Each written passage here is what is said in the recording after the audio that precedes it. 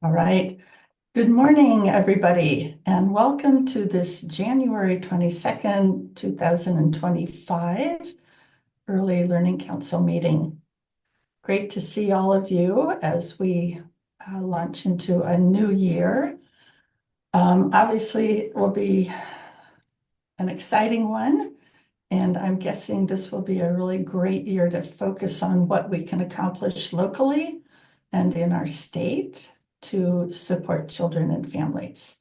So we have an aggressive agenda and we'll just need to, I think, stick to that this year. So Gabby, will you call the roll, please? Yeah, of course. Chair Miller is here.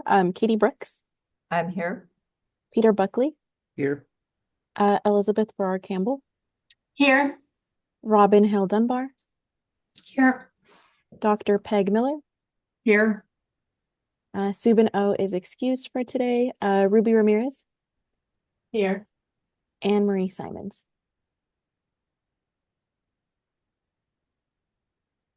I See Marie's Yeah, I name, see so, Marie. She might have just stepped out. right, guessing she is also here. Yeah, but she is here. And then we do have Director Chatterjee present as well. And then other agency directors or staff will be joining later during the meeting as well. Great. Thank you, Gabby. So, welcome everyone. It's good to see you. I hope your new years have started off positively in your own regions and your own work worlds, as well as with your families. We have some very exciting guests who will be joining us today, and I think we all appreciate them taking time to be with us, especially knowing that the legislative session launched yesterday. So because of that, some of our agency directors cannot be with us, but we'll be having other representatives join in their place. So we are fortunate that people are prioritizing children and families and our work. And I see that our first guest, Jonna Timms, looks like she is on. And I'm very, very excited to welcome Jonna to this council meeting. Jonna is the Governor Kotek's relatively newly appointed Education Initiatives Director. John and I had a great chance to connect virtually a week or two ago. So I asked if she would come and introduce herself and give us a sense of her priorities and where she sees her work interfacing with what we are trying to accomplish. So, Jonna, welcome, and we really appreciate you being here on day 2 of the legislative session. Thank you so much, Sue, and thank you to all of you for having me today. I'm excited to be with you. Sue is correct. I am probably, I think, going into my 8th week, and the reason why I say probably and think is because I started right before Thanksgiving, and then I had a trip planned to Italy, and so I worked for 2 weeks. I was out of the country for 2 weeks. I came back, I worked, and then the holidays. So it's been non-consecutive, but I am excited and I'm here and I'm learning tons. So that is my present. My past is I have been in education my whole career, and I have to tell you, as Sue and I discovered we have much in common, a hometown being one of them. Sue and I went to the same high school. So that is very, that is a coincidence and lovely. But I've been in education my whole career and started actually as an assistant, an education assistant in an early childhood classroom. I was working with 3 to 5 year olds who had developmental disabilities. That sparked my love for education as a whole and specifically for early childhood. So I consider myself an early childhood person. It's my bliss. It's the work that when I have other things to do, I think, well, um, eventually I can get back to early childhood work. So classroom teacher, kindergarten, first and second grade, early interventionist. I did early intervention work as a licensed professional, working with families and young children. And then I transitioned to some work at the Council for Exceptional Children in the Department of Early Childhood, so DEC. I was there and then came to Oregon. I've been in Oregon for about 20 years. And when I came to Oregon, when I made the transition, my first thought was, how am I going to do more early childhood work? And it didn't quite materialize as quickly as I would have liked. I worked at the Oregon Department of Ed, but did get to work around the transitions between pre-K to third grade. And then I got to be the executive director of early learning at Northwest Regional ESD, where I led EIECSE programs in 4 counties.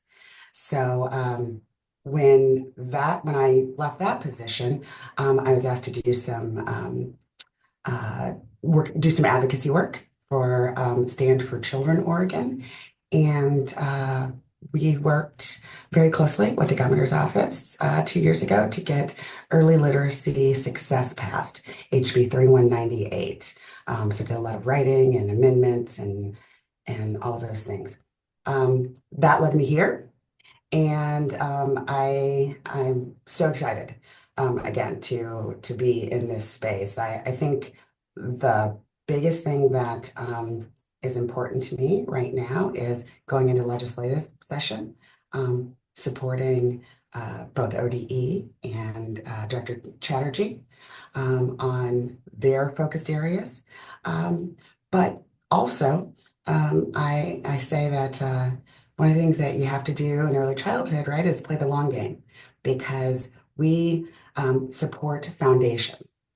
And other things don't get done or aren't successful without the work that we do, and we don't always see it right away.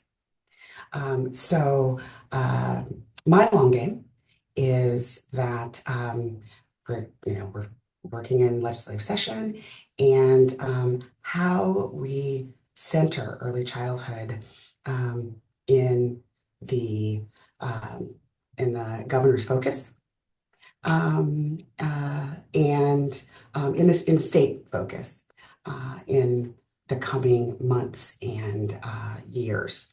I will end with I was in a meeting with the governor, and we were talking about a multitude of different things. And remember, I've only been here, 8 weeks. And I made mention of something, and she turned to me and she said, "Are you going to say early childhood in every meeting that I'm in?" And I said, "Oh, yeah, probably." Yep, probably. So she said, "I like it." So I think that she and this office were very clear what they were getting when I joined the team, and I feel strongly about living up to that. So excited to be here, as I said, and excited to learn more and be of support to the work that y'all do. So thanks so much for having me and letting me come and introduce myself. Well, thank you, number one, for being here, but number two, for your advocacy for early childhood. Needless to say, that is music to our collective ears. And I'm wondering, do you have time for council questions or comments, Jana? Absolutely, absolutely. All right. Let's see, Peter. Sure, I'm happy to jump in. I'm Peter Buckley. I work for Southern Oregon Success. It's a collaboration in Jackson-Josephine County in support of children and families.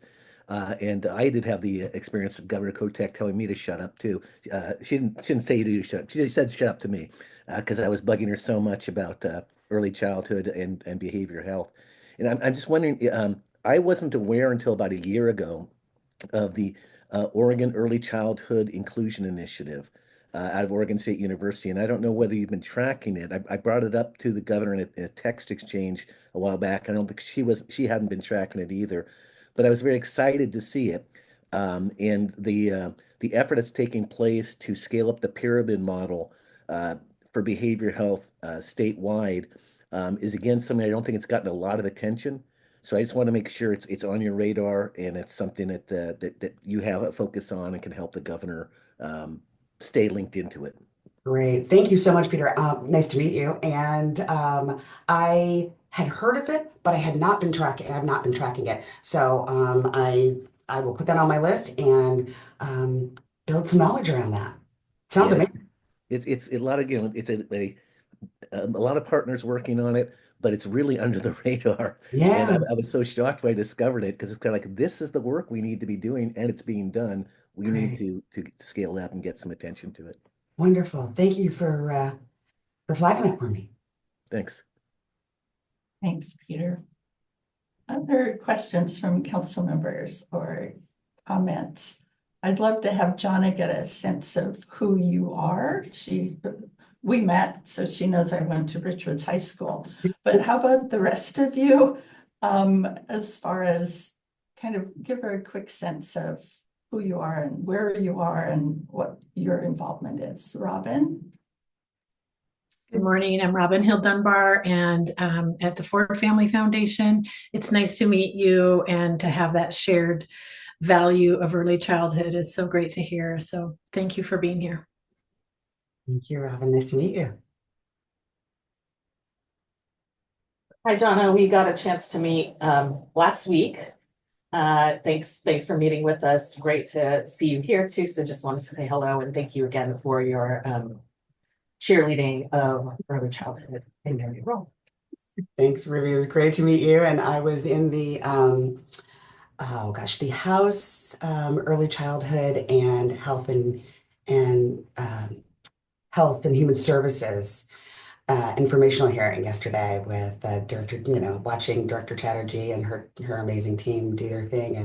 And Elise Brown came up and introduced herself because often, and I will say this to all of you now, I see you, I'm putting names to faces, and yet, like when you're on screen and then I see you in person, if I look like I've never seen you before in my life, please introduce yourself, remind me because I will immediately, it'll immediately click, but I don't always make those connections from pictures and Zoom to real life. So that was what happened with Elise yesterday. I was like, who is this woman talking to me? And then she said, Elise Brown. I was like, oh, I know you, Elise. So thank you. Good to see you. And I Hi, think Donna. whoops, go Sorry, ahead. did you want me to go? Or are you Yes. calling around, Sue? No, Okay. I'm just letting. I don't want to go out of turn. It's popcorn. Okay, Donna, I'm Katie Brooks. I'm the CEO at the Bend Chamber of Commerce. And I'm kind of a strange addition to this group, but I've been working on. Not at all. No, I not at all. Your input is absolutely needed as it relates to, business, childcare, all of the things that need to happen for workforce, right? Yep. Well, you nailed it right on the head. And that's why I'm here, Great. among other things. But I've been working on childcare issues for a number of years now. And I think this is going to be my 6th or 5th year on the ELC. I can't remember. And my interest is obviously for workforce and helping families. And there's just the economics of childcare that, if you could call it that. And how does the private sector inject itself? What can we do to form unusual bedfellows in solving this problem together? So I'm really happy to be here and really nice to meet you. Welcome. Thank you so much, Katie. Good to meet you. Yeah, unusual bedfellows. I love that. That is very true. The more the merrier. Yes, Peg. Hi, Jonna. Nice to meet you. I'm Peg Miller. I'm a pediatrician in McMinnville. And Obviously, early childhood is near and dear to my heart, having worked in pediatrics for more years than I want to count.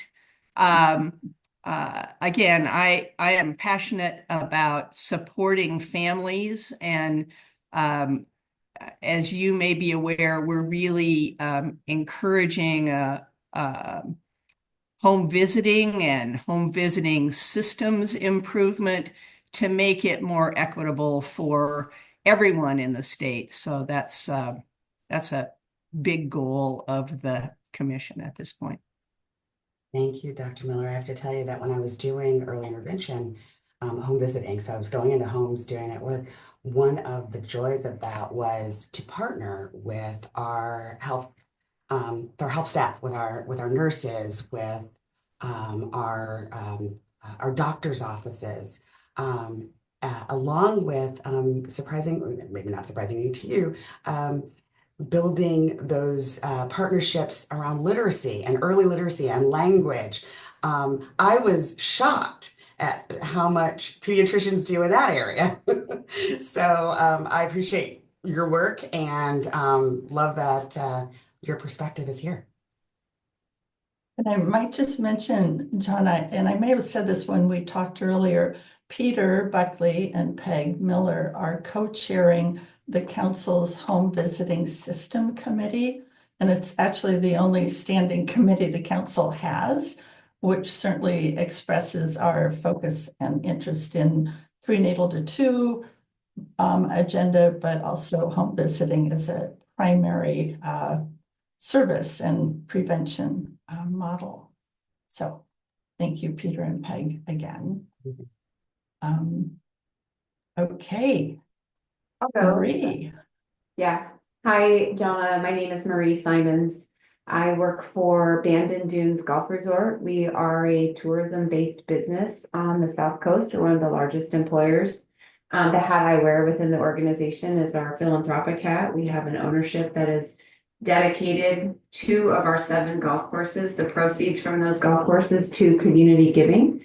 And so that is what we do. We spend our time in community listening and learning. And a number of years ago, really childcare was a major priority, and it has not stopped being a major priority for the South Coast community. So I joined the Early Learning Council really and from my lens as a rural voice and also a business voice. So nice to meet you. Lovely to meet you. Thank you so much. Appreciate, I have to stay in a place of learning around small and rural communities, but I care deeply about, having that voice. I will tell you that I grew up in Illinois, Chicago area, and then Central Illinois, so big places, right? But when we talk about equity, one of the things that I, always keep in my head is how we're looking at things geographically, how are we supporting and listening to our small and rural voices. So that's something that, as I said, I stay in a place of learning. I would just say thank you for saying that. Oftentimes we see rural voices not always at the table. So it's much appreciated that that's a lens you're looking through. So thank you. And speaking of rural. Speaking of Liz. rural, hi, good morning. My name's Liz Farrar Campbell. I hail from the eastern side of the state. I think I'm the lone eastern voice. I am from Condon, little town, Gillum County, third smallest county in the state. And my background, I'm a mother of a 4-year-old, so I also have that sort of perspective. And then I just recently left a position as the county judge here in Gillum County, so as a public official for several years. And yes, my focus is definitely on making sure that rural and eastern perspective is considered as we're talking about policies and things like that. What we often see, as I'm sure you would expect, is that some things that may work in a more urban setting really either do not work or are completely inapplicable in a rural setting. And so just trying to make sure there's a good balance of voices and perspectives at this table. So much, Judge Campbell. I have to tell you, I've been doing, hadn't been doing much work in Eastern Oregon until I started doing the literacy work and connected really strongly with Dr. Rhonda Fritz at Eastern Oregon University.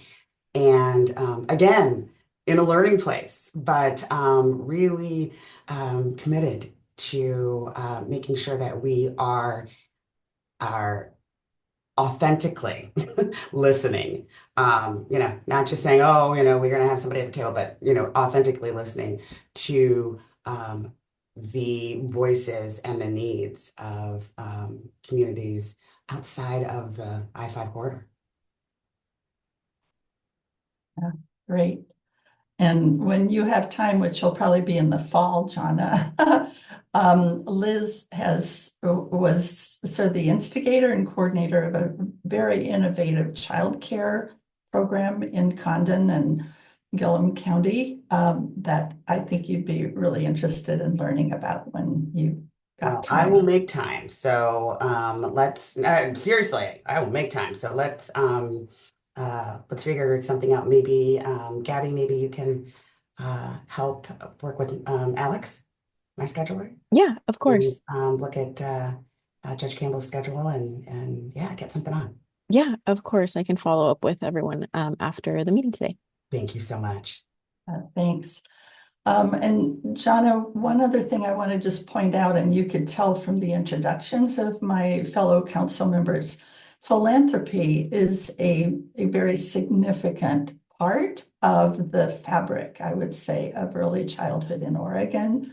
And I know when I talked to Governor Kotek, and this is a few months ago, she and I talked about how can we really partner more of the state agency work with philanthropy and their focus in the state. So I think you can look to this council as one way to try to work with the governor in putting more of those partnerships together. But it's very exciting. And before you leave, do you want to just fill us in kind of on where the early literacy initiative is and how we can support that in the coming months? Absolutely. So excited that the governor in the GRB and the governor's recommended budget, there is $100 million for early literacy work. That would be on top of the CSL, on the top of the roll up of the about 90 million that happened that was appropriated in 2023, 2024. I'm sure you are aware of Dr. Chatterjee or Director Chatterjee and her team's work around pulling together a plan for early childhood literacy. And that report came out at the end of the calendar year. And we've also talked about what full funding for early literacy, birth to 5, looks like. So I'm really committed in, Director Chatterjee has talked about 25 million for that plan. I'm really committed in working towards getting that. And I love the work that's happening with early literacy and tribal hubs, building early literacy with our tribal partners.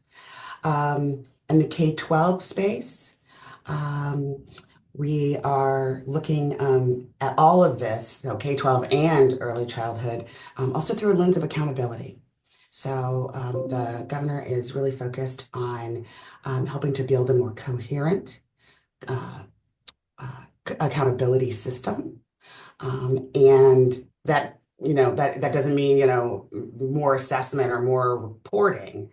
That means, are we looking at what sort of those North Star outcomes that we want to have for kiddos, and how do we make sure that we have the supports for a robust system to make that happen. So we have some early childhood partners at the table talking about that. And we are, moving forward into this next biennium with great hopes that we're going to see the dial start to move. But again, I truly believe that third grade outcomes don't happen without birth to 5. So, how we are, and Director Chatterjee's been really great about talking me through sort of those transitions from early childhood to kindergarten, what's happening at the birth to 2 as we support that building and acquisition of language, and really helping our workforce in early childhood.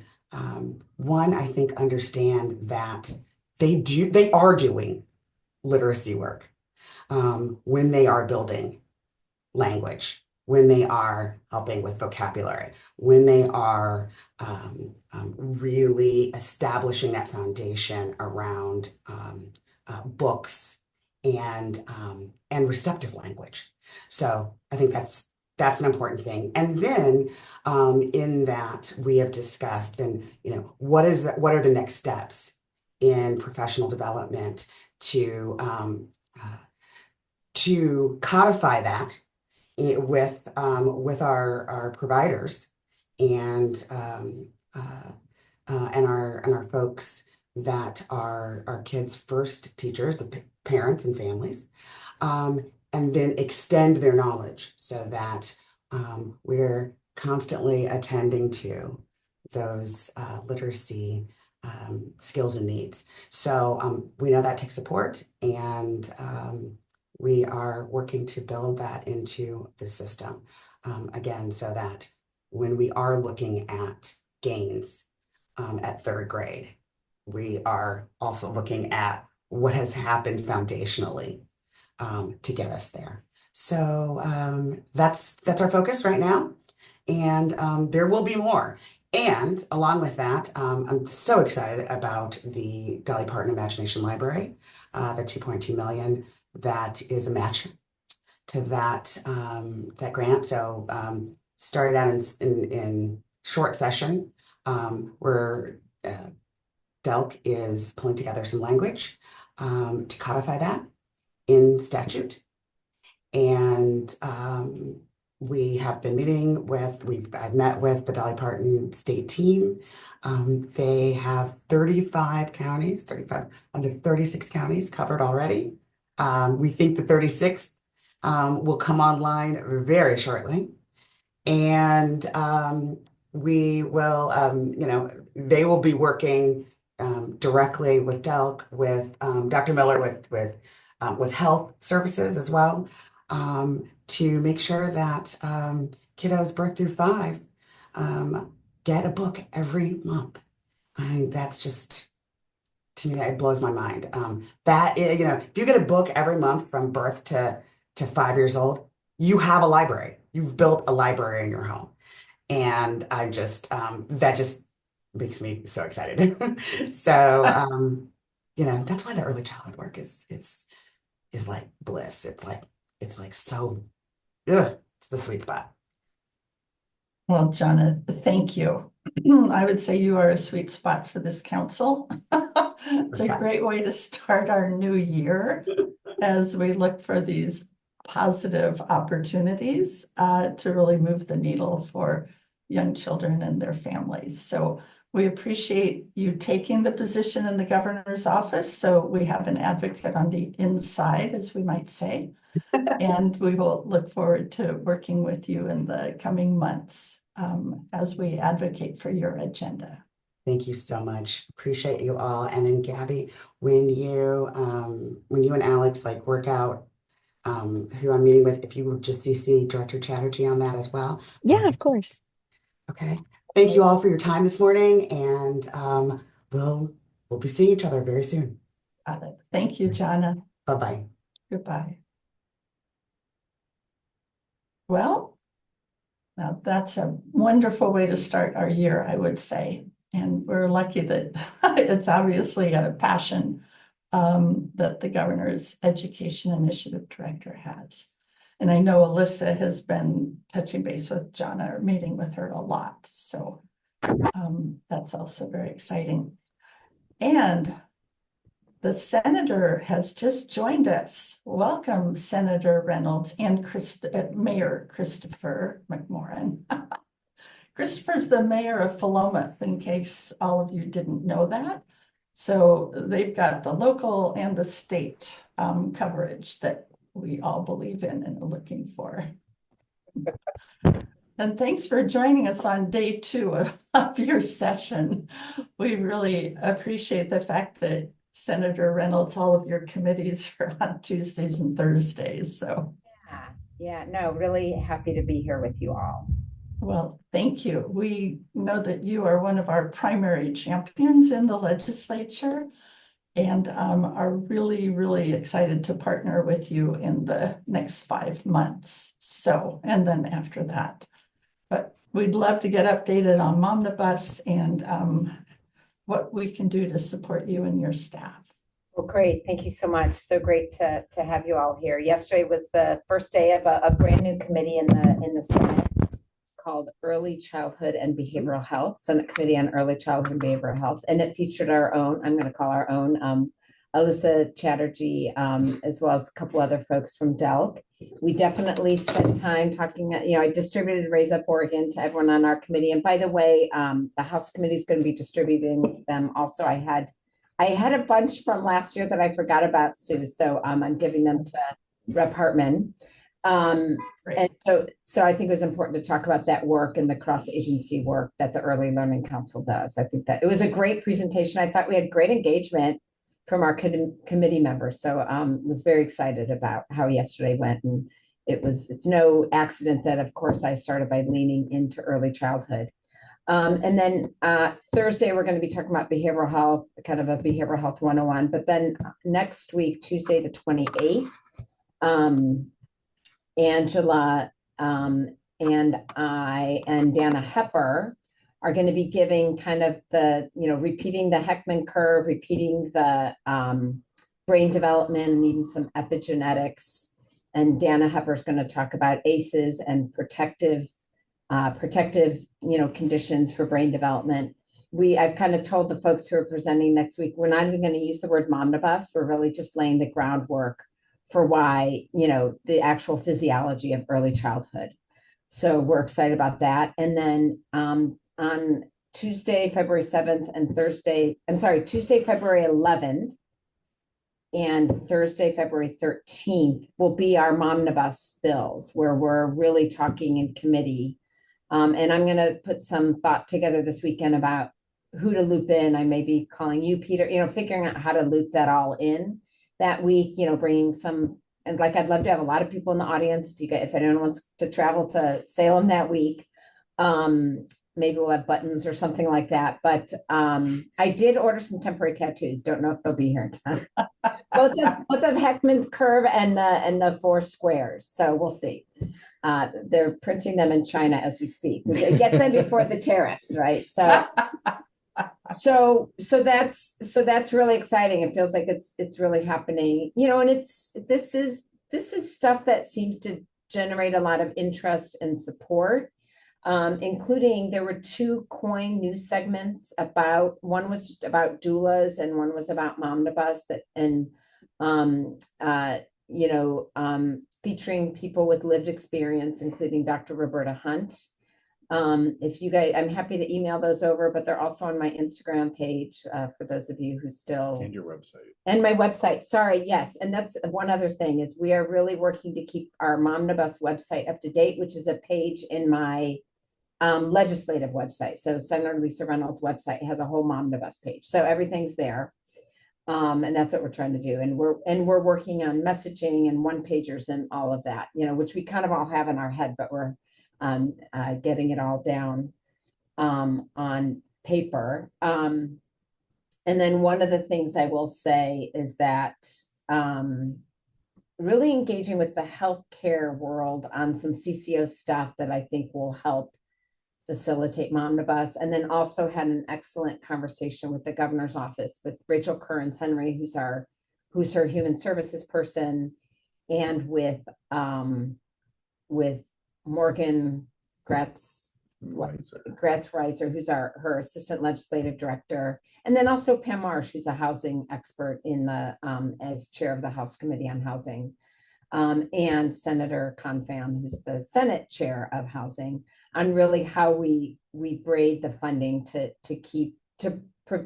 be able to say you can't evict babies. So really trying to fine tune that a little bit. So there's still a lot of moving parts. I wouldn't be surprised if we even have an amendment in between our public hearings on February 11th and 13th and our actual work session, which will be down the line. Obviously starting to have conversations with budget people, and I think we're going to have a big, campaign around how we make the argument to our budget people, because everyone's like, oh, it's a tight year. And, but this is the way to really make an impact on long-term outcomes for families. So that's kind of where we are. I would love to hear your thoughts or questions or anything on this front.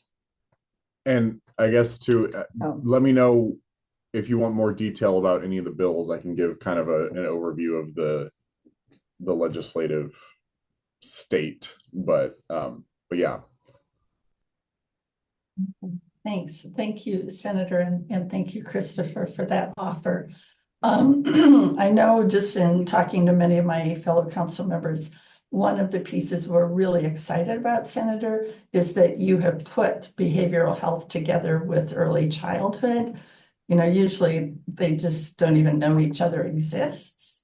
We know they exist, but behavioral health doesn't always acknowledge that kids start young. Right. No, yes, and we're definitely going to be hammering that point home a lot. And one thing I told the committee yesterday is last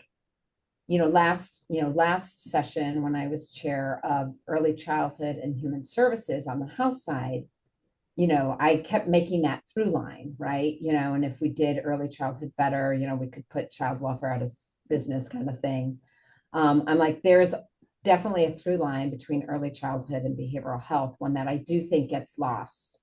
And I'm so glad, Alyssa, that you and your team talked about infant mental health, because I think people are like, what? Like picturing a little baby on a therapist couch or something. So I think we have to really normalize that, just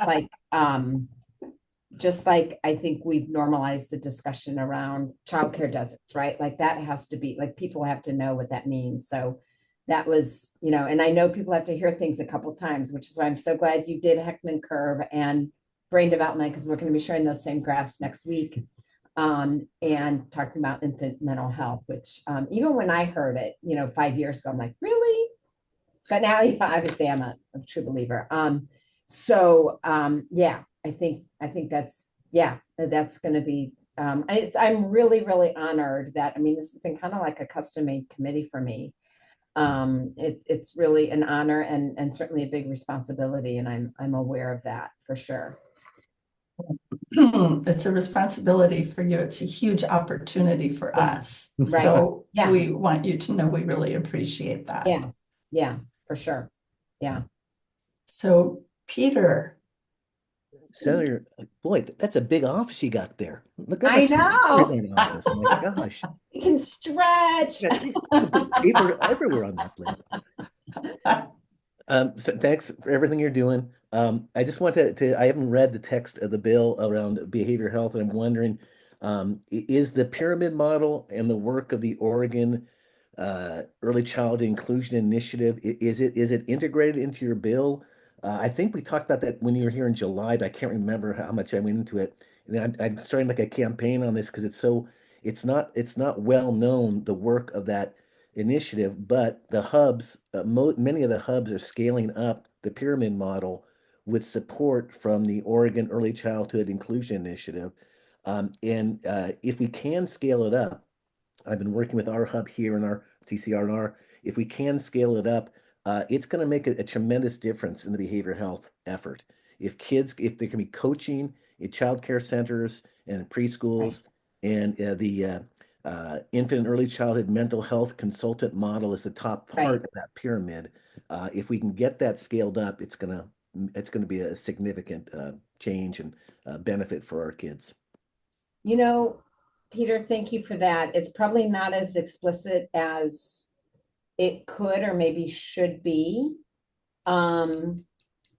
Let's you and I try to get some time together and go, and we both have a CCO bill from Dan Cushing, where I think Right. we might be able to do that, or in the actual behavioral health, or even the perinatal workforce. Yeah, I'm thinking Even in about, work, yeah. yeah, yeah. Okay. Thanks. Yeah, we'll reach out to you. Are you around on Friday for a virtual meeting? I'm booked on yeah, midday. Midday. Okay, let's see if maybe, I know, and I have this whole thing of like, I'm not seeing patients on Friday. I'm like, let's just not book a bunch of all Zoom meetings that day, but that's what it's turning into. Which is fine. We have a lot going on right now. Okay, I'll reach out to you. Sounds great. Thank you. Yeah, I appreciate that. Yeah. Great. Thanks, Peter. Other questions, comments from council members while we have the Senator and Christopher with us?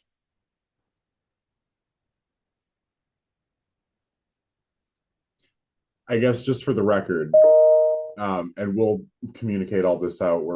Now that we have a finalized committee and are finalizing hearing dates, it's easier for us to kind of communicate things out. But the bills themselves are SB 690 through SB 695. And here, actually, I can. You know what I'll do?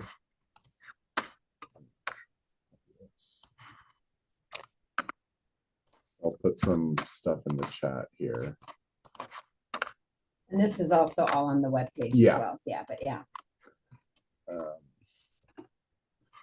So 690 is the placeholder that hopefully, depending on some tweaking, will allow us to amend things together if needed. 691 is the behavioral health support. 692 is our sort of workforce doula, lactation counselors, postpartum doula proposal. 693 is the perinatal workforce task force. 694 is right now just an expansion of the child tax credit. We are hoping to kind of broaden that as we move forward. It may not be in that bill just for sort of like that bill has to then go to finance and revenue and joint tax expenditures, which we don't necessarily want a bunch of other things to go through. So we may keep that one kind of on its own.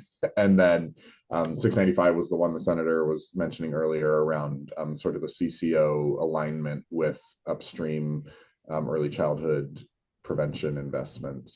So, and then we have another LC that's on the, again, as the senator mentioned earlier, the housing component, trying to prevent babies and pregnant folks from losing their housing and keep them stably housed. And that one, we have the LC draft. We're just sort of polishing it up before we introduce it. Just since housing is kind of a hot topic, we really wanted to make sure that one was really good to go before we dropped it, but it'll be coming very soon.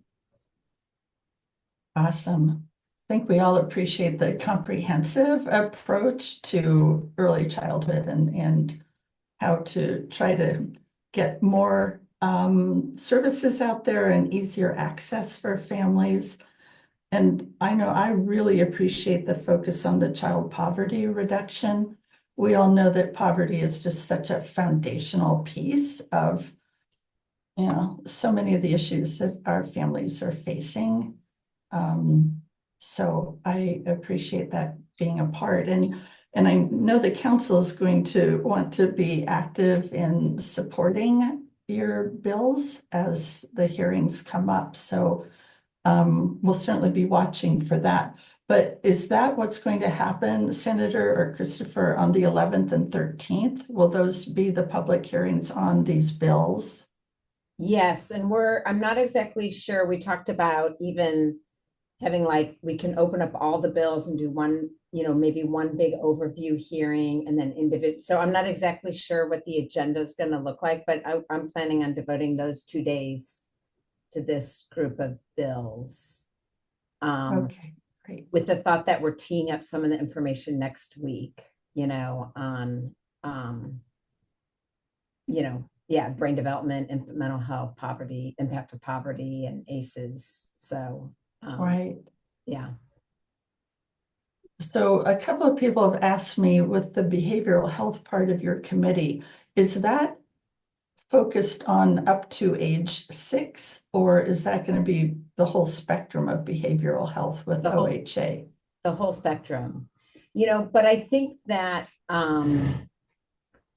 historically how it's worked is behavioral health has had just much more of a presence on the House side. We had our own behavioral health committee in 2021 and 2022.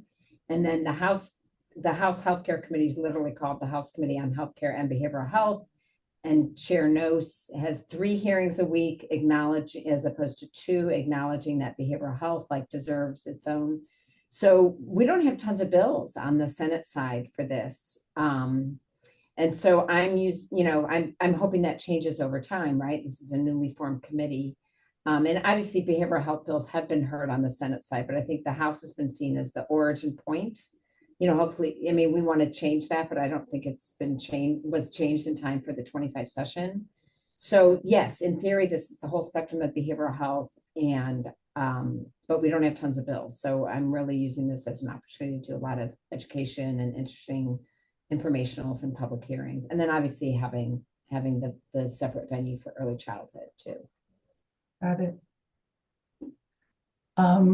I think I've mentioned to you in other meetings that the council has one standing committee, and that's the Home Visiting System Committee, which we appreciate Christopher being a member of. Peter and Peg co-chair that committee. And at some point, nice of me to offer Peter and Peg up, we'd love to have an opportunity to let your committee know what that committee is doing. Because obviously it certainly ties into the prenatal to 2 focus that the council has in the coming year.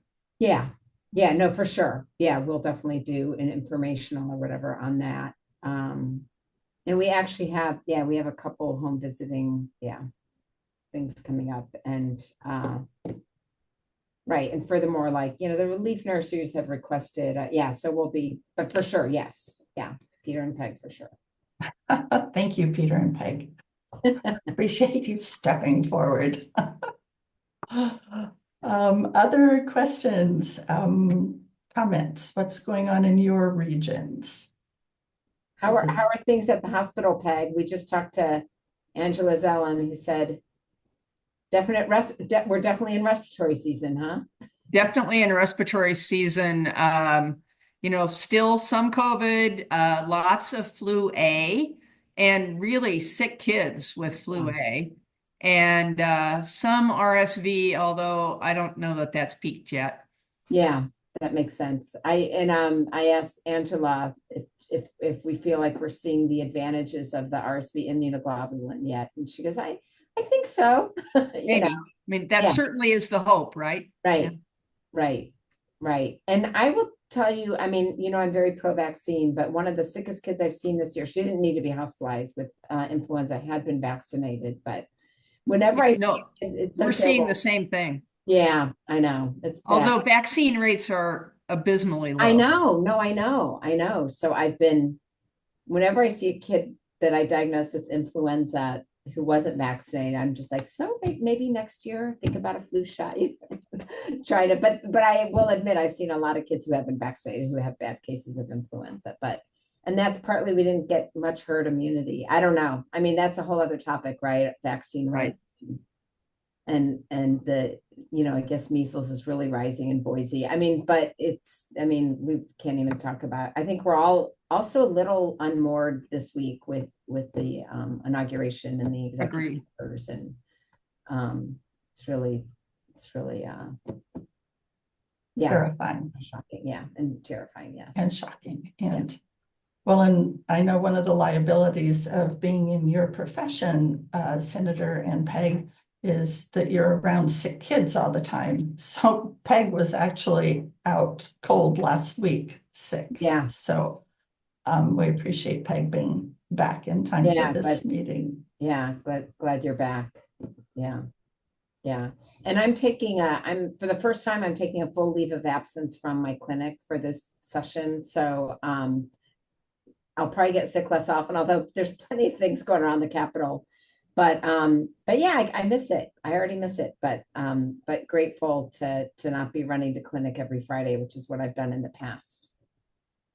Well, we're grateful that you're willing to take that time off Yeah, grateful to in be part. order to do Yeah. what you're doing, Yeah, which is our focus. yeah. So Well, any great. other questions, comments? Okay, Great to see you all. Don't hesitate to reach out. Really feels like things are getting real here on the Momnibus stuff, which, we've all been talking about for more than a year. And then, then it's gonna be the challenge of really pressing the people who hold the purse strings. So, we'll definitely want to get you involved in that part of the process for sure, all of you. okay, Dana from the thank you. Children's Institute had a great frame on it in a conversation yesterday that we're actually helping the legislature solve problems. By, we're solving the problems. It's going to cost you less in the future. Just let us help you. Yeah, There's more need than there are funds, so let us reduce the need. love it. Yeah, that's great. Great. Very true. Very true.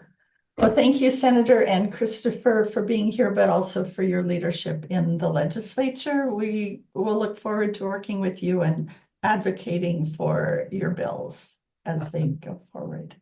Thank you. Thank you all so much. Great to see you all. Thanks. Yeah. Bye-bye. So exciting. We've got, a real advocate in the governor's office. We obviously have a champion in the legislature and the Senate, and we are developing other champions as well. So off to a good start this new year, I would say. And tying into all of this talk, and certainly what Senator Reynolds is doing with Momnibus, I want to ask Gabby if she would give us sort of an overview of the tracker that she has put together, which will be a continual evolving, moving target, I'd say, over the next 5 months. So Yeah, Gabby, thank you. There is a ton of information in this tracker. of course. Yeah, thanks, Sue. And since we just heard from Senator Reynolds, I think it's a good start to just start here on the Momnibus page. And just council, this was linked in your agenda. And I think I sent it out a couple of times, but also just for attendees, you can find the link to this tracker on the agenda that's posted on our website. But do just want to bring your attention to this Momnibus tab that does have the bills that Christopher and Senator Reynolds just discussed, with them linked. As the hearing dates get set, I will be adding them here. And I was talking to Chair Miller about just keeping you all updated, right? Essentially, as soon as I hear of hearing dates, maybe updating council as soon as I know, or trying to do like a weekly, hey, here's what's coming up, just to really keep you all in the loop. But yes, committee had not been assigned yet, so this definitely has changed. So I will go in and update that. And then same with the hearing dates as Senator Reynolds really develops the agendas. If there's certain dates that certain bills are going to be heard, I'll be linking that information right here in the hearing dates. But this will generally, as Chair Miller mentioned, really just be something that's continuously updated. So I'll be inputting when the public hearings happened, when the work sessions are scheduled, and just sending out links to where you can watch the live recording, where you can watch it afterwards, in case folks aren't able to come next month, as Senator Reynolds really mentioned, just to keep everyone in the loop. So just wanted to bring your attention to this slot and see if folks had any questions on this Momnibus tab before I kind of move on.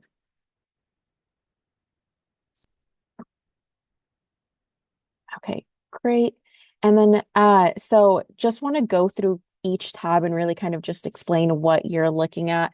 So with the first tab, the Agency Legislative Bill Tracker, what you're seeing here and it hasn't been fully fleshed out yet. I do want to say that I think this one will definitely be updated once the meeting ends today and we hear from agency directors. But this tab here shows agency legislative bills that agencies submitted to the legislature. So this specific tab are bills that agencies can take a position on, and agencies have shared with council because they'd like your support or they want you to essentially kind of be kept in the loop on these. We'll hear from ODHS, housing, and HEC as well. So just in case things kind of change as session progresses, this might be updated, but I don't anticipate that right now. But do just want to distinguish that difference, that these are bills that agencies submitted and they are able to take a position on. Any questions on this one at all? Gabby, this is great. Oh, this is great. Thank you, Peter. And yeah, bill numbers are linked, essentially same thing. You'll know about the hearing dates as they get set up. And I have all of these bills on I signed up for the OLIS reminder, so I'm basically getting pinged every time something gets assigned. So there won't be anything missed. This second tab, just want to bring your attention. This is specifically the agency budget tracker. So different than the legislative bills, this is really where the agency's policy option packages and their budget asks are going to be. So you'll see here, I believe this is just about the extensive list from agencies and everyone we've heard about in the last few council meetings around what agencies submitted, and you'll also see what was included in the GRB. There's a couple that are blank because I'm still trying to really define if they were or were not included in GRB. So you will see a handful of those updated. I think it's like less than 5, but you'll see here just agencies, policy option packages or budget asks, what the amount was and whether it was included in the GRB, and kind of just a summary. And with the budget asks, in terms of advocacy, this really is more of a towards the end of session advocacy. So we'll keep you all updated as this progresses, but really what's going to come up first is really just the bills and Momnibus and those agency legislative bills. So this isn't something to really fully, I don't want to say focus on because we are going to keep an eye on it, but nothing's really going to be needed from you all in terms of advocacy until the end of session. Any questions on this tab at all? Okay, and then So this, Gabby, a quick question on that yeah, tab. of course. So is that tab is that complete? So things don't keep getting added to it? I mean, it's huge. Yes, It's I 15 believe so. pages long, but is Yes. this it? Yes. The only thing that I have to confirm is whether I think there's maybe 3 bills that I wasn't sure if they were included in GRB, but this really should not be updated at all. Yeah, so this won't change. The only thing that will change in some of these is whether it was included in GRB or if it wasn't. Yeah, you all have access to that. And council, just as a reminder, obviously we are governor appointed council members. So it's the green yeses that would be the green light for us to advocate for one of these budget requests. Yeah, and that's partially why I'm waiting to get confirmation on a couple of them, just to make sure that I have the most accurate information for you all in terms of what you all can advocate for towards the end of session. And I think end of session is not like June, but it's No, what, April or May, Peter? Is that generally when budgets start rolling? The larger budgets tend to wait till the May revenue forecast. Yeah. Yeah, and I can keep you all updated as those timelines or dates really kind of come up. But yeah, right now, generally speaking, it'll definitely be around May. I want to say early June-ish, but I'll keep you all updated as I get more information. Okay, great. Thanks, Gabby. Yeah. And then this third tab, and we're going to hear from Dana about this later this morning as well, but here you'll see the Early Childhood Coalition's legislative agenda. And I do want to preface that I did create this before I saw the coalition's own spreadsheet. So with that, the spreadsheet directly for the coalition is also linked right here. So if folks are more comfortable really just looking directly at what the coalition is tracking live, please feel free to use that spreadsheet. Again, still going to do my best to keep this updated as well with the same information, the bill numbers, the committee that it's in, and the hearing dates to keep you all updated. But just in case you want to reference the coalition's actual legislative tracker, that is linked right there as well. And we'll hear more about this when Dana joins later this morning. But any questions on this tab or on the spreadsheet at all?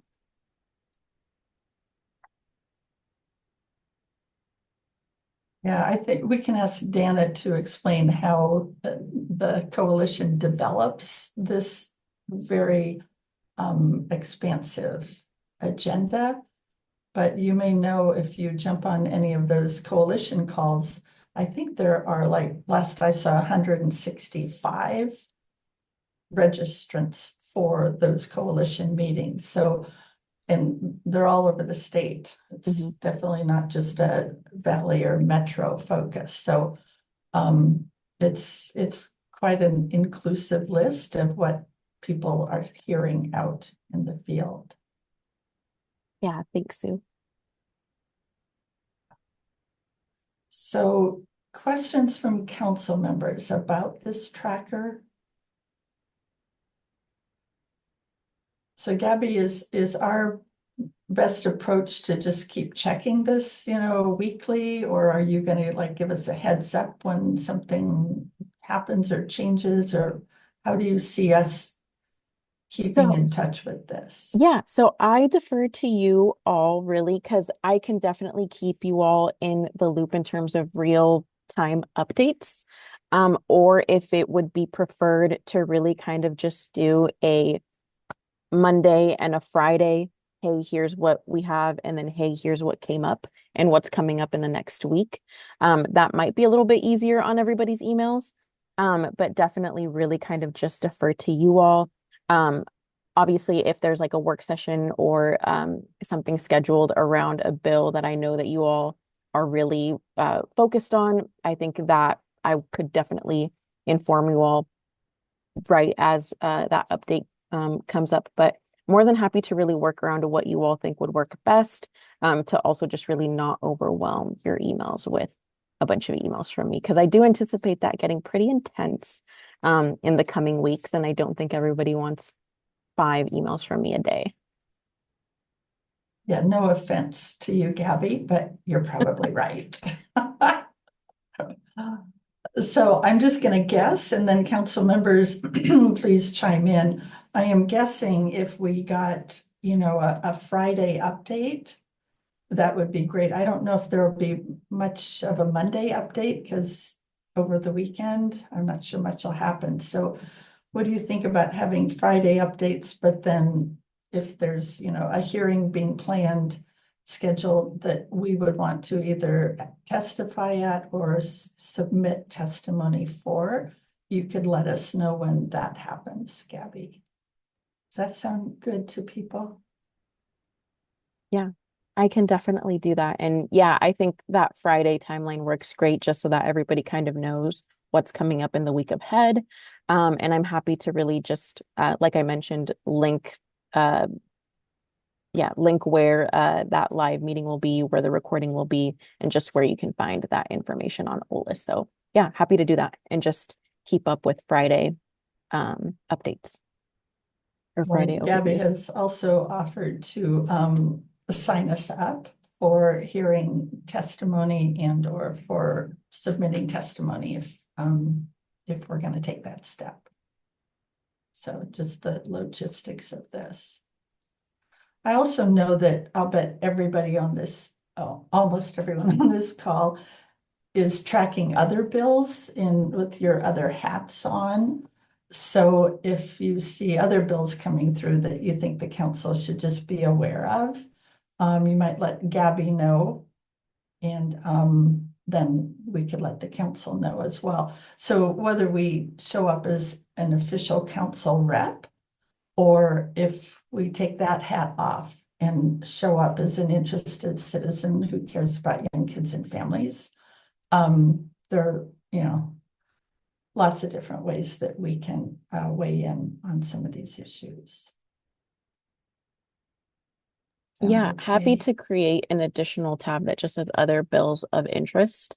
If there's something not already in the coalition's agenda or the Momnibus agenda or just the agency bill trackers that might be of interest to you all. Awesome. Yeah, Katie. Yeah, we just wanted you to know that we have an LC going right now with Senator Bradman. It's quite loose, but it is based on the Michigan Tri-Share, which is getting employers to pay in.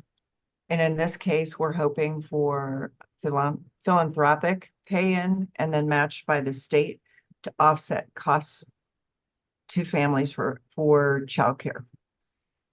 One of our challenges is we have, I think in Central Oregon, it's something like 355, 360 folks that are on the wait list for ERDC. So probably hitting that list first. So that has been submitted. It is yet to have more form to it, but it's something to watch out of Anthony Brodman's office. Okay, thanks for that flag, Katie. Yep. Thanks, Katie. Any other comments from council members or questions of Gabby? Okay, thanks, Gabby. There's a lot of information in there, so we know you've spent a lot of time pulling that together for us, but it's certainly reflective of what the council said at our retreat, which is we want to be involved in the advocacy role this session, and I think it's good timing to do that. So we will do that.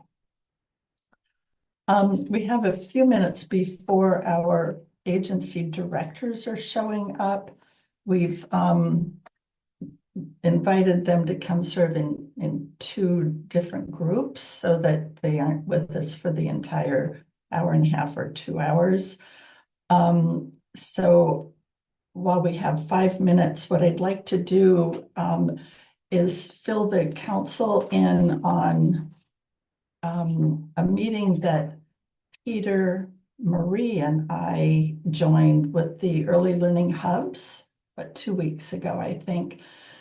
The hubs meet every month, and some of us join that every month. But this month, Peter, Marie, and I were invited to be on their agenda and have time to just meet with them as a whole group and then in 3 breakout groups with the really open-ended question of how can we work with you? How can we support your work? What roles would you like us to play?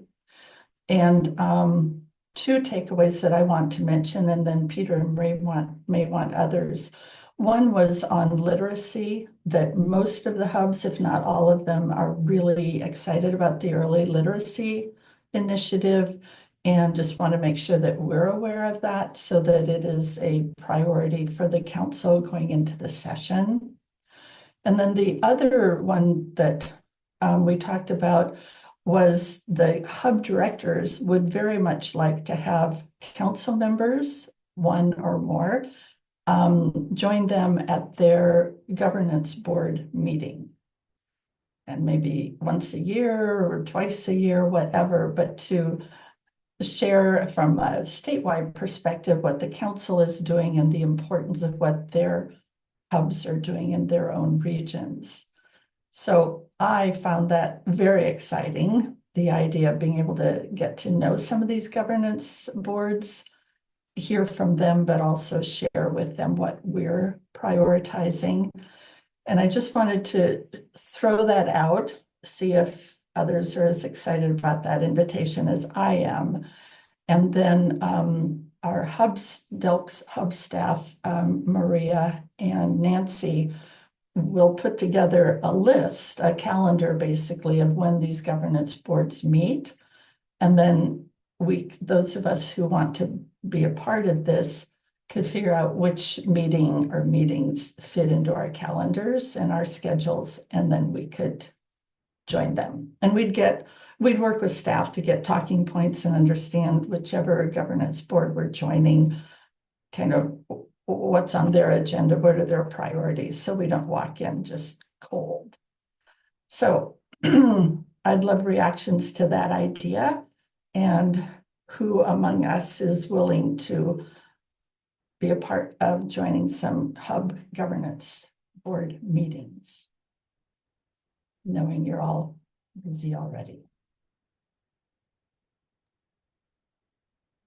Robin. I think Katie and I were like quick with the hand. I absolutely would appreciate that. And in any of the regions that you need somebody to attend, I would love that. Thank you. All right, Katie. Yeah, I volunteer. I've already put both feet into Central Oregon and into this issue. So we can talk about which one makes sense and that sort of thing. Learn a little bit more about it, but I'm happy to step up if I can. All right, thanks, Katie. Yep. And any other, excuse me, any other council members wanting to see if this fits into your schedules? Yeah, I'll go ahead. Go ahead, Peg. I'd be willing to participate in that as well. Okay, thanks, Peg. And I would as well. Thanks, Marie. Same here. Thanks, Ruby. Okay. Katie. Is there, I understand it, and maybe I didn't hear correctly, but is there a staff turnover in Central Oregon Hub? I thought so. Yes. So that probably all the more reason.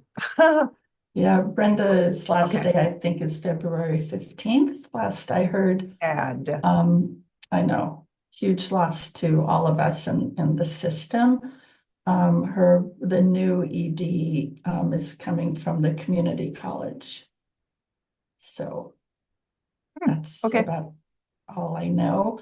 And I just want to say, and I had this input from a variety of people, when you look at the calendar that Nancy and Maria are putting together of when these governance councils meet, you may decide you know your own council well enough that you'd like to jump into another council meeting. So I think it'd be a great opportunity to sort of cross-fertilize and learn what's going on in other parts of the state. But it'll be up to you to see what fits your schedules and what you want to do.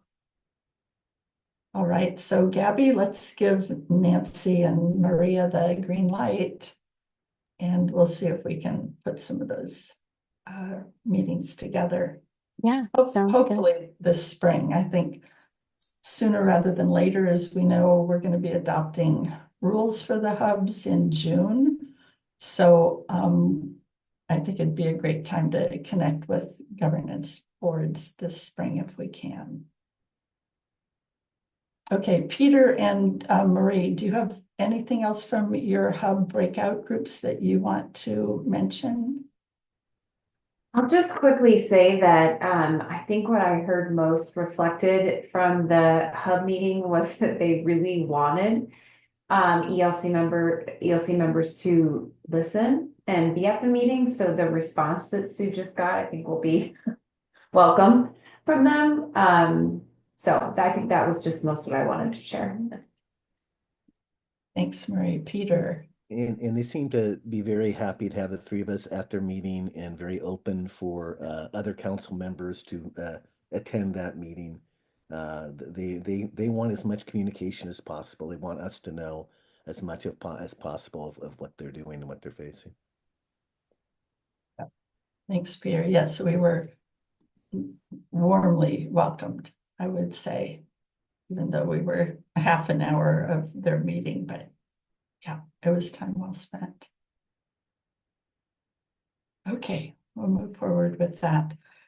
So we are expecting, actually, some of our agency directors to show up now. I think we're going to hear from housing, higher education, and ODE, And- sort of in the first round. Yeah, Gabby. Yeah. Oh, sorry. Marie had her hand first, and then I'm happy to. Okay. Marie. So I just wanted to clarify on the hub conversation, what the expectation of our role will be in attending those meetings. As I understood it, we're listeners, and based on our limited purview as ELC members, that we don't. I don't know. I want some direction. I don't want to say or weigh in a way that's not welcome or appropriate. So I just want to sort of get a little bit of direction from you and maybe from the DELC in terms of if something, say, comes up in conversation, we ensure that we're directing the hub's directors to the appropriate places. How do we engage ourselves in a way that is both authentic, but also fits within the purview of our role as ELC members? Great questions, Marie. I think my group may have had the most discussion on this, but the comments that the hub directors were saying is we'd love to have our governance councils have a perspective from a statewide view, that it's not just what's happening in their region, but how are we trying to weave together or create a statewide system that it would, our attendance could also show appreciation for the work that the hubs are doing in their governance council. So to some extent, it's acknowledging their role in this and thanking them. Some thought it would be really helpful for us to be clear about the cross-sector part of the council, that we aren't just DELC, but we've got all of these agency partners at the table with us. So, and then another one talked about wanting to reinforce the role that the CCOs have as a really important partner, but they aren't universally engaged. So as I said, I think part of the response to you, Marie, is that Nancy and Maria, the two hub coordinators, would work with us and put talking points together depending on what hub council or governance board meeting we'd be attending. So we'd sort of know what the lay of the land is, what they're interested in, and what we might focus on, because it may well differ from hub to hub, I'm guessing. And I'm sure that either Nancy or Maria would join us when we're at those governance council meetings. And maybe there's other DELC staff who goes to those. I don't know that. So we will provide background. Thanks for the question. All right, I see we have our friend and colleague Kara Williams with us. I think everybody knows Kara by now from the Department of Education, and we appreciate you being with us again, Kara. We always look forward to your comments and sort of your perspective and your expertise as well. So thanks for joining us, and we'd love to know what ODE is looking for in the coming months. Thank you so much, Sue. So I'm joining today on behalf of Dr. Williams, who was not able to be here today. But I do have 6 bills that we wanted to share with you that we believe have an impact on our youngest learners and their families. The first one is House Bill 3038, which makes some critical updates to some statutes related to STEM education, recovery schools, the Oregon School for the Deaf, and emergency preparedness. This bill aims to enhance STEM and career technical education starting in kindergarten. So I think that that's really important to point out, right? Is that when we're thinking about impacts on our youngest children, that we're really here talking about this impact on children beginning in kindergarten, so entering their K-12 experience. So it aims to do some critical updates to those programs starting in kindergarten and fostering that kind of early interest through innovative strategies and professional development for teachers. It ensures that children entering kindergarten, including those on 504 plans or those who are deaf or hard of hearing or deaf blind, have the kind of tailored educational support that they would need through specialized schools like the Oregon School for the Deaf. Additionally, it includes some comprehensive safety programs, including emergency drills, equipping children with preparedness skills, and fostering secure learning environments that give families kind of a peace of mind. So that's an important one for us to keep an eye on.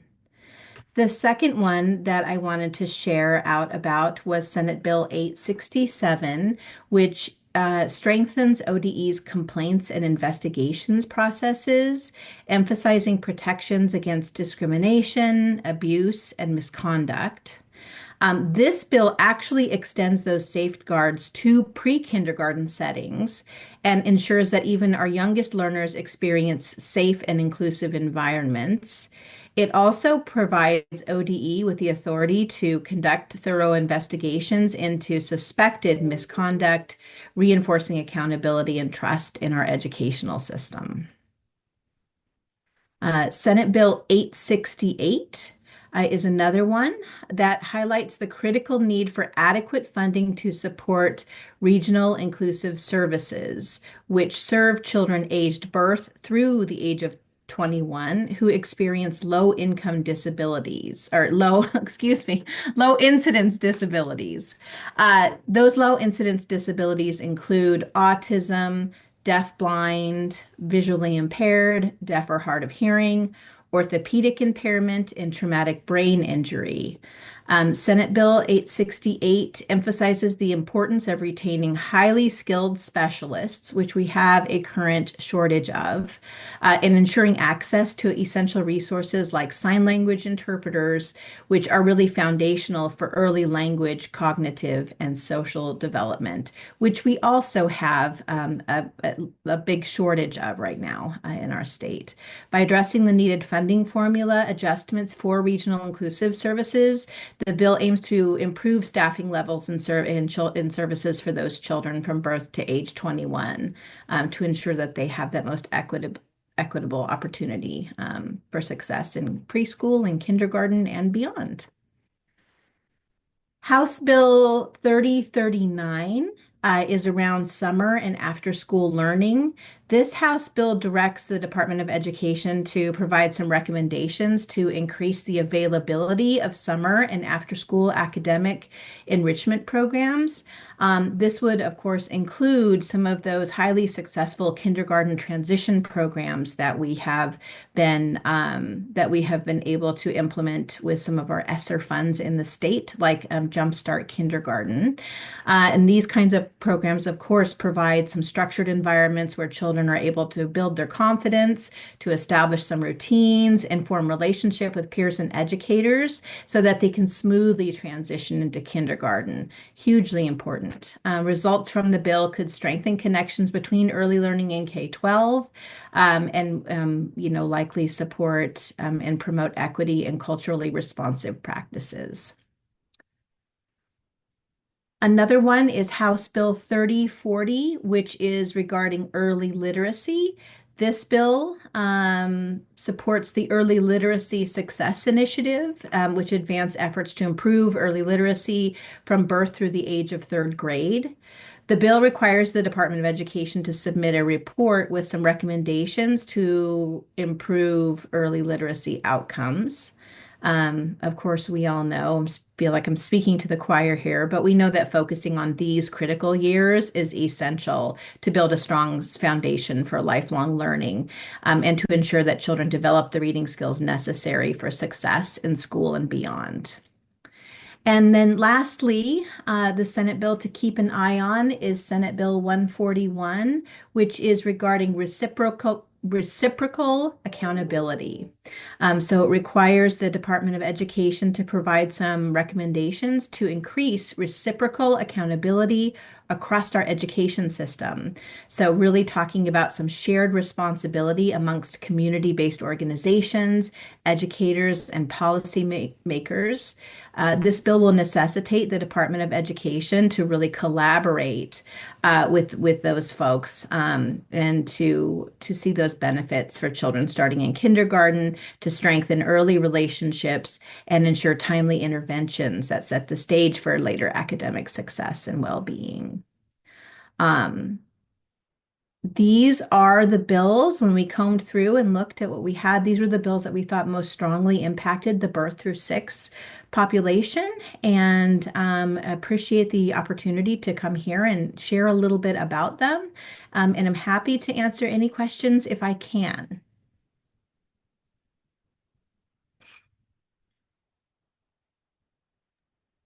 Thank you, Kara. It's a great list, and I appreciate you being so specific about those.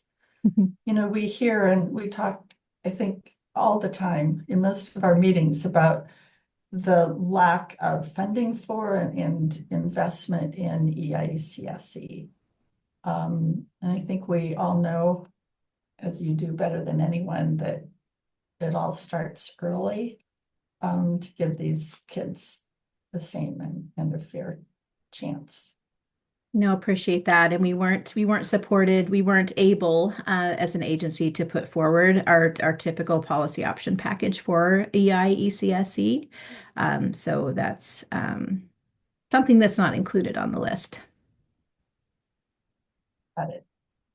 So that's the heads up for the council that it may well be in one of Gabby's tabs, but it would not be a yes, it would be a red with a no on it.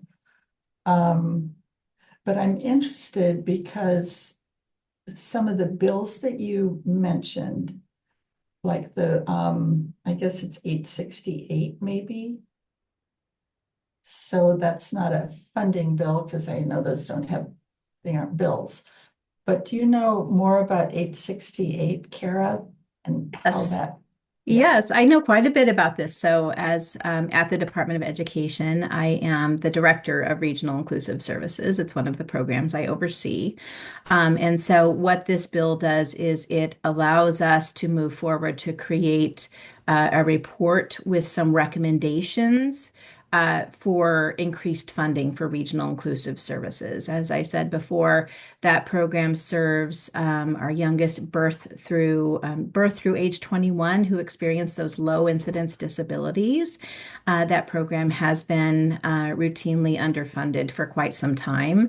And this bill allows us to create a report to bring back to the legislature to share some ideas about how this program may be adequately funded. Okay, I'm guessing that will be one that council will definitely want to track and be involved in, because we know it's chronically underfunded. Yeah, I mean, I think it's, there's an opportunity here just to say very quickly that Regional Inclusive Services works very closely with early intervention and early childhood special education. So when children are identified as having one of those low incidence disabilities, very often those two programs partner to provide services. Council, other questions of Kara about the ODE legislative agenda or comments about those bills?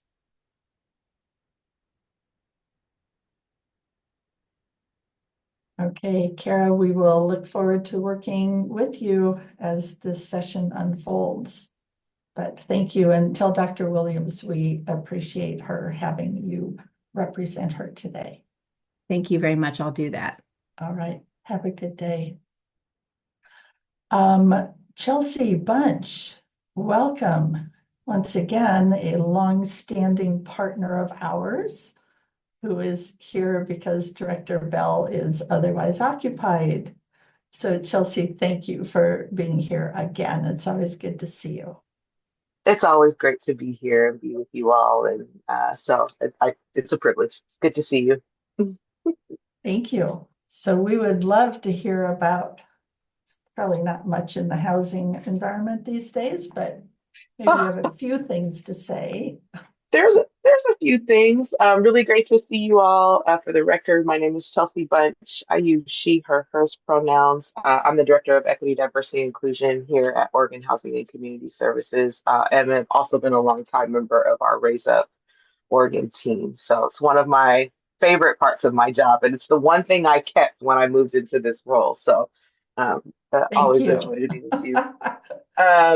Yeah, so Chair Miller, you are right. Not a ton directly connected to childcare, early childcare and education. However, I would say that the bills, there's four bills that I'll share. And then, of course, I just want to remind folks of supporting the governor's recommended budget, particularly as it pertains to housing. So I'll get there in just a second.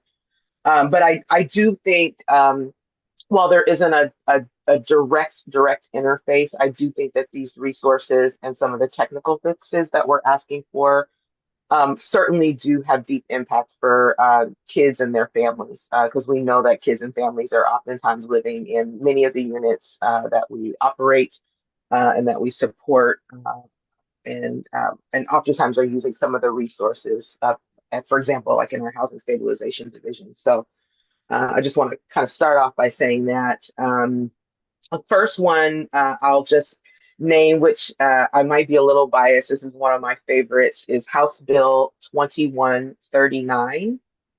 All of these are currently or are sitting with the House Committee on Housing and Homelessness. So I just want to note that. But House Bill 2139 is a bill that actually Governor Tina Kotek introduced.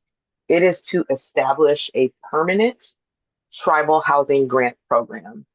I am really thrilled about this because it certainly came out of really deep engagement with our tribal partners, our tribal housing partners, for at least about a year and a half.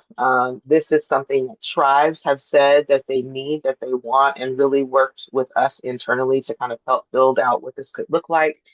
Essentially, I think I've shared before, we had some resources in the last legislative session that were specific to housing or specific to homelessness services for tribes. And the goal of those resources were that tribes could be able to say what it is they wanted to use said resources for, depending on kind of the individual needs that they may be seeing within their tribal communities. This is essentially an extension of that, but also an expansion so that we hopefully are able to expand allowable uses. So yes, we want tribes, if they need it, to use it for things like shelter, rehousing, rental assistance. But we also know that tribes may be interested in sticks and bricks development. And so this really could give us the opportunity for tribes to have one fund that could be used for multiple bodies of work or multiple interests. And that is something that they have been asking for a long time.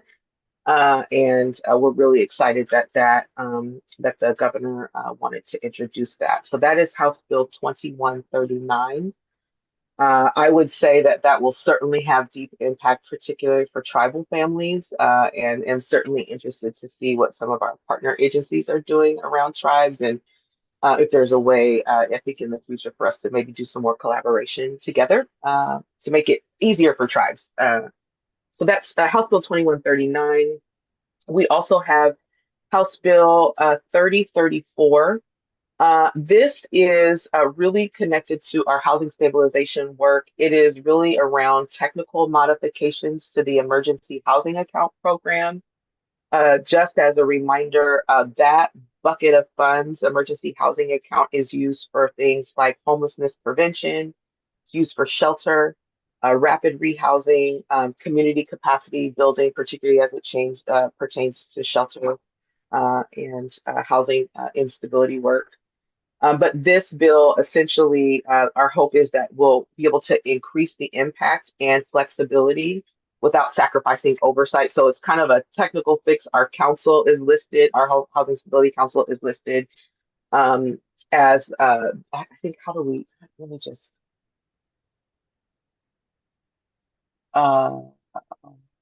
Oh, that's sorry. So that gives us kind of the authority and not necessarily the council, but it retains our council's ability to have oversight. So the goal really is for us to increase impact, increase flexibility, but without sacrificing the oversight. So we maintain, Housing Stability Council maintains oversight on this really critical resource. That is House Bill 3034. We then have House Bill 3035. This is directly connected to our home ownership body of work out of our agency. This clarifies our authority to offer flex lending programs, really more options for flex lending programs, more flexible financing options. So that includes things like loans for potentially ADU development or rehabilitation loans for homes. So that's really exciting. Gives folks more resources or more ability to do some different things with home lending. And then lastly, we have House Bill 3036. And this is directly connected to our Affordable Rental Housing Division. And this is where we are hoping to expand the eligible use for the Oregon Affordable Housing Tax Credit. And we really want to be able to use those funds to include funds for services for tenants. And this is really specifically, I think, tied towards to our permanent supportive housing work. Oftentimes, our resources go for the actual sticks and bricks development of a building, doesn't necessarily go for the services, the deep services that are tied to those buildings. And that is a critical component for permanent supportive housing. So this allows us to use the Oregon Affordable Tax Credit for services for tenants. So those are the four big bills. There's a lot of modifications and technical fixes in there. I think for us, it's been really important to not just always ask for new resources, but to maybe do some small fixes to make the resources that we already have a little bit more efficient, move a little bit more, move a little differently. So those are the goals for the bills. And then I just want to remind folks about the governor's requested budget. There's some really critical financial resources in there. Again, that are not directly tied to early childhood education and are often supporting families who are interfacing with early childhood ed. So that's things like sustaining rehousing efforts, addressing homelessness and housing instability. So more resources to do that, more resources to support long-term rental assistance. And this is coming particularly out of Executive Order 2302, or excuse me, 2302.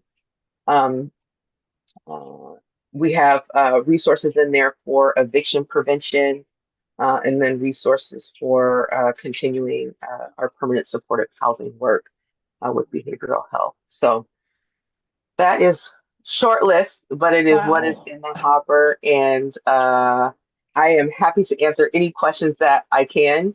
And for those questions that I can't, I can get us connected to the right folks. Appreciate y'all. Thank you, Chelsea. A very, very important agenda for the council and early childhood, for sure. Just a piece of information.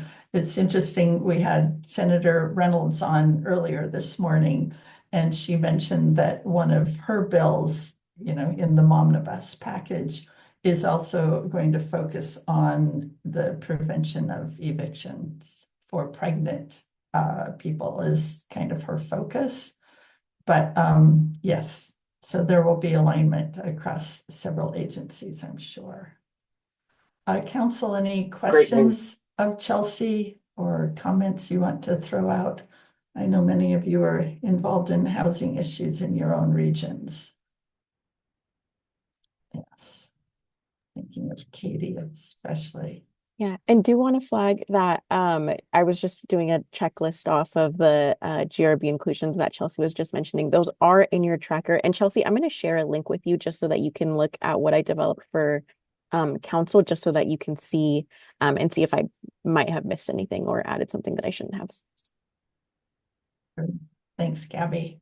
Quick follow-up. All right, Chelsea, thank you. We will look forward to working with you and your government affairs staff or whomever to try to be strong advocates for your agenda. So Awesome. We appreciate you all so much. Thank you. We'll be in thanks. touch. And thanks for staying on React. Very I was important. That's a hard one to let go. When I Good. transitioned into this role, I was like, I don't know if I want to give this one up. So I've committed to holding on to it. And now I have the privilege to kind of represent Director Bill in this space when she's not able to. So it makes a whole lot of sense. Well, we agree with you. So thank you. Thank you. All right, let's hear from higher education. We know that workforce is critical for everything that we're talking about. Once again, the director is unavailable. I mean, as other directors are, it's a busy week. And Jennifer, we really appreciate you joining us and presenting what we can do to partner with HEC in the coming months. So thanks for being here again. Thanks so much, Sue. Good morning, everyone. It's good to be with you again. For introductions, my name is Jennifer Purcell, and I'm the Director for Future Ready Oregon at the Higher Education Coordinating Commission. As Sue mentioned, Director Cannon was not able to be here today, but asked me to provide you with some updates. I think legislative updates. I'm also going to provide a little bit of an overview of the work that HEC is doing around healthcare workforce and behavioral health specifically. We are still getting our arms around and expect to be tracking a number of bills related to workforce development and post-secondary education and training. I'll mention a couple of these specifically, but thought it would be helpful to provide some updates from the HEC related to workforce and talent development more broadly. So I'll give a little bit of a summary and then wrap up with a couple of bills to keep an eye on. But I do anticipate that our legislative and policy affairs team will be able to forward some additional tracking information to Gabby for your use and follow-up. For just awareness, the HEC is responsible for developing goals and a strategic plan for the state's post-secondary education and training system. And I don't know if Ben has talked about this with you all, but our commission recently adopted a new strategic plan that really focuses us on addressing the value proposition of post-secondary education and training, specifically focused on the value for individuals, but also on the value for employers and communities. And the strategic plan leans heavily on alternative workforce development pathways outside of traditional higher education. It considers things like short-term credentials, credit for prior learning, non-credit on-ramps to post-secondary education, work-based learning, and other approaches to education and training that meet the diverse needs of students and learners. And I think I've been with you all before and talked a little bit about Future Ready Oregon, but Future Ready is one initiative that's administered by the HEC and includes a $200 million package of investments that was passed by the legislature in 2022 that work together to advance a more equitable workforce system, but really focus on increasing opportunities for diverse workers by centering the needs of historically underserved and underrepresented individuals and communities, and by focusing on key sectors of our economy, which include healthcare, and I think have some relation to the work that you all are doing. Future Ready Oregon invests in local workforce development boards and the public workforce system. It also invests in community colleges and universities, as well as community-based organizations and institutions and workforce service providers, with a focus on ensuring that all of those partners are aligned and working collaboratively.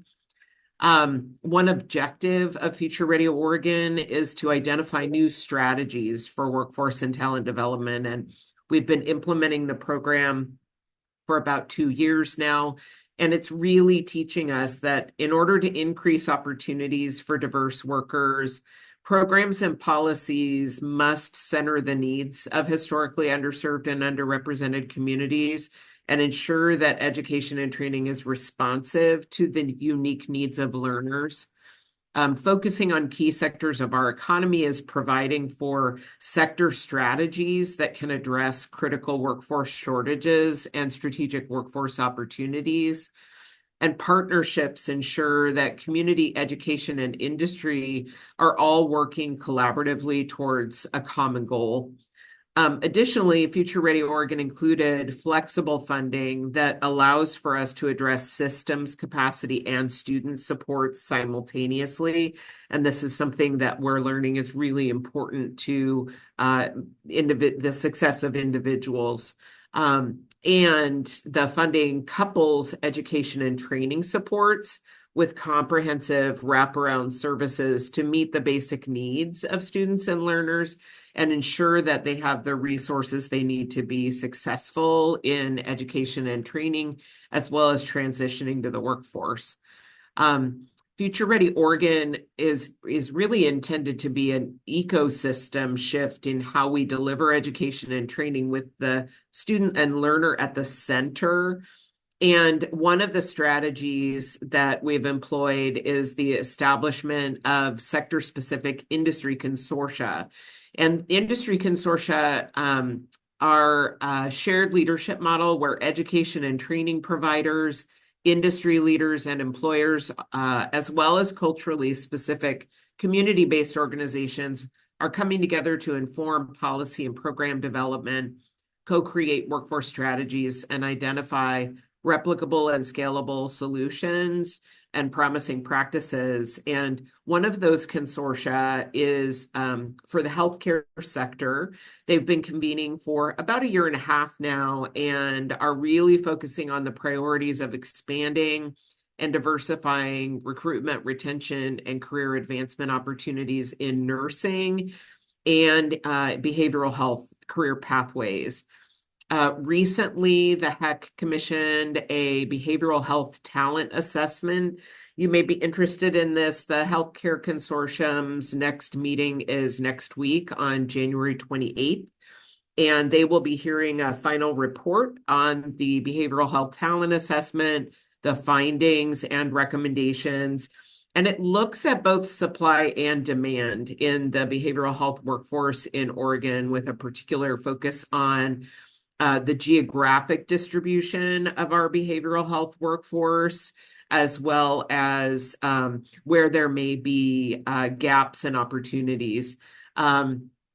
Those recommendations will then be picked up by a behavioral health working group, which will include members of the Healthcare Industry Consortium, as well as some additional subject matter experts. We did convene a steering committee of about 30 partners across the state in behavioral health that supported the talent assessment. A number of them will continue to engage in the work. This working group then in 2025 will pick up those recommendations from the talent assessment and develop a strategic plan identifying which partners, organizations, and agencies would be in the lead for implementation and should be engaged. Additionally, the HEC has been working closely with OHA and the governor's office to inform the governor's behavioral health initiative investment. The GRB includes $27.5 million that would be administered by the HEC for behavioral health workforce development. And this includes $5 million for scholarships and $20 million for grants to workforce service providers and education institutions. We anticipate that there will be a bill related to this investment, but don't have a bill number yet. So that will be something to watch for, and expect that the priorities for those investments will be informed by the outcomes of that talent assessment, as that was conducted in part for the governor's office. Some overarching things: the GRB generally provides for the HEC to continue at its current service level, and the majority of the new investment that's proposed for the HEC in the GRB is for a modest increase in the Oregon Opportunity Grant, which takes that program from 308 million in 23-25 to 354 million in 25-27. This will allow the HEC to increase the size of those scholarship awards, as well as extend the opportunity to more students. And for Future Ready Oregon, all of the funding appropriated in that 2022 investment has been obligated, and project implementation and administration of those grant-funded projects will continue through 2026. So the GRB does include the reauthorization of some of those funds, which were made available through the federal ARPA funding. It extends the reauthorization of spending for those funds through 2026 in the 25-27 biennium. And then lastly, HEC has introduced two bills that I'll draw your attention to. One is House Bill 3030 that proposes to transition the Educator Administrator Scholarship Program from TSPC to the HEC. And House Bill 3029 proposes some key adjustments to workforce statute by building on the progress and lessons learned from Future Ready Oregon and our Office of Workforce Investments, many of which I highlighted in that initial summary, and seeks to improve alignment across Oregon's workforce education and training system. So those are a couple of bills to flag for you, and we will certainly follow up with additional bill numbers when we have our arms around that body of work. Thank you, Jennifer. Great update, and I appreciate the overview that, is beyond just the specific bills. And yes, Future Ready Oregon is just a fabulous program that we're very excited to watch as it sort of rolls out.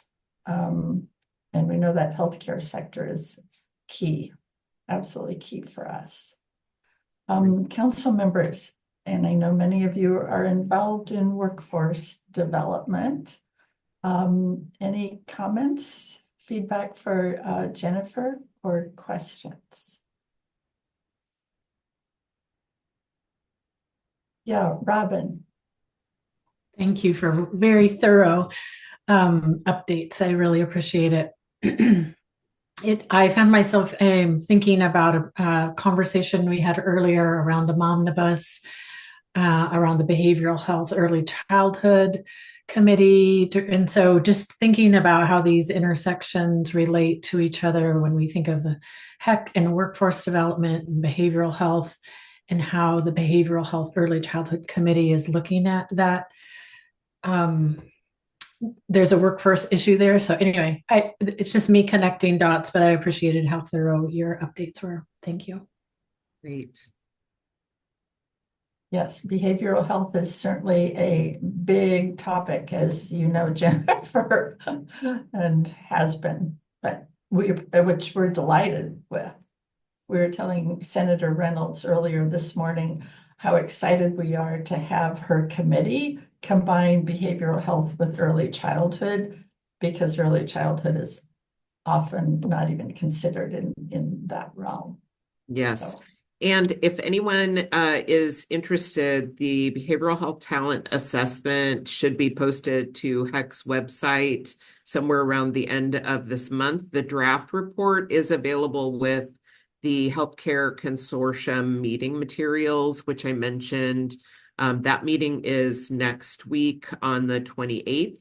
And the Q1 meeting is entirely virtual. So if anyone is interested in just listening in, the agenda, all of the meeting materials, and the Zoom link are available on HEC's website. And then if anyone is interested in continuing to engage with that behavioral health work group that I mentioned, please do feel free to reach out to myself. I can connect you with the right folks. Awesome. Thank you. And Gabby, we might ask you if you just get that report and just send it out to council sometime following the meeting. Thank you. Ruby. Great, thank you, Jennifer, for that presentation. I am a workforce person. Have been tracking the early learning and behavioral health scholarship program for several years. It's been unfunded, and I wonder if there are, I don't think it made it into a bill. I don't think it's anywhere. I wonder if there are considerations or how that's being incorporated into this other work, because it has been something that has been around. I don't know when it got passed, in 2018, 2017, something like that. And we've been going back to advocate for it, to get some actual funding into the hands of this workforce. So I'm curious if there are thoughts about specifically how we support this workforce at the community college and university level, knowing that, often we think about childcare in this group, and I work a lot in childcare, but there is an ecosystem of supports that can really support the entire early childhood system, and there are some key pieces missing. So I wonder if you can speak a little bit more to how you support the early part of this behavioral health system. It's such a great question. And I think, as I mentioned, what we're learning through the Future Ready Oregon investments is that ecosystem approach and understanding not only the resources and services that are available, but how everyone is working together and in alignment around the needs of students is so important. A couple of things that come to mind: the behavioral health talent assessment, one of the very first things that the consultant was tasked with was pulling together existing reports and summarizing those and identifying gaps in information or information that maybe was outdated, so that the talent assessment built on information that we already had available as opposed to duplicating those efforts. So that would be one place to look, is to see how we summarized what work was already conducted.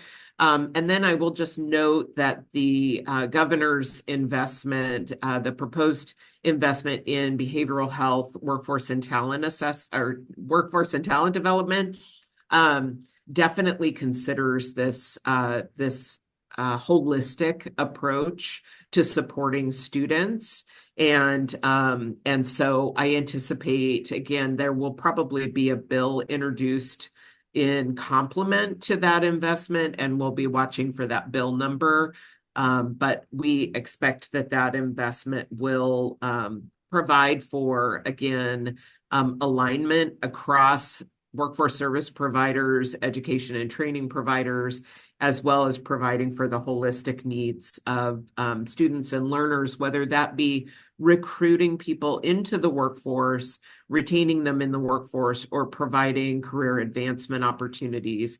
And I mentioned in HEC's strategic plan update, the real focus on, I don't like the word non-traditional, but these non-traditional pathways to career advancement and attainment of educational credentials and degrees, and certainly that applies here as well.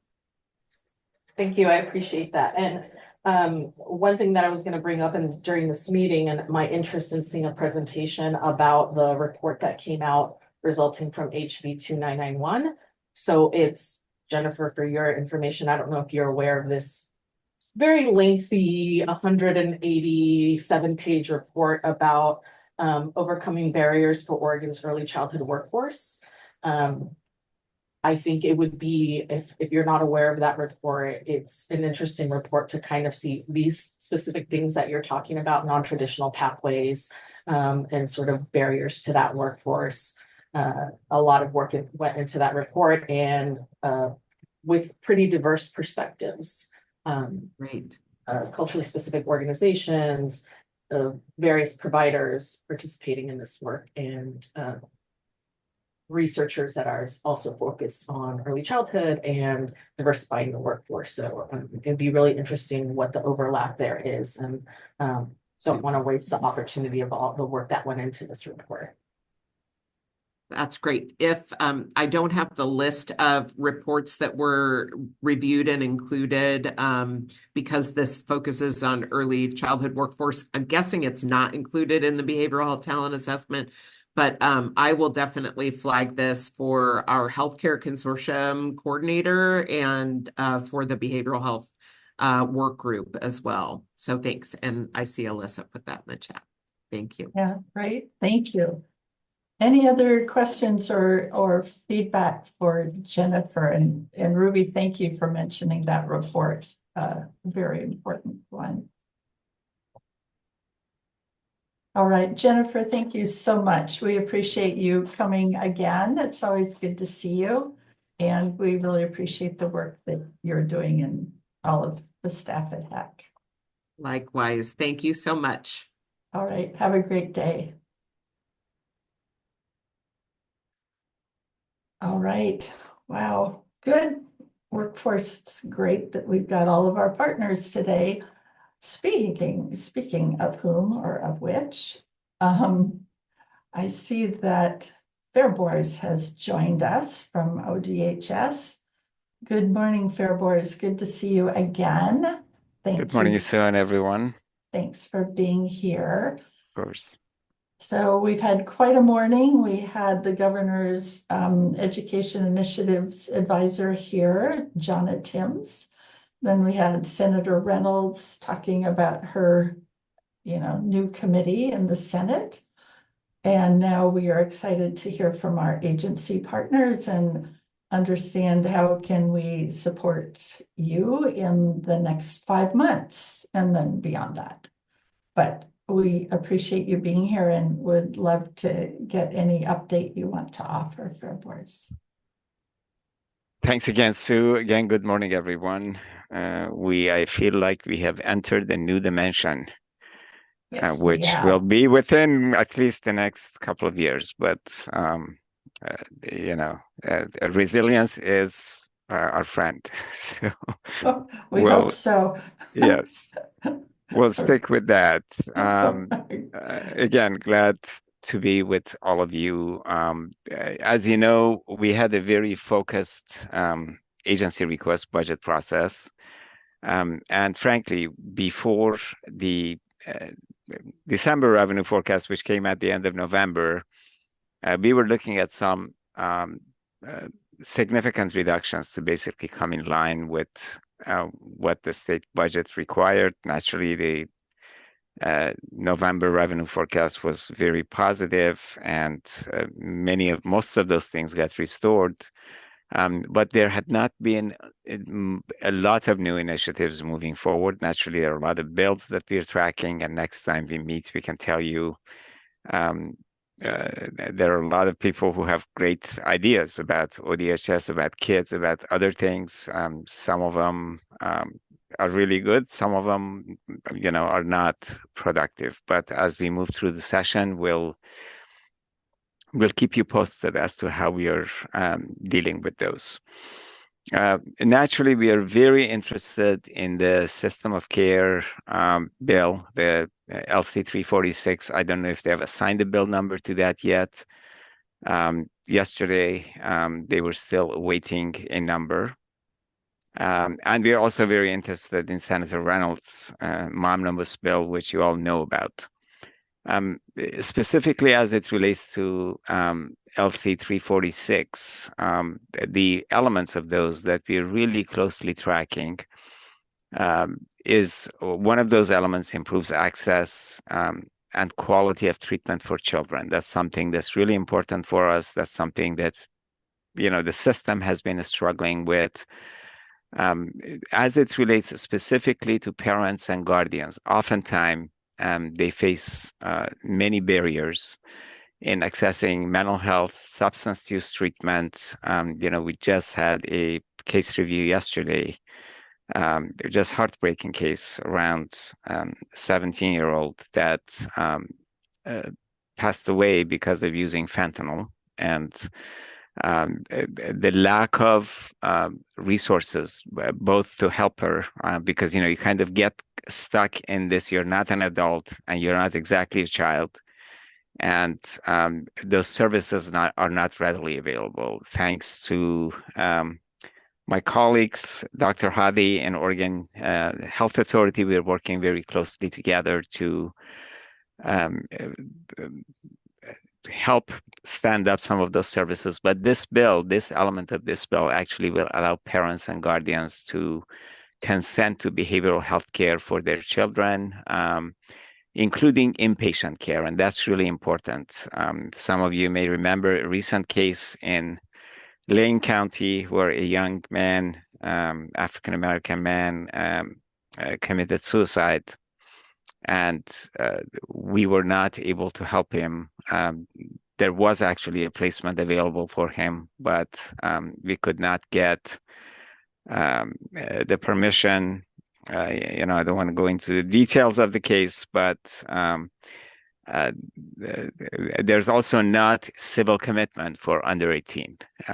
That's one of the challenges. And in this case, actually, a parent can basically say, yes, my child is going into treatment, and even though it might be a secure treatment, etc. And now, in rare circumstances, again, this element of the bill allows exceptions for out-of-state placement for children in foster care, or those children that are under the custody of child welfare. We do know that there are circumstances where the type of treatment is not available within a state. And in those cases, if and only if there is accountability, transparency, there's quality oversight, then I think that would be an appropriate thing to do. Another element, is pretty expansive and really forward-thinking, is that the bill also creates an interdisciplinary institute at OHSU. And that institute will promote clinical best practices for youth in care. So we are very excited about that provision of the bill. We cannot, with permission of the governor, we can support it. Otherwise, we'll provide information on how it might actually help the children that we currently have in care. Another provision of 346, and this is really important because this has actually led to a reduction of beds, a reduction of staff in residential facilities, provider challenges to hire, recruit, and retain staff. The bill clarifies standards for child abuse as it relates to restraint and seclusion. The current law, which many of you know, when it was passed, what it does, it basically defines wrongful restraint or seclusion in a very complex manner. It leaves caregivers very vulnerable to lawsuits. There's a lot of confusion about, what you can and cannot do when you are taking care of a child with significant trauma that may be aggressive, that may be hurting himself, herself, or others. And this proposal actually clarifies definitions of third-party child abuse. And what it does is actually aligns the current law to bring clarity and consistency, and to make sure that it identifies who's accountable for, if it is indeed classified as child abuse, who's that third party that's actually responsible for that. At the same time, another piece of this legislation focuses on school safety. Families, you may have heard about that. We hear about that. Have expressed concern about the use of restraint and seclusion in the schools. What this proposal does is that it calls for an investigative process by state agencies. Currently, Office of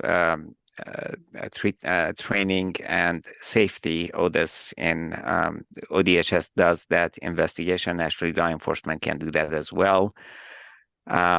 so what it does is that it creates that process for state agencies or law enforcement agencies to report violations. And it actually allows for video recording in rooms that are used for involuntary seclusion, and at the same time increases accountability and transparency. And I see some of my other colleagues have jumped on. I know that we collectively have 30 minutes. Is that correct, Sue? Yes. Okay, so I have a number of other things that I can go through, but really that's the top thing that I wanted to cover.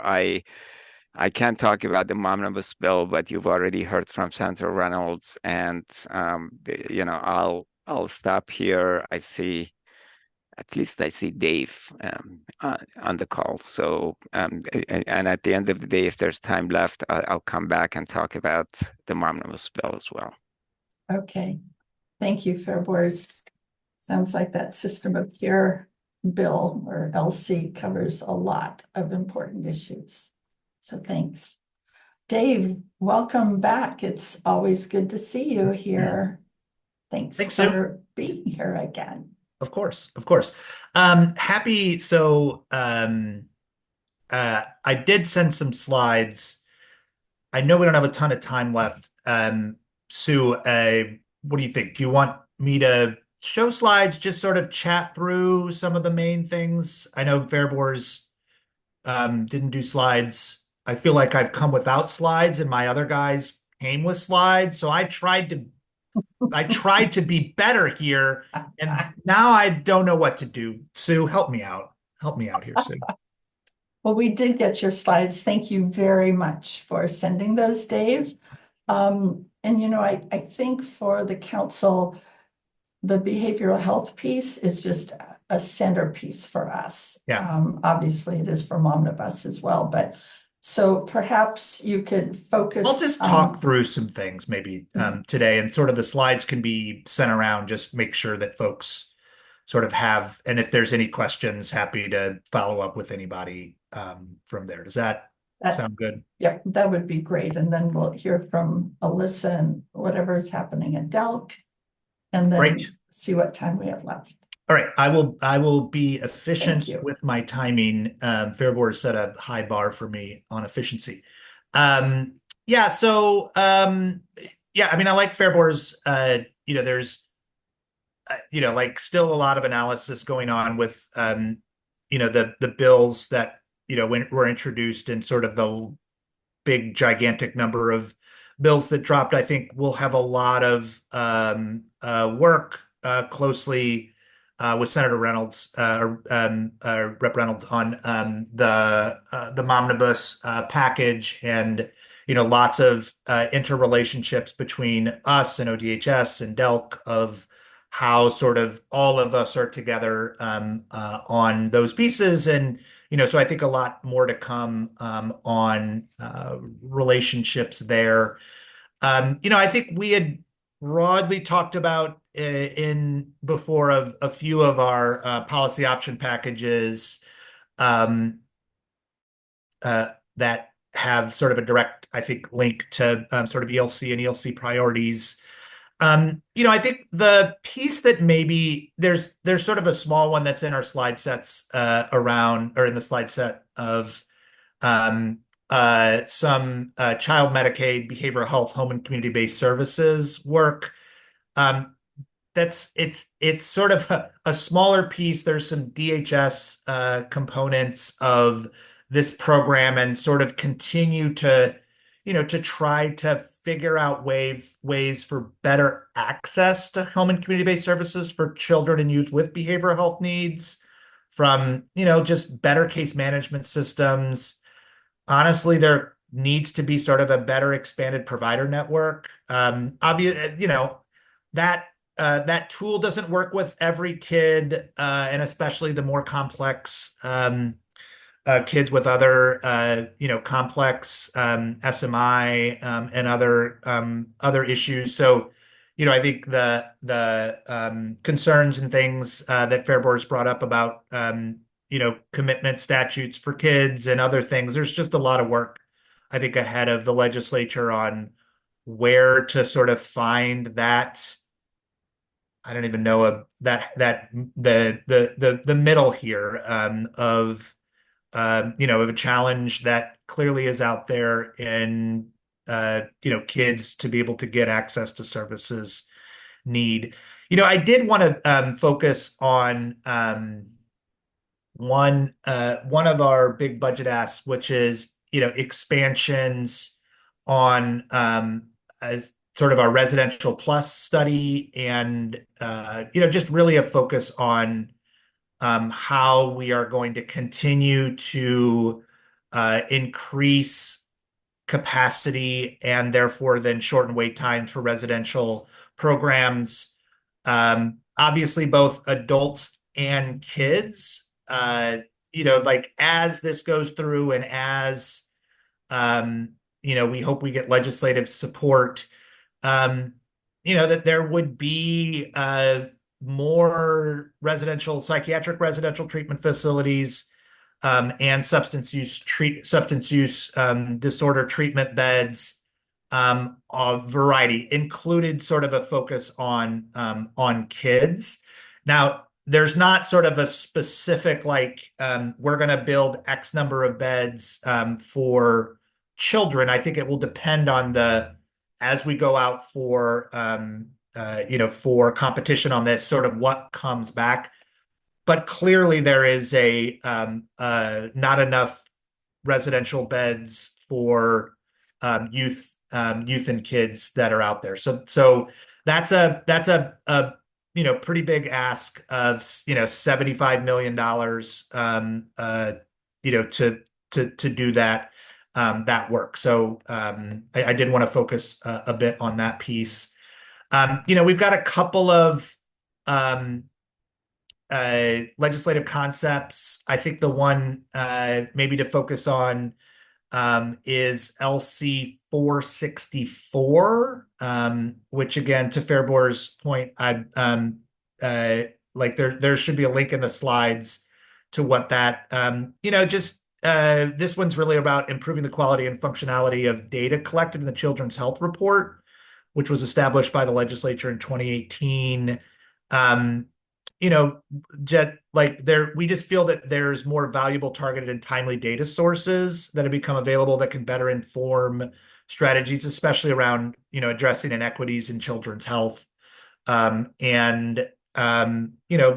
Particularly around CCO related metrics, broken down by race, ethnicity, access, language, disability, REAL-D, have become available. So updating the report requirements, I think is important of, just having more robust data in order to drive better policy from there. And then so I think, we still, are monitoring closely and, as the legislature starting this week of responding to requests and, working really closely with Rep. Reynolds on the Omnibus bill and a variety of other pieces along the way. All right, it's 11:19.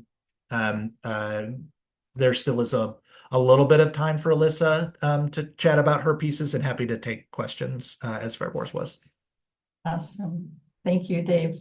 The data collection just reminds me when Jonna Timms joined us this morning, she talked about one of the governor's focuses is on accountability.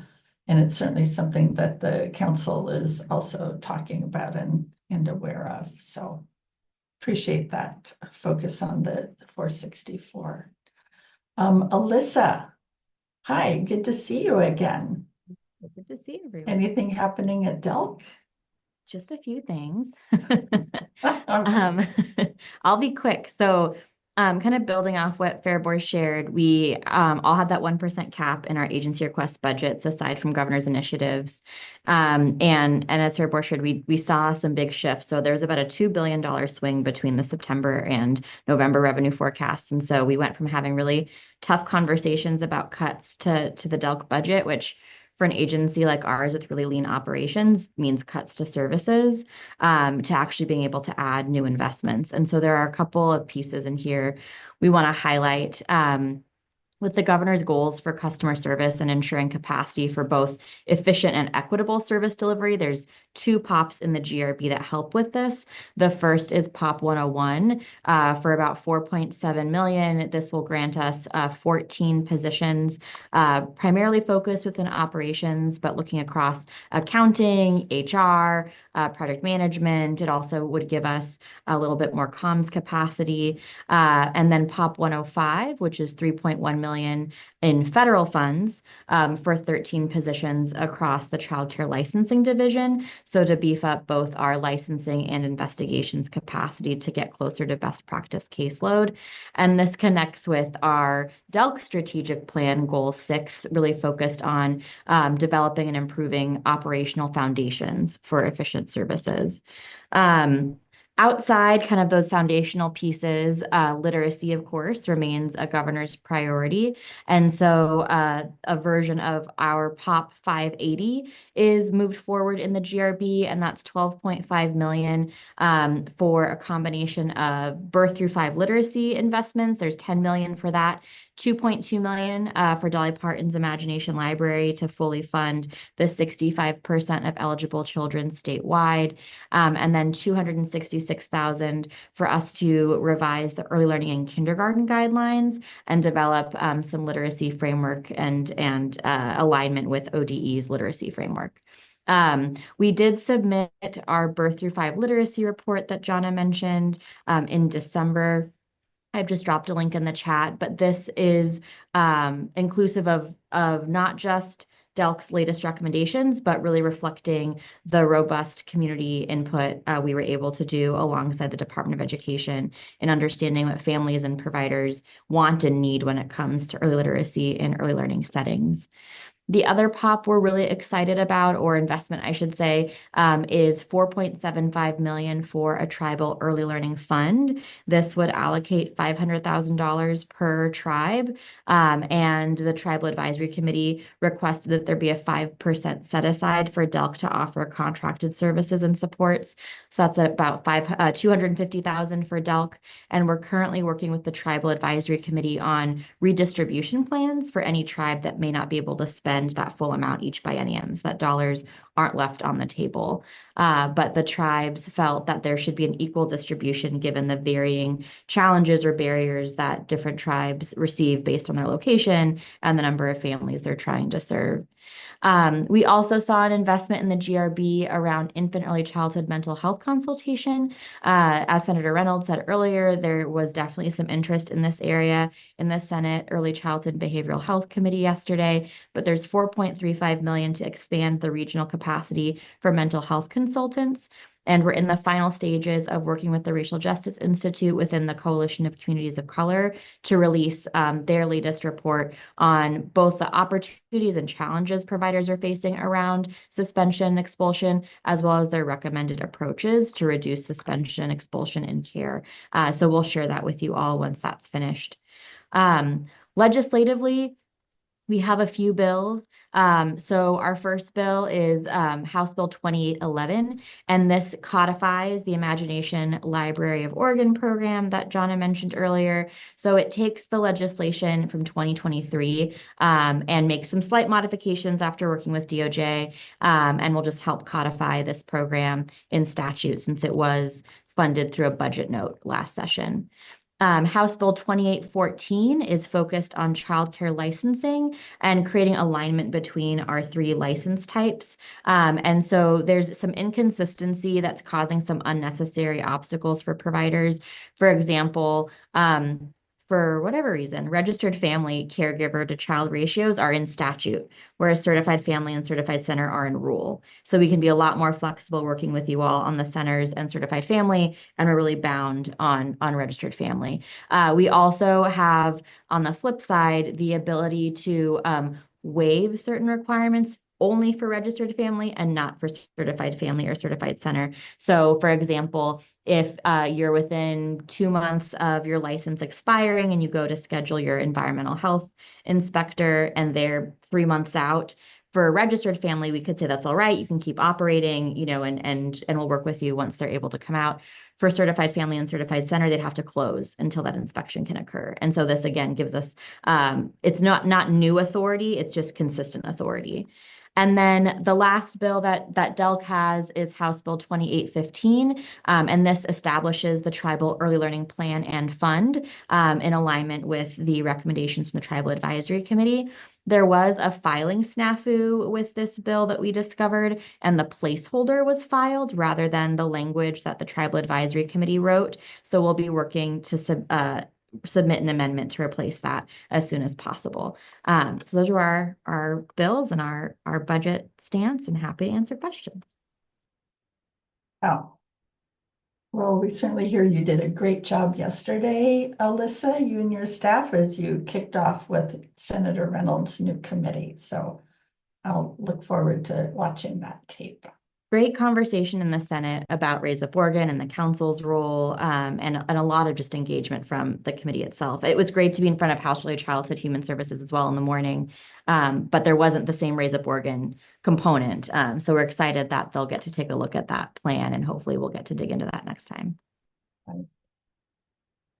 Okay, any questions or feedback for our directors who are here and our partners in this important work? Peter. As always, yeah, thank you, Sue. Dave, looking at the POP 555 with the integrated care for kids in schools, is that also going to include early childhood, or is that just K-12? Finding my mute button, Peter. Yeah, give me 1 second. Trying to find my my slides that had my extra note on that one. Give me 555, Peter, is the one you were asking about? Correct. Yes.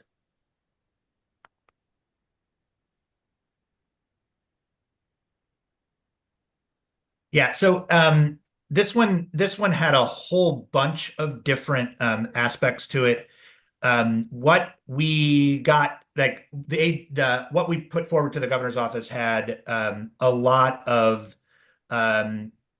sort of other sort of pieces around kids delivery in schools, other pieces, sort of what we got through at the final piece, back to the point of sort of not having a ton of budget to ask for, was again a specific expansion of school-based health centers in sort of with a sort of expanding multiple health services, $6 million for that piece, and then some expansion out of our public health work of some youth suicide prevention efforts. So that's the two pieces that are part of that. There were other pieces that we asked for in sort of like what we put forward to the governor's office.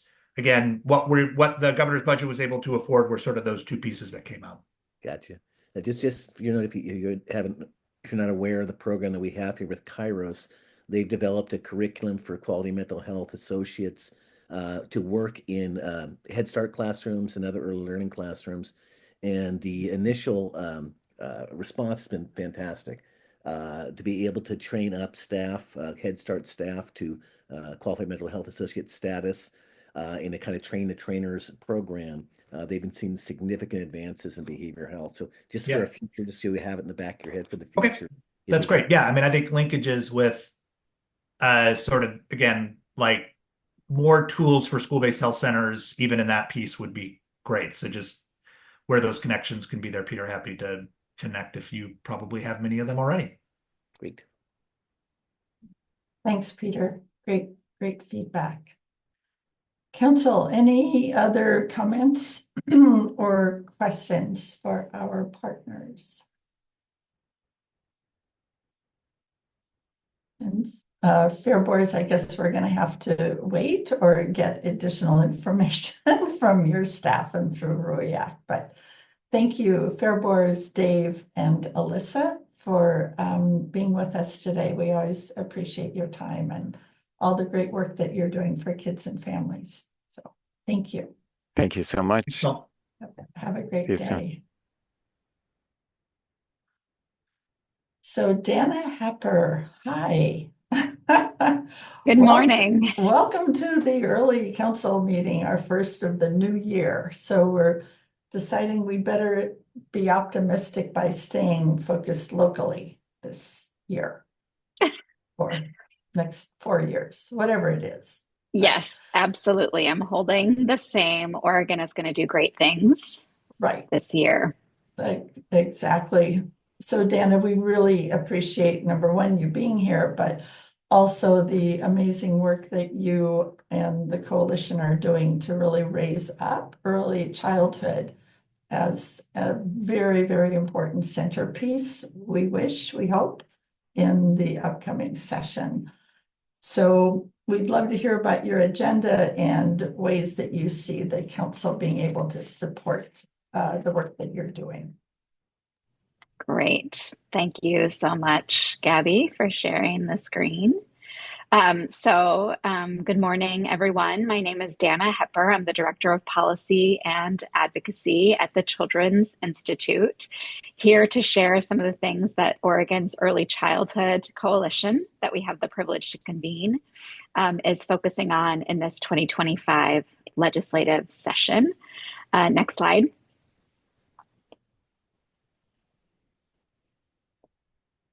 Can you move it forward one, Gabby? Yeah, thank you so much. First, I want to talk a little bit about the framing that we're utilizing heading into the 2025 legislative session. I think we are likely here, we're already hearing that although Oregon does have some surplus in the budget, certainly there are a lot more needs than there is funding. And there are many competing priorities and not enough money to do them all. The legislature has been clear that this legislative session, their top priority is funding education, which I think often is thought about as K-12, K through 12 public education, and putting together a transportation package. And the governor continues to prioritize housing, behavioral health, and education, which she's also mostly defined as K through 12.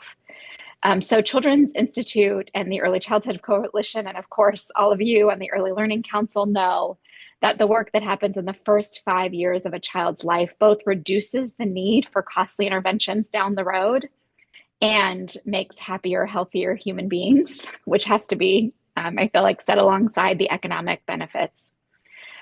This is because early quality childcare and early learning increases school readiness.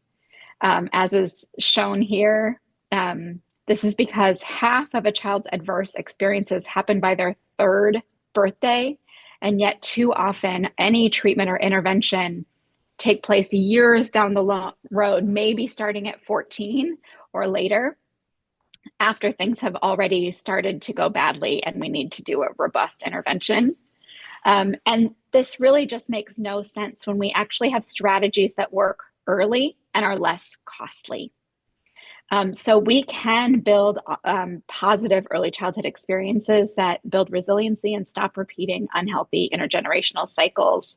As I heard Peter say yesterday in a meeting, the legislature has more needs than it has money. And our job is to reduce those needs so they don't have that problem down the road. Next slide. So we're working in 3 major policy areas. The first is education. What can we do early in the education system to reduce the need for costly interventions in K-12? Healthcare. What can we do early in healthcare to, again, reduce those long-term needs? And finally, family support. How can we get at families early in their family journey to make sure they have a thriving family down the road? And each of these are areas where we know the legislature is going to be spending money. So the question is, can a portion of those resources be invested in prevention and early intervention, as opposed to kind of later crisis state intervention? So we're not just in this same cycle 10, 15, 20 years from now when the kids of today become older. Next slide. So, of course, we always want the world because babies need everything. And like I said, the legislature will spend money. And so a portion of those investments should be on young children. So in terms of education, I have 2 slides of things that we're working on this legislative session. And the biggest budget item of everything you'll see today is, of course, what is our investment going to be in our childcare subsidy program, employment-related daycare? We don't have a dollar amount at this point that we're requesting, but what I've been saying to legislators is, if you wanted to reach 8,000 families on the wait list, of course, now the wait list is more than 8,000, but when we were estimating these budgets, it was about at 8,000. If you want to reach those 8,000 families, plus the 4,000 already in the program who are not connected to a provider, the cost of that is approximately $500 million. I don't think we're going to get 500 million, as the whole state only has $1 billion to spend on everything they want to do above current service level. But that is the cost. If they do less than 500 million, they'll serve less than that wait list and unconnected families. The second thing is supporting families to navigate to childcare. Those 4,000 families maybe need a little bit more help in navigating the system and finding a provider that meets their needs. And we used to have CCR&Rs that were funded to do that work. So can we come back to CCR&Rs having some navigation capacity when families aren't able to navigate 211 and Find Childcare Oregon by themselves? 3, of course, as we continue to need to expand childcare and address deserts, we need to think about the workforce. And so there are a couple of proposals this session that focus on that. One would restore our child care recognition payment system that we got some. Dana, we're having a hard time funding for in 2022, opens in 24, and open in 25, so can replenish a viable profession. Oh shoot, okay, hold on.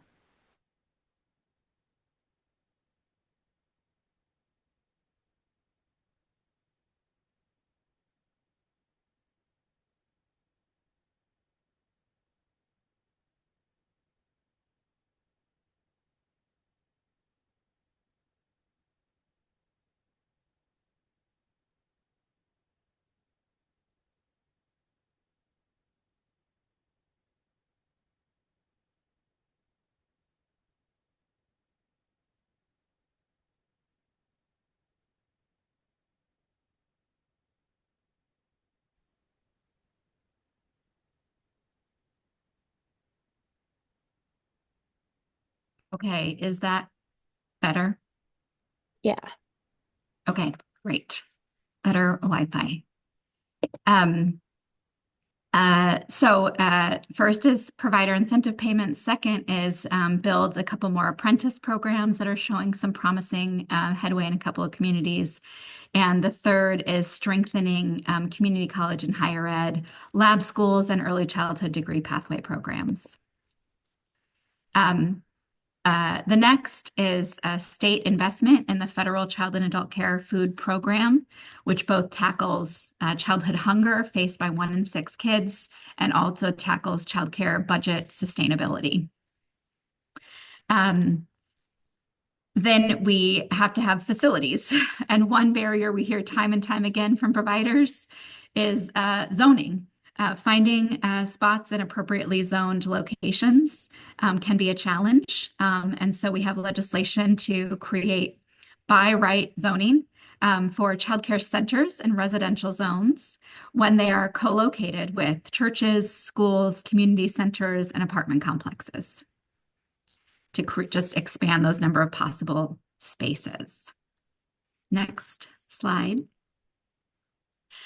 We also need to replenish the childcare facilities investments that we've made directly, including Childcare Infrastructure Fund at Business Oregon, Childcare Capacity Building Fund that went out through Seeding Justice, and the fund to co-locate childcare with affordable housing, which should be expended in the next few months.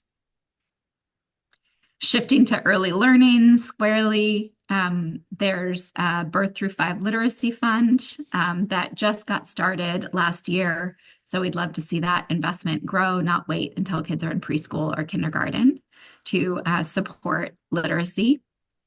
And then finally, early intervention, early childhood special ed intersects with so many of these other investments, right? Kids have to get disability needs met early so that they can thrive in K-12 public education, and in life.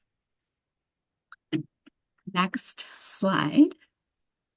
In healthcare, there are also things that we can do to support children's early thriving, which has huge long-term positive benefits. And Representative Reynolds is really leading the charge here with her Momnibus package, which includes support for housing of folks that are pregnant and babies in their first year. It includes support for income through an expansion of the child tax credit. It includes support for access to substance use disorder treatment that is specifically designed to serve pregnant women. And then it also includes what you see here. This is expanding access to doulas and lactation counselors and diversifying the workforce.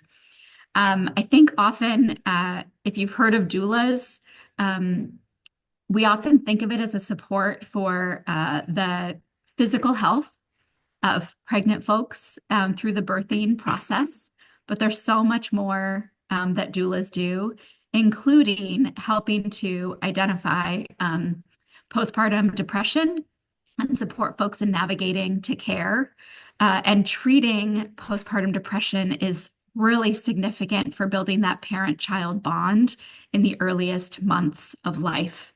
And so I think we need to think about doulas more holistically as a physical health support, a behavioral health support, and a parent-child attachment support. The perinatal workforce will recommend strategies for diversifying the entire workforce, which should help address disparities that we see by race, ethnicity, and language in birth outcomes. And then finally, there's legislation that looks to CCOs to strengthen the ways in which CCOs could ensure these perinatal services are truly accessible and effective for pregnant people and in the first year. Finally, with the onboarding of the child level birth to 5 social emotional health metric in CCOs, I think a lot of CCOs have said, great, we'd love to expand services. Where are the providers?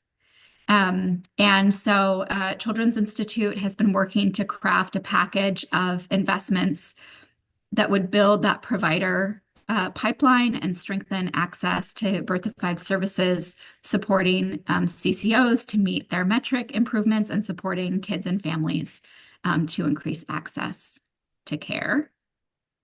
I'll do one more slide of information and then I'll stop talking because I want to hear from you what your questions and thoughts are. So in terms of family support, prevention of child welfare and foster care needs, prevention of so many long-term health implications, early treatment of adverse childhood experiences, and building of protective factors.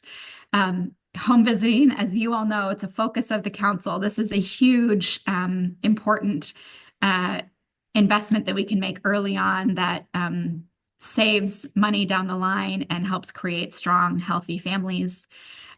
So we are looking to the legislature to grow their investment in relief nurseries, to add additional therapeutic classrooms and outreach workers. In Healthy Families Oregon, and in particular there, as they look to expand, a priority is building their multilingual home visiting workforce to be able to provide services in language for the families who are enrolling, and Nurse Family Partnership to stabilize their existing services by picking up the locally required Medicaid match to providing these services. Finally, I think you've probably heard in the past about the work of the Upstream Initiative, and communities across Oregon, 7 regions have been making plans for how to support families in the first 1,000 days of life. These plans are baked and ready to go with community input, and they're hoping for resources to implement these plans and pilot this community-driven approach in 7 regions of Oregon to see if it works and if it should grow. So with that, I think you can stop share. Gabby, I'm happy to take questions or comments on what the Early Childhood Coalition has planned for 2025. Thank you, Dana. I love this list. It's very inclusive and expansive and certainly tries to prioritize young children and their families. So council members, comments about this agenda, questions of Dana, and what we can do to support this.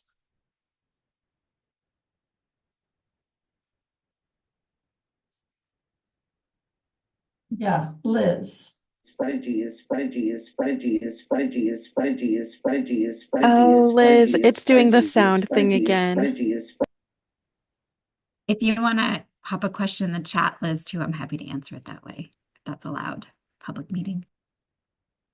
I can read it out loud. Yeah, that'd be great, Hannah. Thank you, Liz. Sorry about that. In anticipation of your question, I guess the other thing that I failed to mention is the home visiting package that I listed are the home visiting package items that were submitted to the Early Childhood Coalition for consideration. There are some other home visiting investments that Children's Institute is advocating for this legislative session that just weren't submitted to our process. So those include the universally offered home visiting program, Family Connects, and making sure we have the funding to sustain the expansion through this whole biennium. And they also include home visiting investments in public nurse home visiting like Cocoon and Babies First.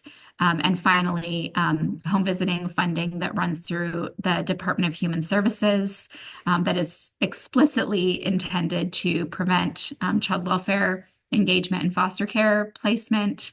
And all of these build our comprehensive system of home visiting. So Children's Institute will be working on those. They're just not on the coalition's agenda because they weren't submitted through that process.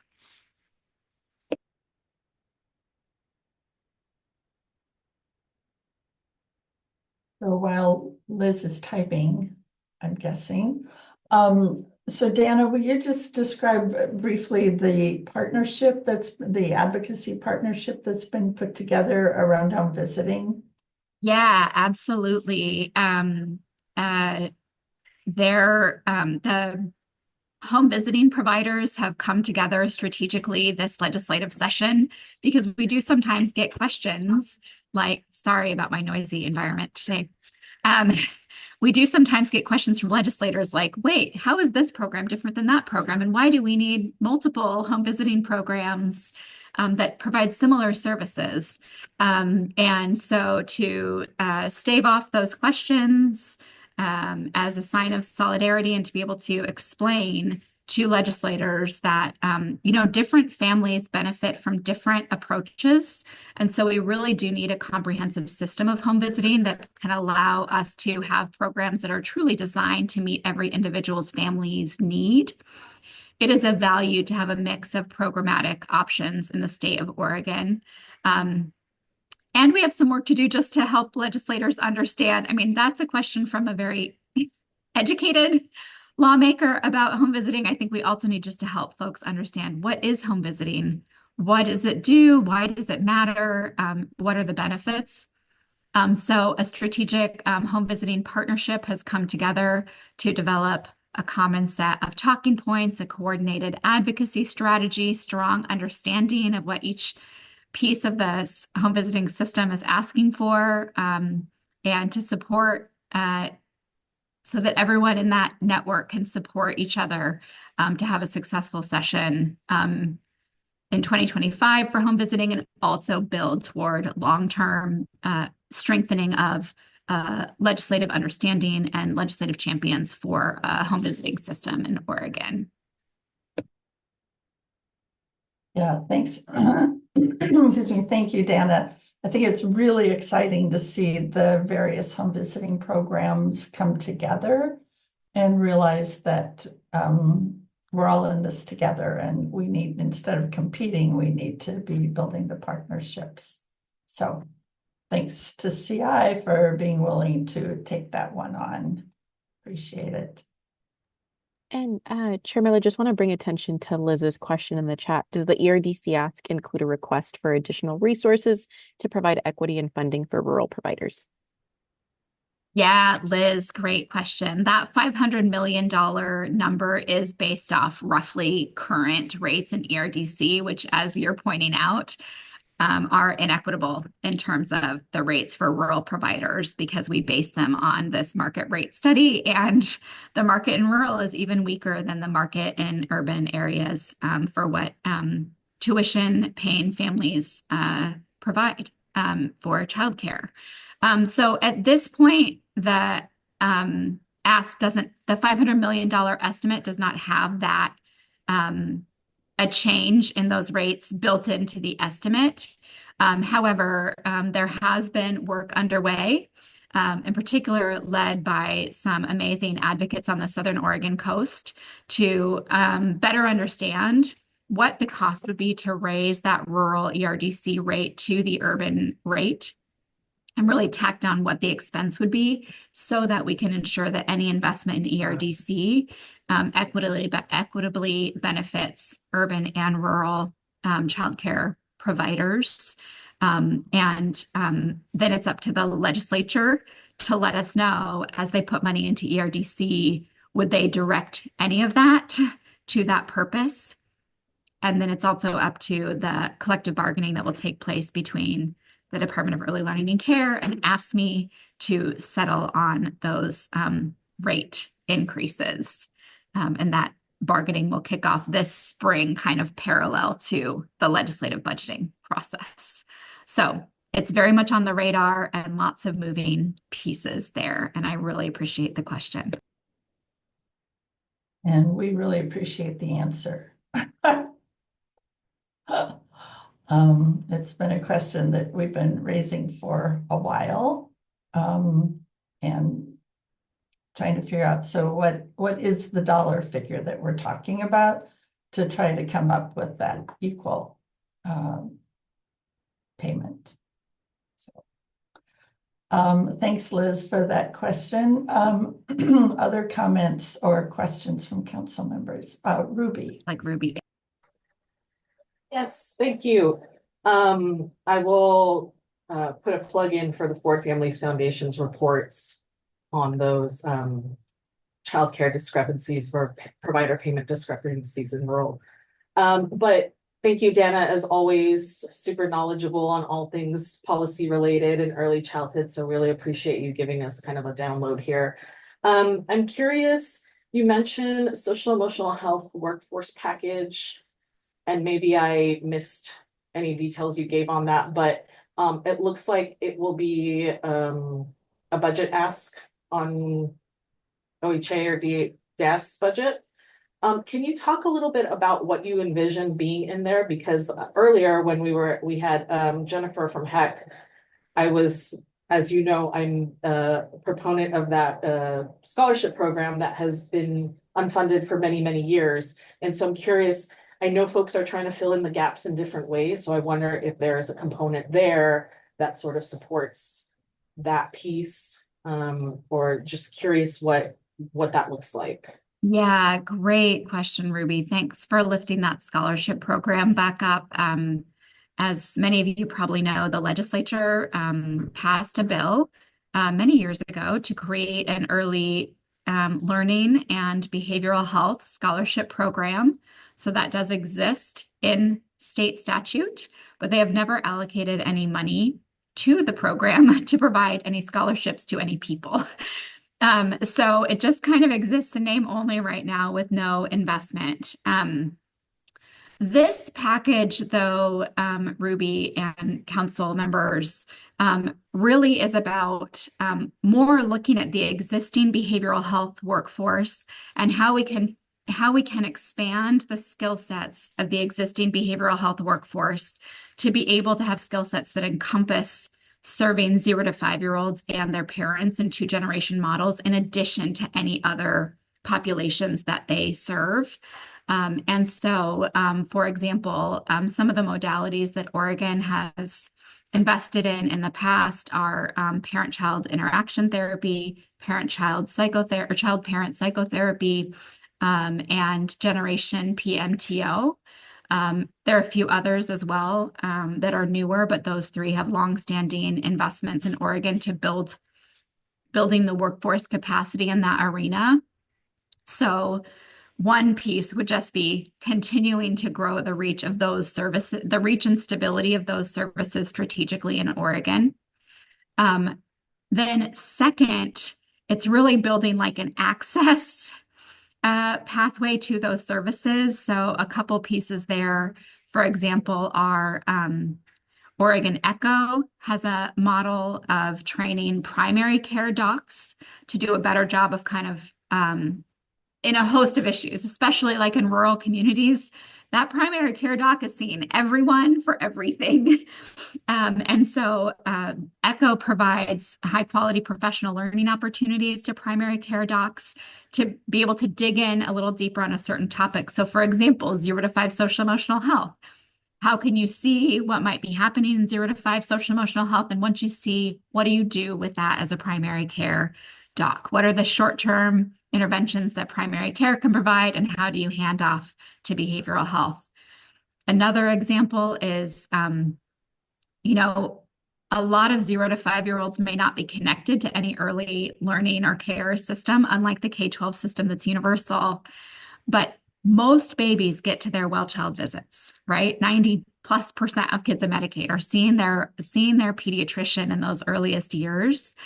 And so one of the easiest access routes is through integrated behavioral health that's embedded into primary care, which is increasingly common in pediatric offices across Oregon, and they are often serving teenagers.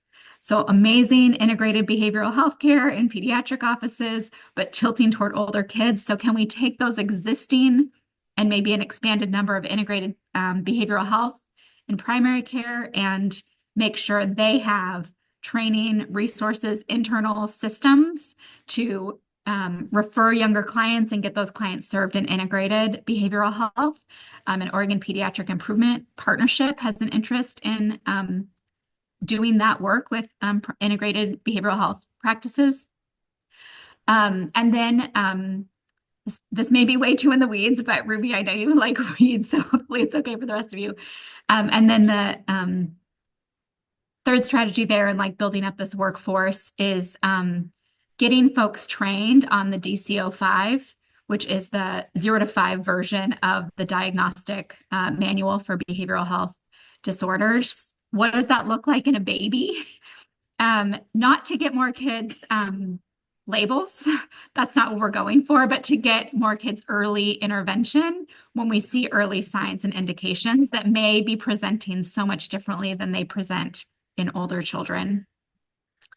And then the last strategy is to support families. We have family support specialists that are peer supporters that are helping families navigate the behavioral health system for their kids. And what we've heard from those family peer support folks is they're often getting connected to a family when a kid is 15 and a family's been spit out of a behavioral health system 4 or 5 times and is severely traumatized and feels like hopeless.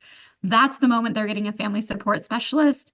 And the family support specialist is a family support specialist because they also have a similar experience being spit out by that system. So we're taking folks who've been through the trauma and trying to help them, support them to help other folks who are going through that same trauma.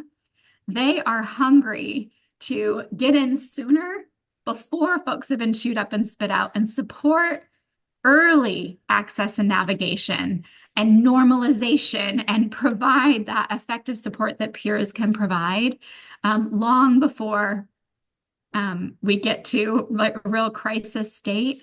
So we're looking at whether there could be targeted investment in an organization like Oregon Family Support Network to get family specialists connected with families early in their journey rather than late in their journey. So that's all the nitty-gritty, weedy details. And Ruby, I'm happy to follow up with written information as well. Thank you, Dana.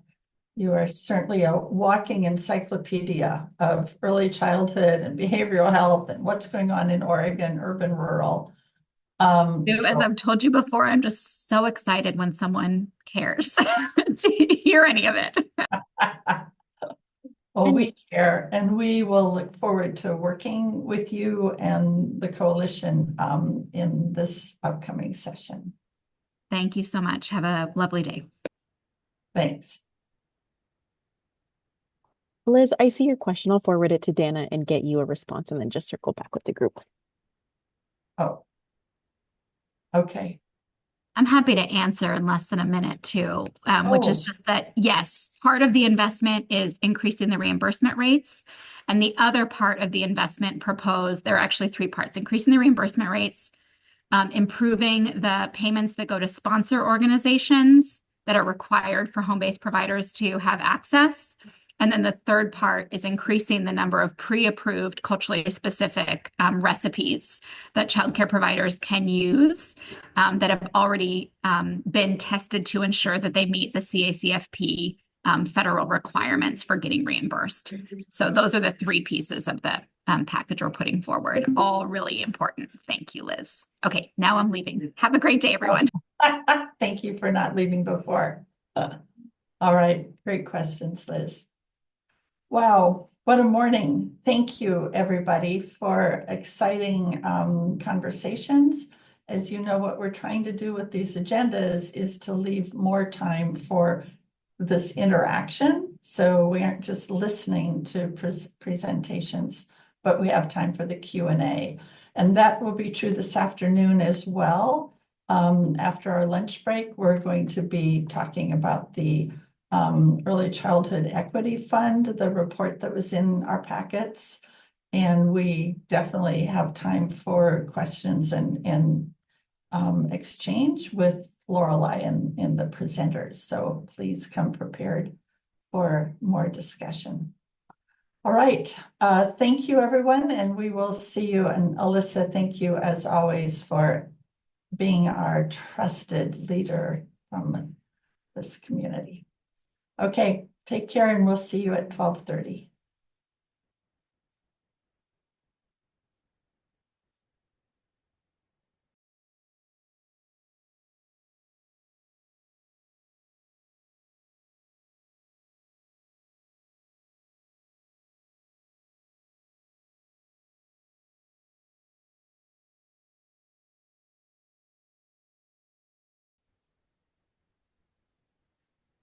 Okay, thanks, Gabby. Welcome, Lorelei. Thank you so much for being here. It's great to see you again. It's been a while. I read about you and hear about you. I just haven't seen you lately. But we appreciate you being here along with your colleagues who are with you. And the council's very excited to learn more about the Equity Fund. And the report was very informative. It's quite an amazing process that you all have gone through to develop that. And we're excited to hear an update and also to understand your next steps in this endeavor. So welcome, Lorelei. We will turn the floor over to you. Thank you so much. Good afternoon, Chair Miller and council members. My name is Lorelei Mitchell.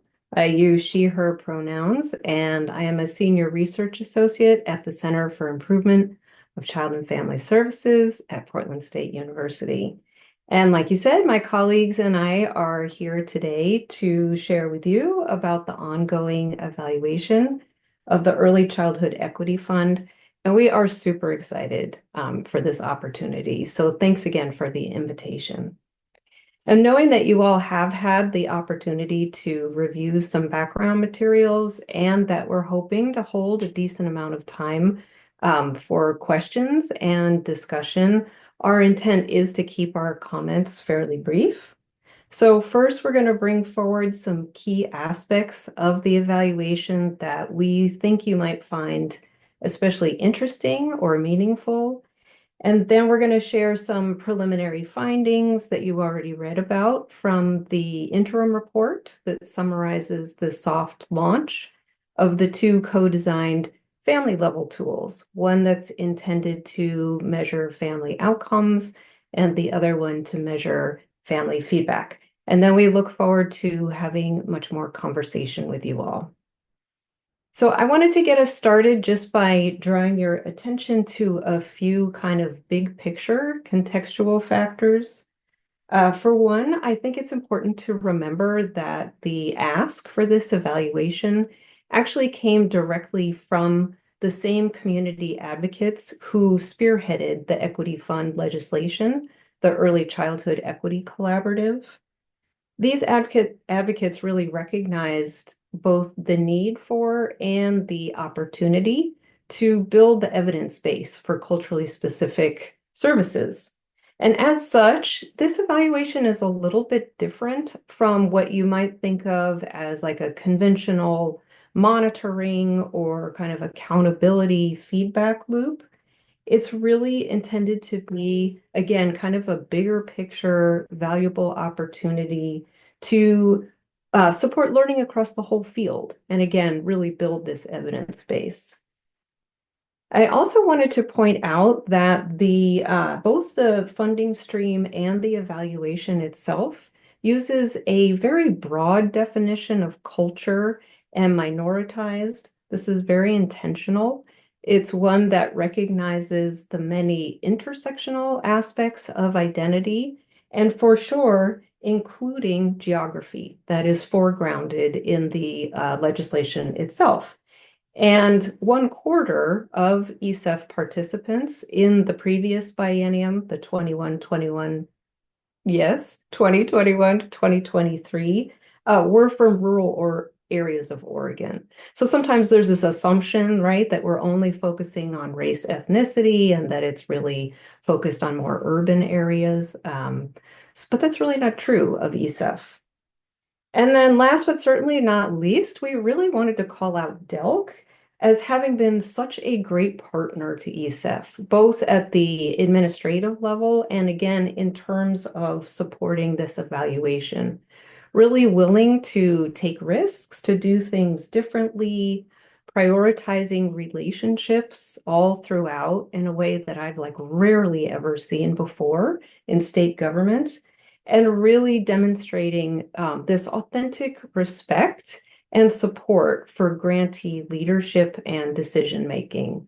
So it's just been a privilege and a joy all throughout to work on every piece of this project. And so with that, I'm going to hand it over to my colleague, Alexis Guevara, and he's going to tell you a little bit more about the evaluation itself. Hello, hi everyone. Awesome. Welcome, Alexis. Nice to meet you. Thank you. Nice to meet you as well. Good afternoon, Chair Miller and council members. For the record, my name is Alexis Guevara, he, him pronouns, and I'm a research assistant with Portland State University. So as Lorelai mentioned, I'm jumping in to bring forward a few more aspects of the evaluation. The first being the evaluation co-design process and the essential role of the evaluation leadership group, which we have shortened as the ELG. And that was made possible in part by supplemental funding from the Oregon Community Foundation, as well as the vision of people like Councilperson Ruby Ramirez.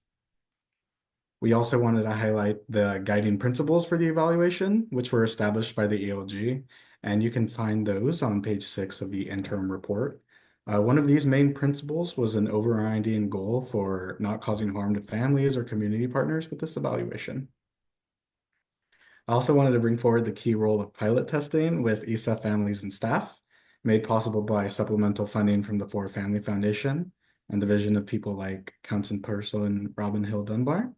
There was very positive feedback from families and staff on the pilot testing process itself, and there was lots of comments and appreciation for being able to share their thoughts. Another highlight was the ELG's deliberate reframing of the family outcome tool as a self-reflection tool, consistent with the focus on affirmation and growth rather than perceived deficits. There was also an intentional decision by the ELG not to compare outcomes by grantee nor by race or ethnicity. There's a strong sense of solidarity among this group of grantees, and there's interest in building coalitions for system change and not necessarily in competing against one another and or reinforcing toxic group stereotypes. I'm going to pass it over to Lorelei for a few more points that we'd like to share. Thanks, Alexis. So just two more aspects of the evaluation that we wanted to highlight in particular for you.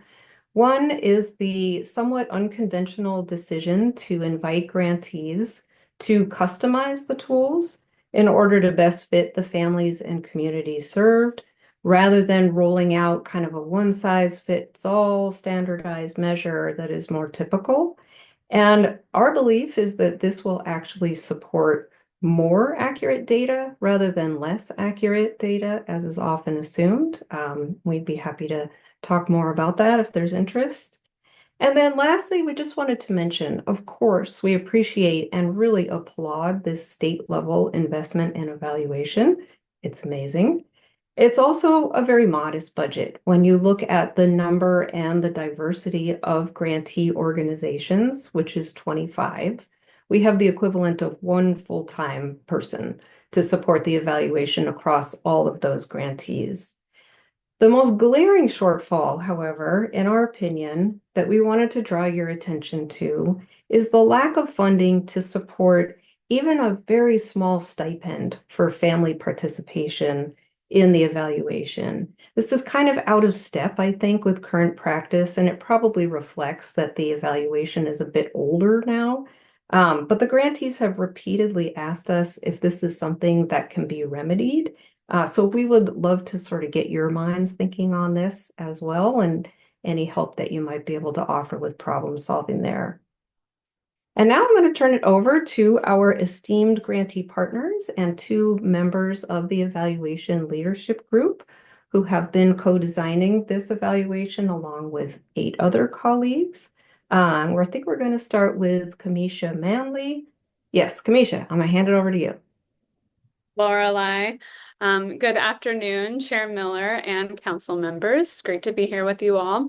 My name is Kamisha Manley. I use she, her, and they, them pronouns, and I manage the Community Education Worker Program with the Oregon Community Health Workers Association, a collaborative partnership we have with 4 culturally specific organizations. I'm excited to be here with you all to share the outcomes that were learned by the ELG from the almost 800 families that participated in this soft launch. The results of the caregiver reflection tool indicated meaningful growth reported from parents and caregivers across all of the domains. These include gains in knowledge, skill development, self-awareness, self-regulation, self-care, self-efficacy, parenting confidence, cultural and linguistic pride and connection, and self-advocacy and involvement. You can see those results in Table 2 on page 21 of the interim report. Something that the ELG would really like to highlight that we identified as a really important finding is that 75% of families said that since participating in the program, they felt proud of their culture, language, and identities, and were likewise able to support their children in these areas as well. It's especially helpful to keep in mind that this kind of question around culture, language, and identity rarely appears in conventional outcome measures, but we know from the research that this is an absolutely essential to both child and family outcomes. I know from my experience supporting the CEW program and working with fellow ECF grantees that fostering positive identity is an intentional and key component of ECF programs, and that when children and parents feel safe, seen, understood, and accepted, they are better able and ready to learn and grow. However, by contrast, mainstream programs that center mainstream dominant culture and language are often, unfortunately, experienced by minoritized children as unwelcoming and even unsafe. So this really speaks to how critical these ECF culturally specific services are.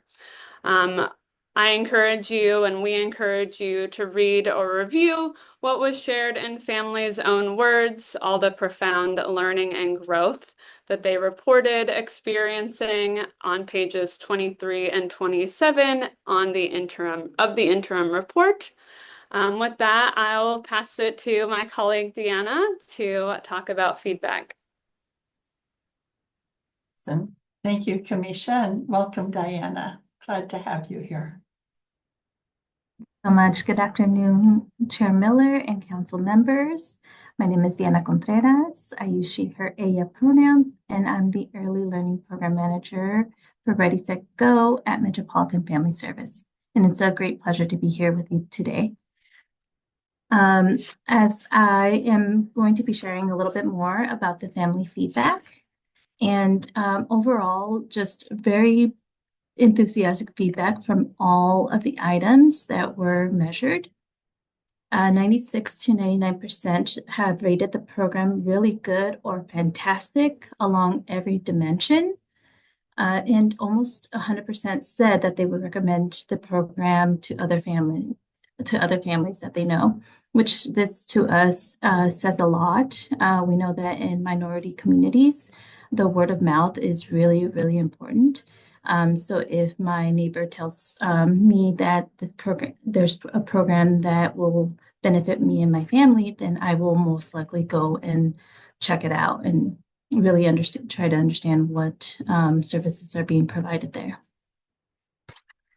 97% of families said that their cultures and identities were acknowledged and affirmed. Again, really important for that word of mouth if a family feels safe and heard.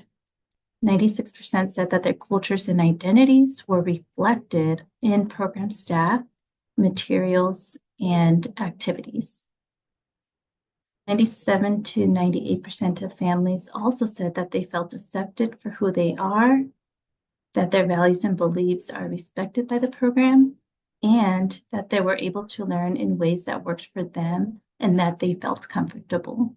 Again, the program's modifying services to fit the needs of the families and not the other way around. And this kind of feedback is virtually unheard of in mainstream settings. So those are the reasons why it's really important to highlight from the families what they're telling us. And again, we turn back to the interim report.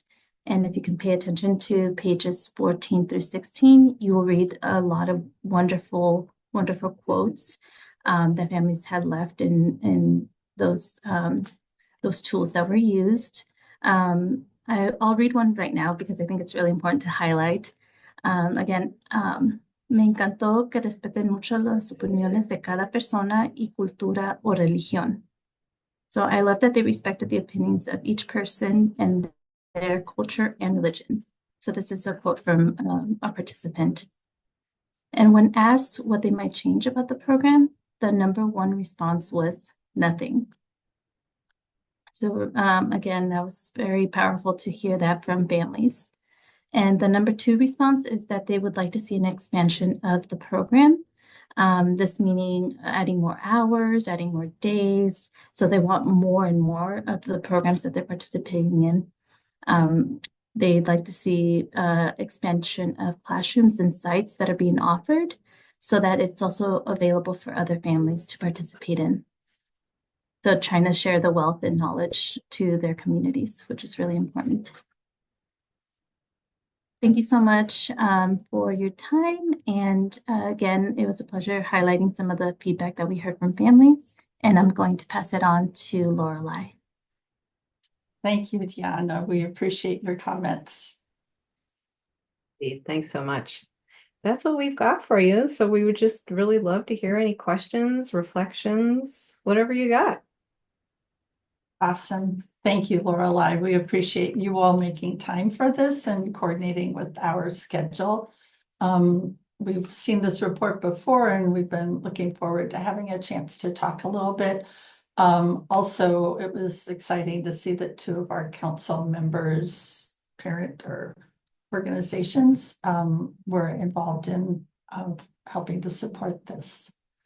So I don't know, Ruby and Robin, if either or both of you would like to make some comments at the beginning.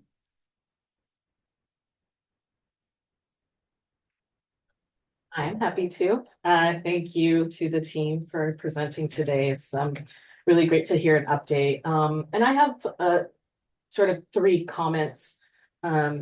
Just super appreciative for the process that you all have gone through.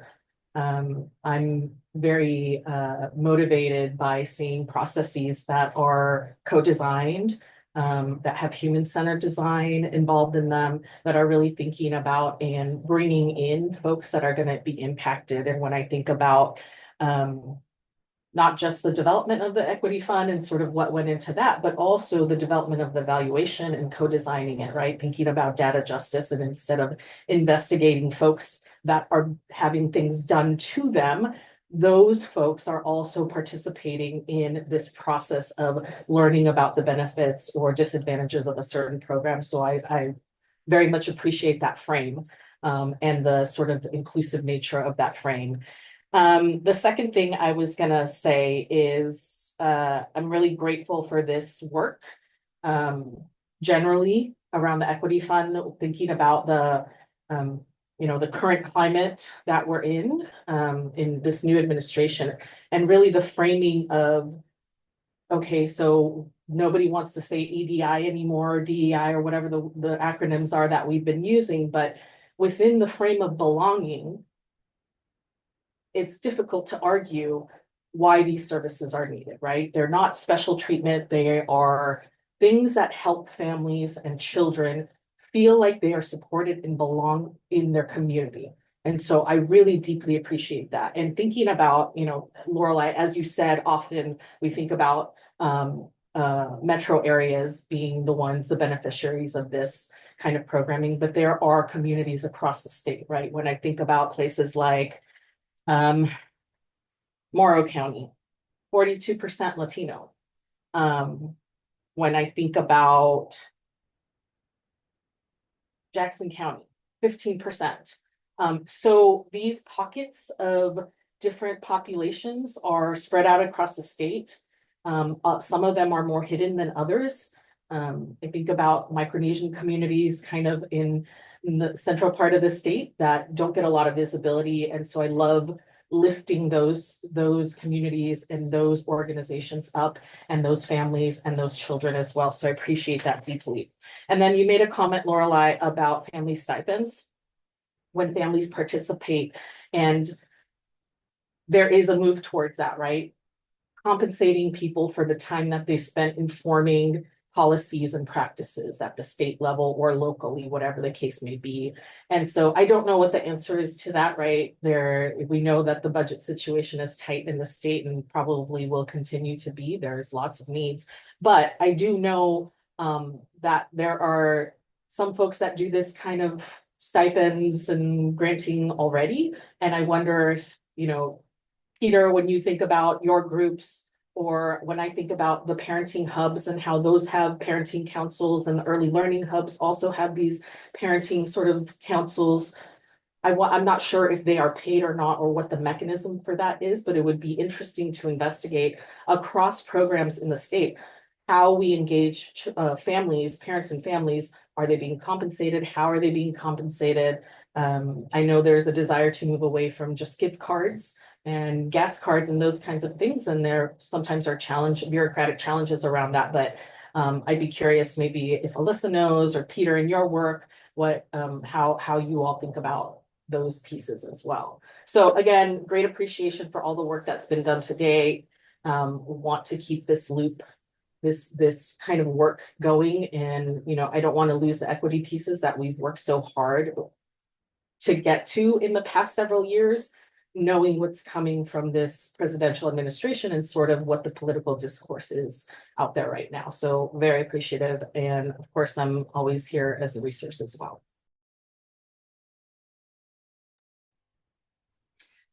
Well, I think Ruby said it so well, all of the points. I I love that you're calling out the belonging and that frame, because I think that is the key for maybe how we talk about in the new administration, how we talk about belonging and inclusion and profound inclusion, what that looks like to belong. So thank you for sharing that, and also Ruby for emphasizing that, and all, of course, cheer on the call out for rural and the 25%. I think I took that note right, Lorelei. So thank you for always thinking about all populations. I really appreciate that, and look forward to continuing to learn from your work. The family financial stipends, I feel like the Portland State team showed me a report that was put together about, and maybe it was linking to a place that wasn't done at PSU, but there has been some report that I remember referenced about a study done on compensation to families for leadership and voice. And so I have to figure out where I heard it and what I saw, but I feel like maybe Beth Green had shared that with me at some point. So I was thinking about that. And I do think that because this is has a little bit of age, I can't believe that's true, but maybe that's why that wasn't incorporated from the beginning. And so that makes a lot of sense to me. And I'm glad you're calling it out and thinking about it going forward. Thank you. Thanks, Robin, and thanks, Ruby, for your comments. And let's just go on to other conversations, comments that council members want to have, and then we can come back to the sort of stipend or compensation conversation if we've got time. Otherwise, we will definitely come back to it at another time. Peter. Well, I was going to comment on the stipend just very quickly. Yeah. We've worked out a way that our parent advisory group members, they provide a W-9 for us, and we pay them $50 every time they attend a 90-minute meeting. And we make sure we only have 11 meetings a year, so we don't go up to $600. So they don't have to, we have to do the whole tax thing on independent contractor type of thing.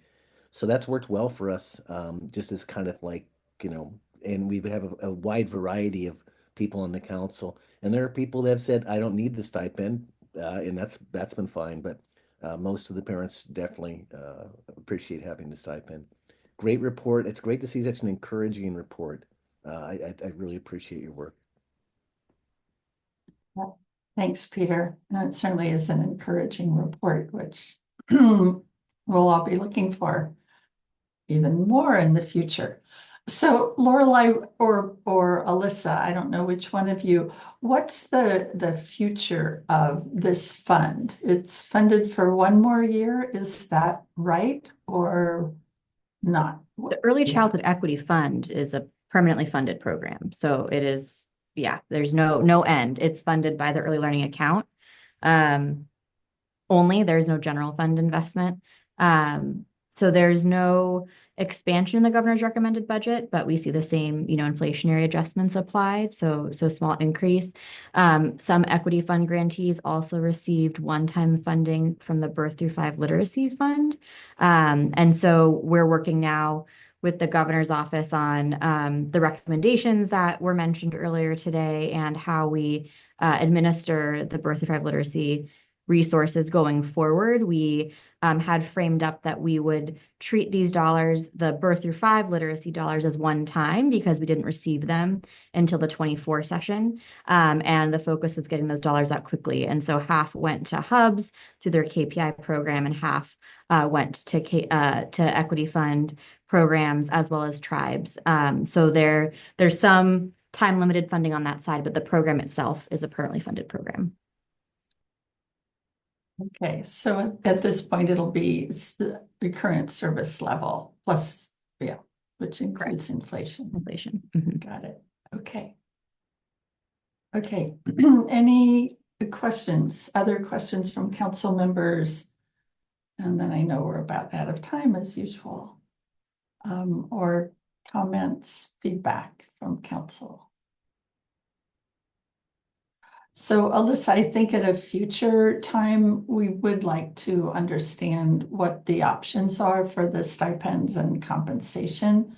And I think not just for the families participating, but I thought Lorelei suggested that the organizations, the nonprofits, would perhaps also want some sort of compensation for the time they spend putting this program together. Yeah, happy to work with our operations team on that. I know that the answer will depend on the funding source. Federal funds have different requirements associated with them that are much more complicated. We also, as an enterprise agency, are bound by the Oregon Accounting Manual. So there are some limitations there that we have trouble working around. And then, of course, there is no additional funding for the equity fund right now. So we can look at allowable uses, but there wouldn't necessarily be new dollars to offer given the current GRB. But happy to bring back our ops team to talk about accounting processes. Okay, that'd be great. And maybe we can start with the equity fund as a specific example with a specific funding source, and then worry about expanding to other early learning programs. Okay, thanks, Alyssa. Oh, Lorelei, yes.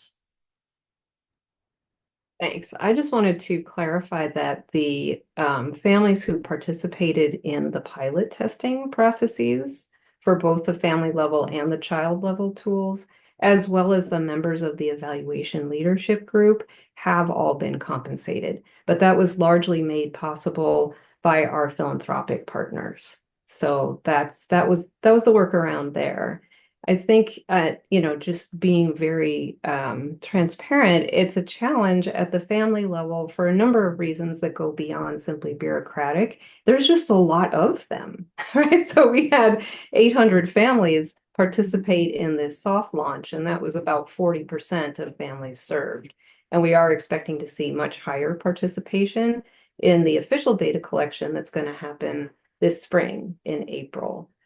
So, just wanting to be, again, transparent that it is a decent amount of money, even to provide a modest stipend for each one of those families. And I do think that we're moving toward a place where that's just kind of standard practice. Okay, thanks for that clarification, Lorelei. That helps a lot.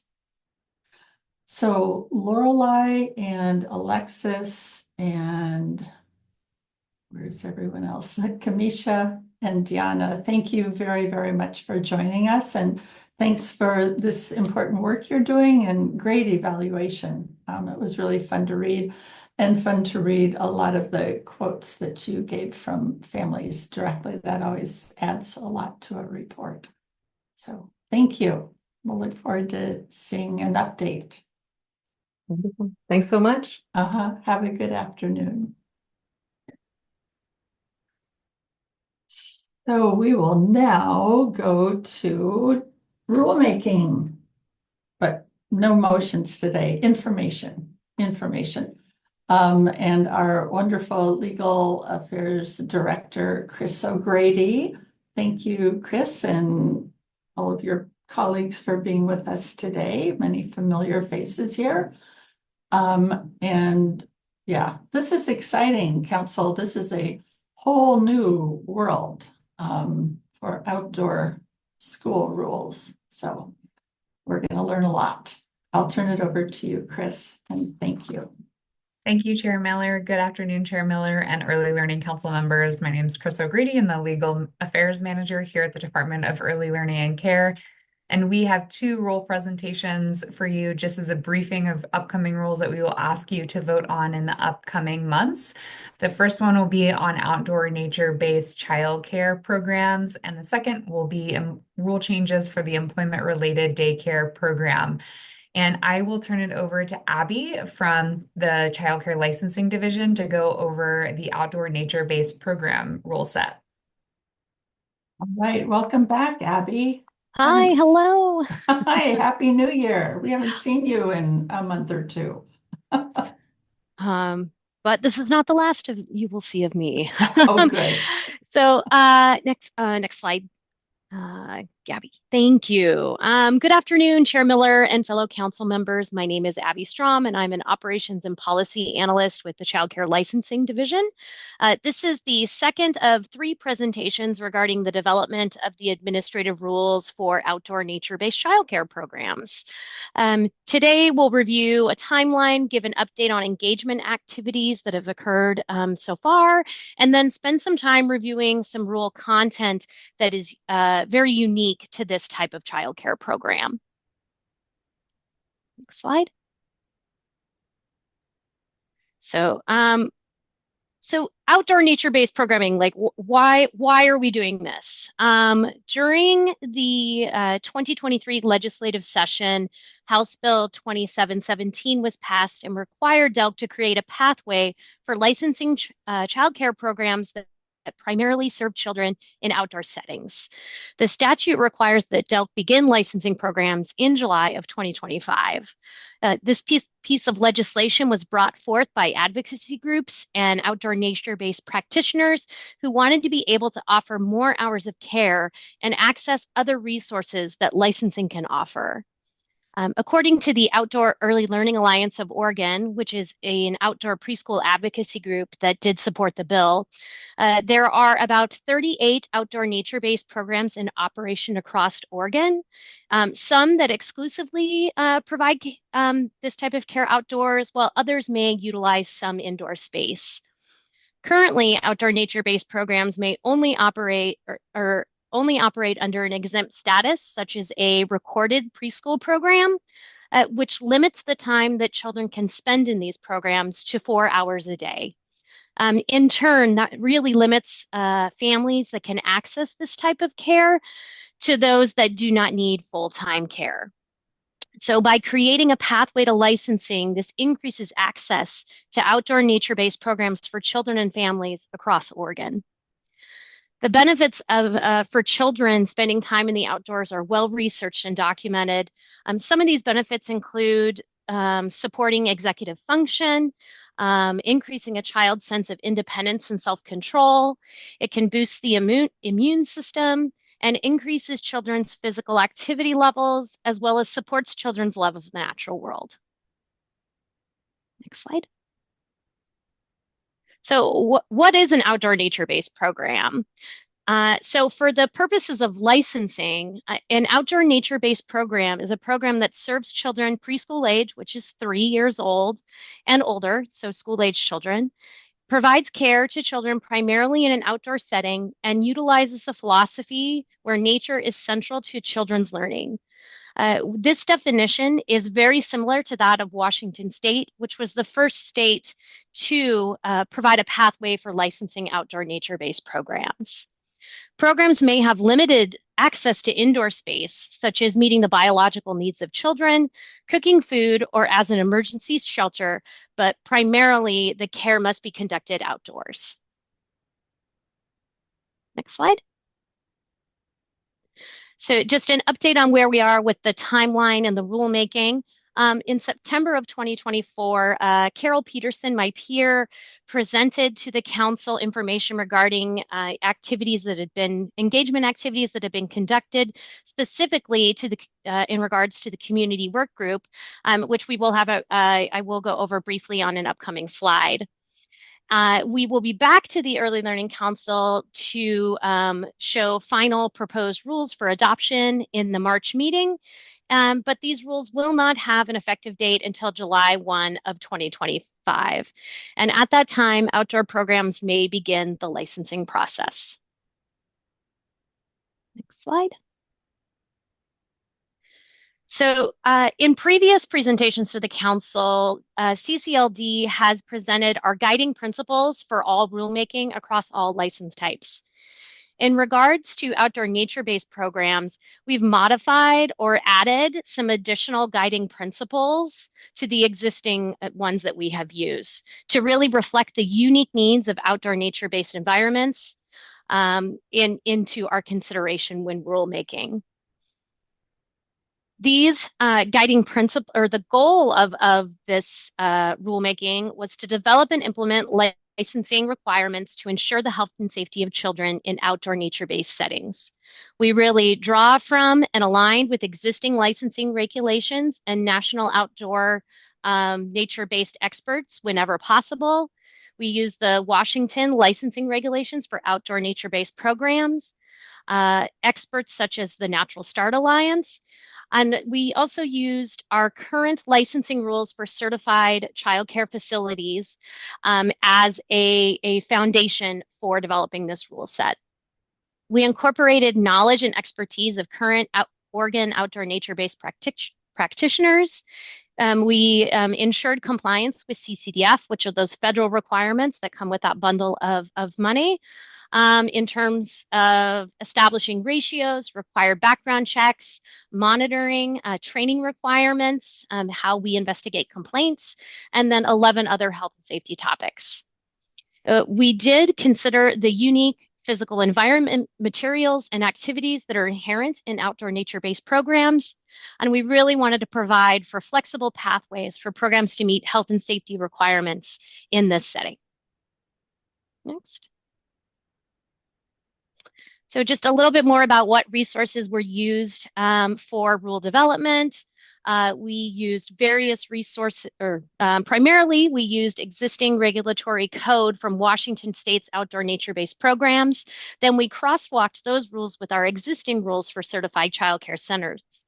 Extensive consultation occurred with other state agencies, including the Office of the State Fire Marshal, Oregon Health Authority, state parks, and we also partnered with advocacy groups, subject matter experts, and engaged with outdoor nature-based practitioners. Next slide.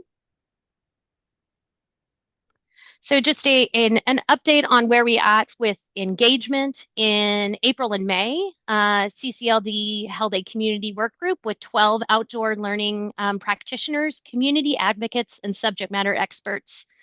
We discussed definition, staff qualification, the benefit risk assessment, which we'll learn more about later, capacity and staff to child ratios. CCLD worked to incorporate their feedback into the draft rule language that will be presented today.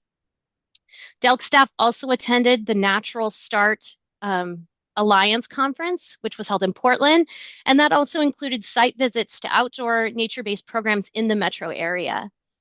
This December, CCLD staff accompanied Washington State licensing staff on site visits to gain further knowledge and understanding of how these programs operate and how they were inspected with licensing requirements in mind.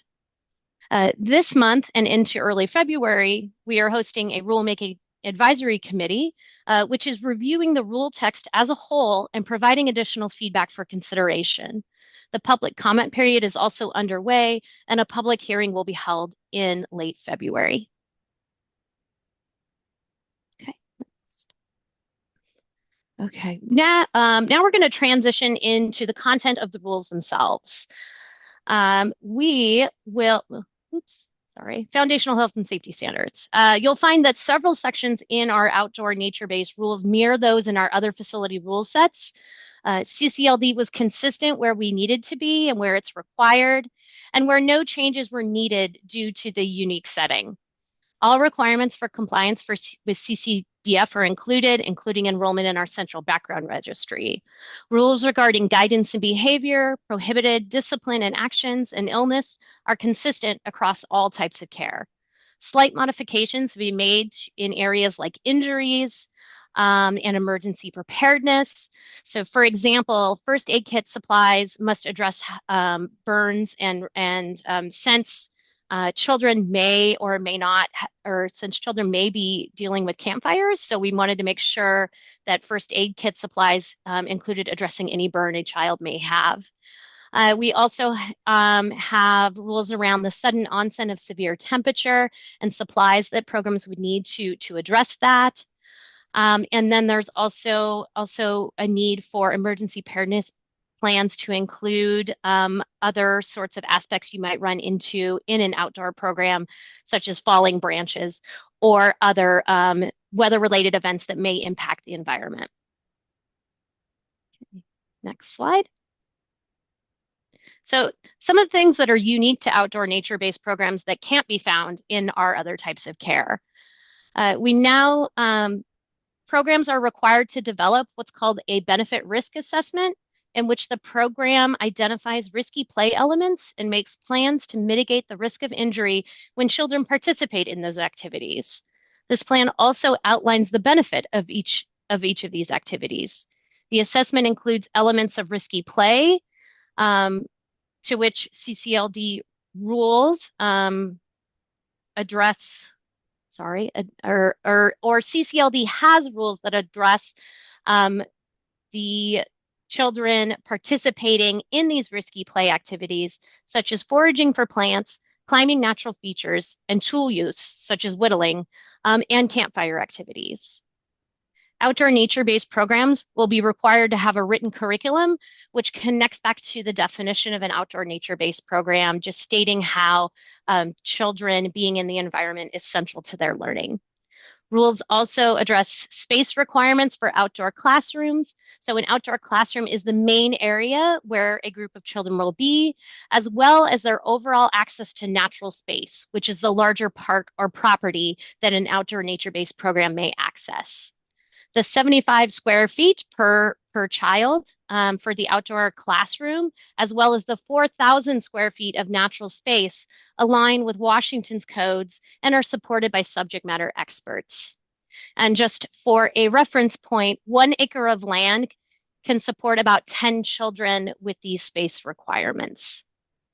CCLD also surveyed existing outdoor nature-based programs regarding available space, and these measurements closely align with what they currently have access to.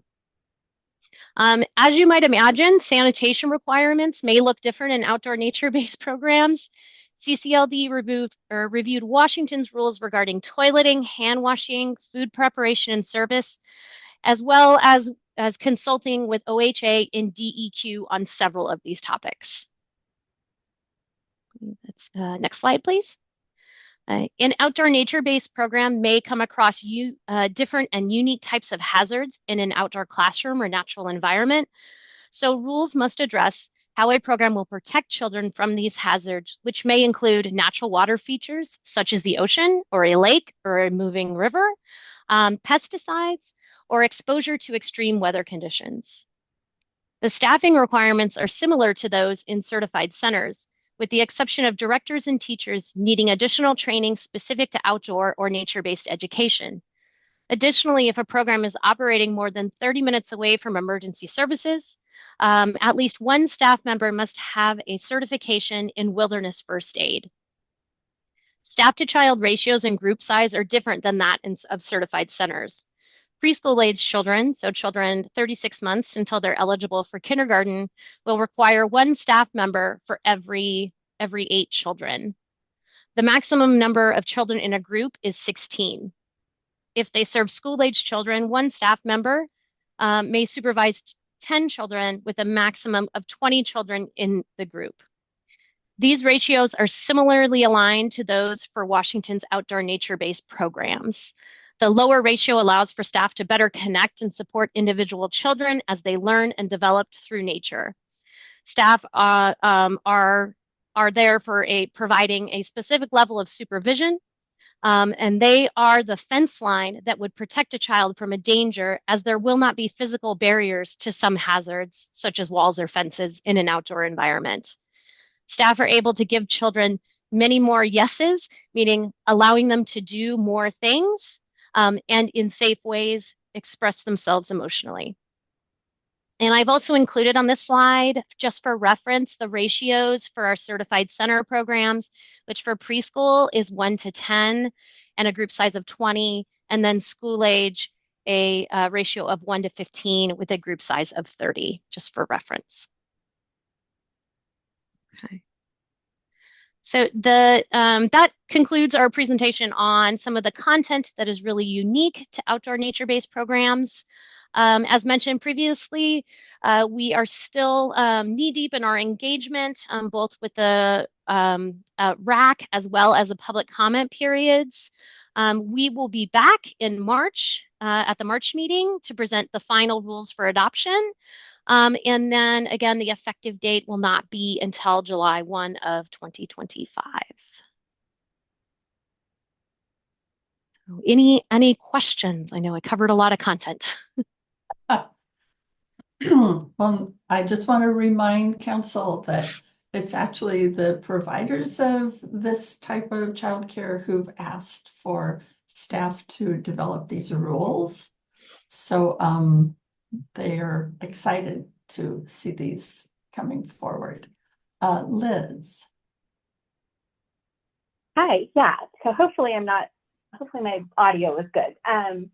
So I'm super excited that this is moving forward. I wish we had one in Condon for my 4-year-old. So I'm super excited. I know how much work you guys put into developing these, especially from the ground up. I brought this up during the last meeting when we were talking about a different rule set, but I just kind of want to continue to raise it. Is one of the things I noticed in your presentation is you were talking about foundational health and safety. And I think there was a comment about how, that you'll find those in all of the rule sets. I just want to encourage the agency when that is happening to consider maybe whether that needs to actually be in a separate rule set or whether we can have one sort of foundational rule set. Because my worry is, again, every time that something gets updated with your funding streams or there's a new best practice, that means you're updating now 5 or 6 rule sets. And I think there's an opportunity to just do one. So I don't want this I don't want to pour water on what the work that you're doing. I'm really excited about it. But I just want to sort of elevate that. I hope the agency will continue to look at opportunities when you have those foundational things that are going to be completely across the sector to take advantage when you have open rules of making those as simple as possible for providers. So they're in one place. And I'm sure much more easy for you to manage on the administrative side. So Alicia, do you want? Hi, everybody. Alicia Gardner, Child Care Licensing Division Director. It's nice to see you all. Liz, appreciate that. I remember that comment very well from the last time we met, just because I think you will find we agree with you completely. And because we established the general rules for all facilities and the Early Learning Council voted and made that happen last year, I think. We actually do intend to make updates in the general rules for all facilities in the future when there is something that needs to be the same across all 5. It does make it more simple, and it does also ease quite a bit of administrative burden on us to maintain 5. And so we're very excited to move in that direction also. And in this rule set and proposed package of changes where we could, we actually did do that. So when you see the rule language, you'll see that there's actually a handful of rules from the apply to all rule set that are actually in this for change. Awesome. Thank you. Thanks for your responsiveness, staff.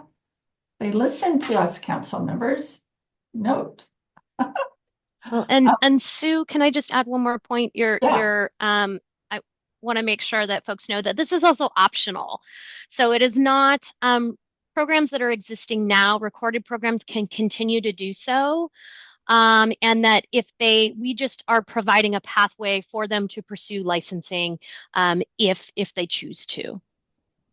Okay, thank you, Abby. Good clarification to have. Marie.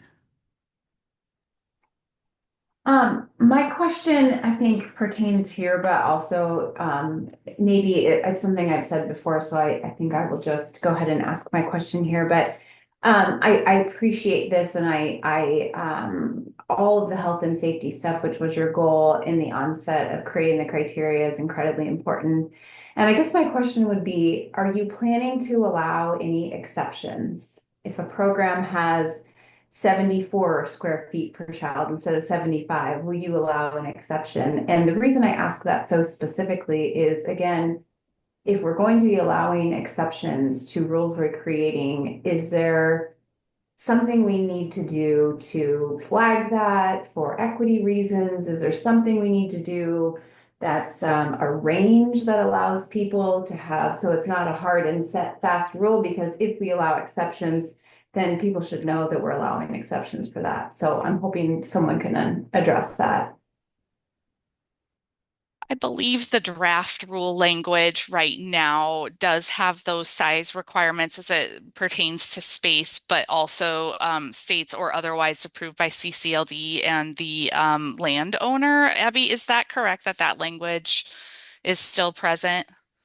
And yes, because there could be something that addresses a land use agreement about size as well. So yes. Marie, just to kind of like broadly answer your question, the rule language actually for space indicates that there could be a separate pathway particularly on the 4,000 square foot per child, we know that maybe it's, if there's a space that has like 3,800 square foot per child, like there may be a place where the provider can demonstrate like that the children they're getting the same intent met through the programming in that amount of space versus the 4,000 square foot. I believe that is is currently in the rule language draft and will be engaged upon at the Rules Advisory Committee as written that way. And so just speaking to that one in particular, I think we've got that one covered actually explicitly in the rule. And then as far as exceptions go in general for CCLD, we actually the providers are aware that exceptions exist because the rule set actually calls out that a provider can request an exception to any rule, and so it's listed as long as they are able to meet the intent, in some other way related to the health and safety of the intent of that rule, they can demonstrate that it's met in a different way, then that's something that, is up for consideration by CCLD.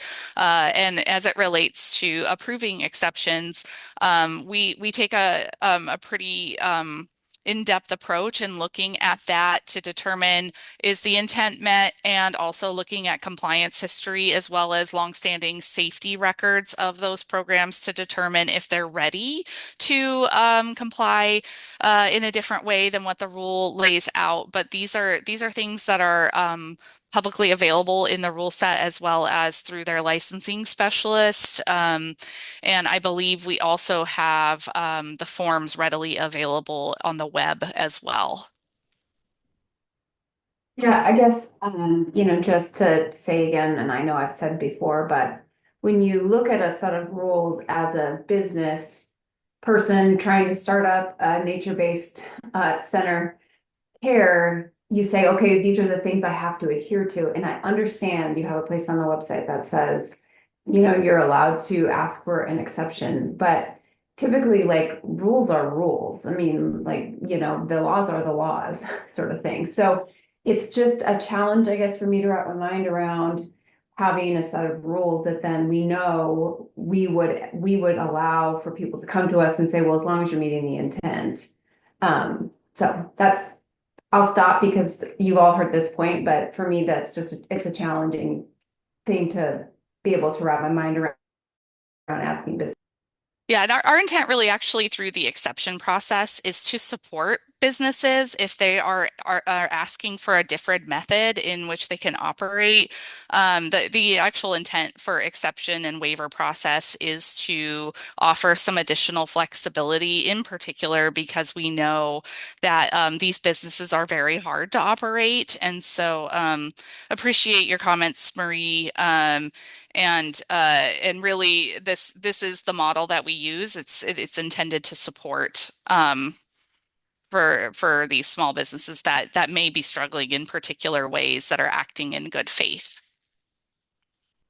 Okay. Thanks, Alicia. Thank you, Marie, for raising the issue. Are there any other questions? Oh, Ruby. Yes, sorry, I'm full of questions this meeting. Thank you for the presentation. I have two questions, kind of a broad, not sort of rule related. Curious if you all know, maybe Alicia, where these programs are generally located. Are they rural and metro? Are they kind of spread out all over the state? Is it a trend more in one part of the state than in others? And then the other question is, you mentioned Washington, kind of modeling after Washington a little bit. Are there other states that is it generally a trend nationally? Are there other states doing this kind of work as well? Those are great questions, Ruby. Thanks for those. So first question is going to okay. So to our knowledge, there are many outdoor nature-based programs spread across the state. What we are not sure of at this time is how many of them will move from the recorded model to the licensing pathway, because it is a choice for them to pursue this. We still have data, yet to collect on that once we open the pathway, and we'll be able to report back to the council on kind of how the progress is going, if that's of interest to you all once the licensing pathway is open in July. But as of right now, they're kind of the recorded programs, as well as those who identify as outdoor nature-based but may hold a different type of license, are really sprinkled kind of throughout the state in rural and urban areas. On your second question, there are other states that are pursuing this as a pathway, and actually, I don't remember what report this was I read it in, but I saw just recently there is data to show that this type of programming is really growing across the country, in kind of an exponential way. Outdoor nature-based has really taken a hold as like a pedagogy that people are finding of great importance. I think particularly perhaps in the light of climate change, or recognizing that children may be dealing with nature deficit disorder. And so really this intentional thought around bringing children outside has really taken, has really like caught on, right? And so we're not the only state. Washington was the first. We will likely be the second to roll out a full licensing option. Many other states are participating in pilots or in the process of building rule sets. Off the top of my head, I know Maryland is running a pilot at the moment. I think Colorado is working on some rule sets. And Abby, I'm not sure if there's any other states that you can think of off the top of your head. Those are the two that come to mind. So Washington, Maryland, Colorado. Us. Kendall, maybe no, may know. I know Maryland is working on their pilot program, and so are putting forth a lot of draft outline for how they're going to run their pilot. Okay, thank you. Other questions from council members or comments? All right, I have one more question. In moving to a licensed program for this Oregon nature-based, does that allow them to participate in ERDC, or is there a financial carrot at all for getting licensed? The reason I ask is just because the ratio requirement is so different. Yeah, so one of the benefits that would be open to them as a licensed program would be participation in ERDC, because they are meeting all of the health and safety requirements that CCDF requires in order to access those funds. And Alicia, another benefit would be they could operate for longer days, right? That's correct. Yeah. So right now they're limited to 4 hours or less per day. So they could opt to run more of a full day care model if they chose to. Though what we would have found in engaging with some of these programs is based on kind of the weather and also the daylight available to children, is they do vary in the lengths of time they would like to operate, just because of, what we have found in engaging with these providers is they are very safety aware and safety conscious already, probably because they're outdoors with kids, and they're fantastic professional practitioners of a really, really fantastic care model. Okay, any other questions by anyone? Okay, thank you, Abby, for another presentation. We'll look forward to seeing you again after the RAC and after the whatever. So we'll probably, Chris, you may know this. When will we be actually seeing rules that you will want us to adopt? In March. March. All right, coming But soon. Yep. So we will have some drafts available in February too, but it will be in the March packet. So if the Early Learning Council members would like to see a draft of the rules earlier, we could arrange that. Okay, and am I correct if any council member is interested in either being a part of or watching the RAC? That is another option. Yep, the RAC meetings have started, but if you would like to attend some of the RAC meetings that we do have that are upcoming on Fridays, led by the CCLD team, just be in touch and we can work on arranging that. All right. So they should touch base with you, Chris. Is that correct? Yep, touch base with me, and then I will also connect to Abby and Alicia. Got it. Okay. Okay. Thank you, Abby, Alicia, Kendall, whomever else is on here for that issue. And now let's move on to ERDC. And welcome whomever is the ERDC person now, which may be Jennifer. Yeah, we have Jen here. All right, Jen, welcome into this new position or whatever. I don't know how. Welcome. Yes. So I'm Jen Eras. I'm the interim child care assistance program manager. So I'm stepping in behind Dorothy. That is new as of Tuesday. So I like to joke Congratulations. I joke that my email and my calendar seem to think that we were starting this position earlier, but that's fabulous. So I will share a few of the rules that we have coming up in our next bundle. And we've got 6 different rules that we're going to go over today. The majority of these changes are still having to do with the fact that when our program was at the Oregon Department of Human Services, we had an integrated rule set with SNAP benefits, food, cash assistance, as well as refugee and some other programs.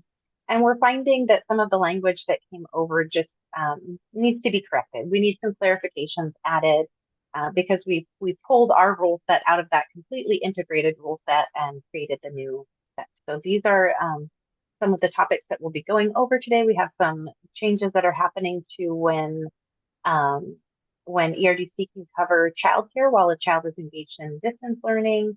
We also have some clarifications to authorized representatives, the eligibility group for the program, and then concurrent or duplicate benefits and decision notices. And then the exciting change is we have federal poverty limit updates that are happening.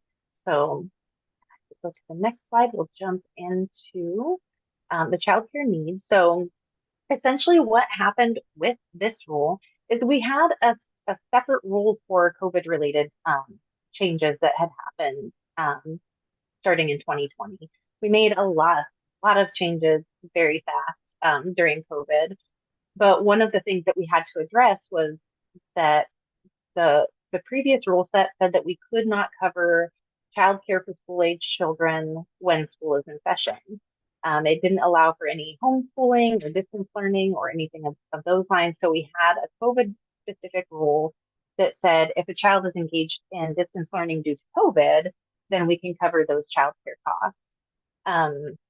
We had been sending out letters to childcare providers before every school year just to remind them of the rule and how it applied. This last year, we actually broadened it slightly to say if they had medical concerns for the child, a household member they live with, or a relative that they live with, so or a relative that may have medical concerns. And if that's the reason for the distance learning, then we could cover it. However, that COVID-related rule was, I lost the word for it, but we repealed the rule. That's what it was. We repealed the rule when we moved over to the DELC rule set, and those specific nuances about distance learning were removed. So the rule set currently just says that we'll cover distance learning, period. And so what we're doing here is we're expanding, or we're not expanding, we're putting back in that guidance that the child care or distance learning needs to be because of medical concerns. Based on some feedback that we've received from some families and others, we're also looking to incorporate some language about mental health concerns for children as well. And so we'll have that updated in this next section. You want to move to the next slide? Then this rule will be updating with the federal poverty limit update. There are a couple things that change for our program. So we have our initial income limit that's set at 200% of the federal poverty limit. That is the same as the SNAP program. So we like to stay in alignment with the SNAP program for that initial income limit.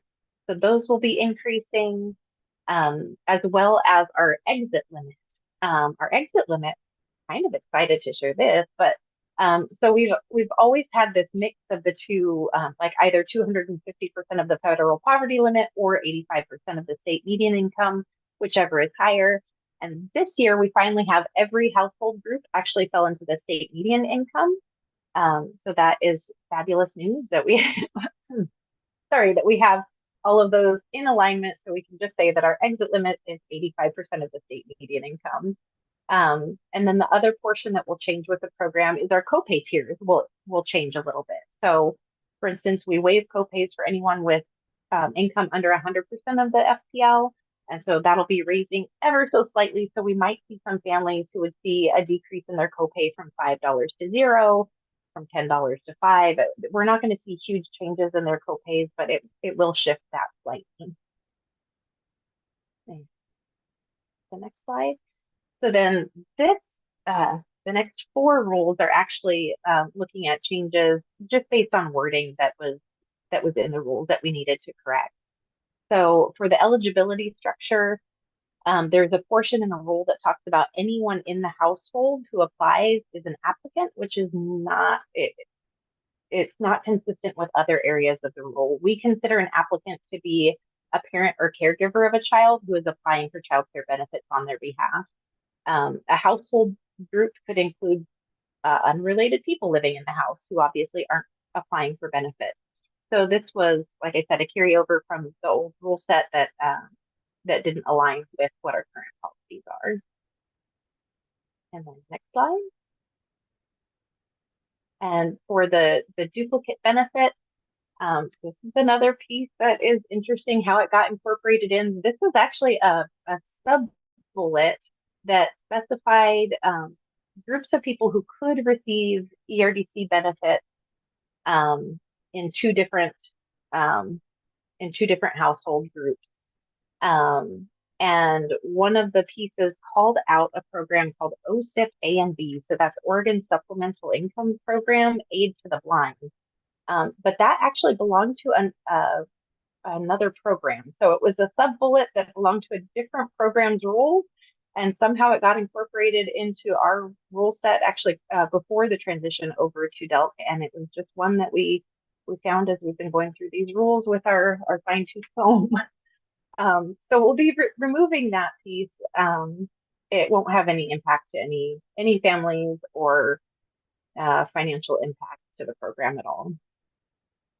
And next slide. And for decision notices, we had a few different things we had to change here. So the first piece is we're removing a section that talks about notices that go to essentially the parent or the family for an intentional program violation. So an intentional program violation is when someone commits fraud in the program, knowingly commits fraud in the program, and it has typically they've all gone through an investigation. However, the employment-related daycare program has always been considered a benefit for the child, not for the parent. And so we don't have intentional program violations for parents in our program. We do have potential overpayments or fraud overpayments, but they don't hit that level of an intentional program violation, which typically comes along with some sort of a period of time where the family is no longer eligible for benefits. So that's how it's applied in other programs.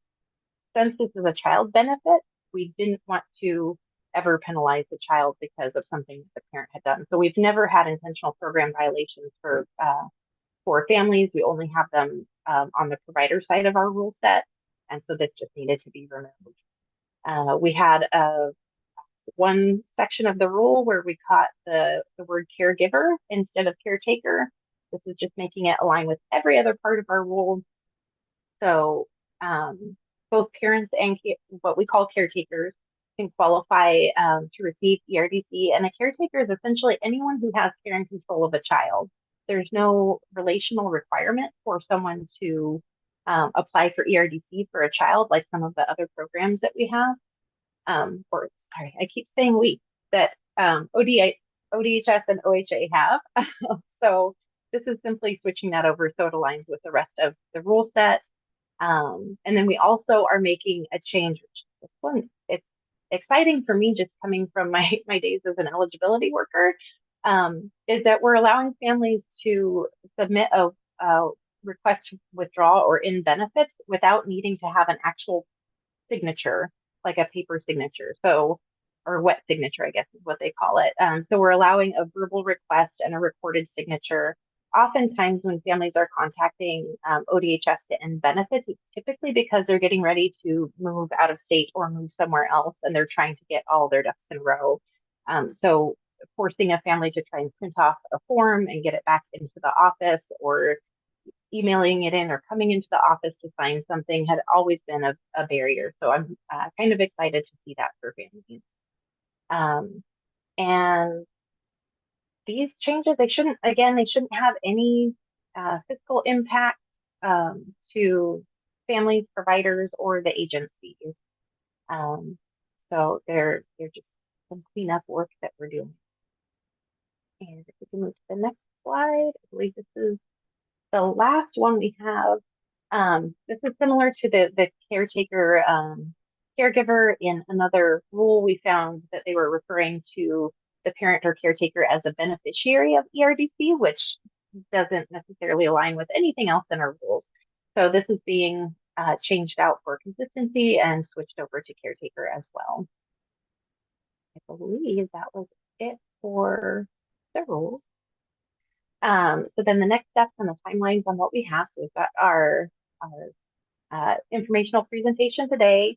On February 4th, we'll have our RAC meeting, and then that's followed by the public hearing on February 10th, and the public comment period will end on the 17th. We'll bring these rules to the Early Learning Council in February for hopefully adoption for March 1st. And that March 1st date is specific with actually the federal poverty limit increase is the one that needs to be tied to March 1st, because that is those are changing in conjunction with the other ODHS programs, and also being implemented into the one system with a work item that's slated to be up and running on March 1st. And these are annual changes that we do every year, and they fall on the same dates every year. So you can expect us back this time next year with the same the same thing. And if you want to go to the next slide, I think we have one more slide. Oh, That was it. That was it, That Jen. was it. Sweet. Okay. So any questions on? Right. Thank you, Jen. A lot of that is cleanup, as Jen was saying. So we aren't seeing any, ERDC mountains moving at this point. Any questions or comments from council? Again, I have one question. Jennifer, you said something that piqued my interest around the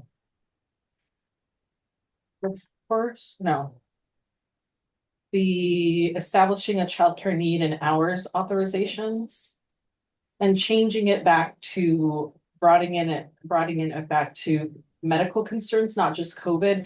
And you mentioned something about mental health concerns as well.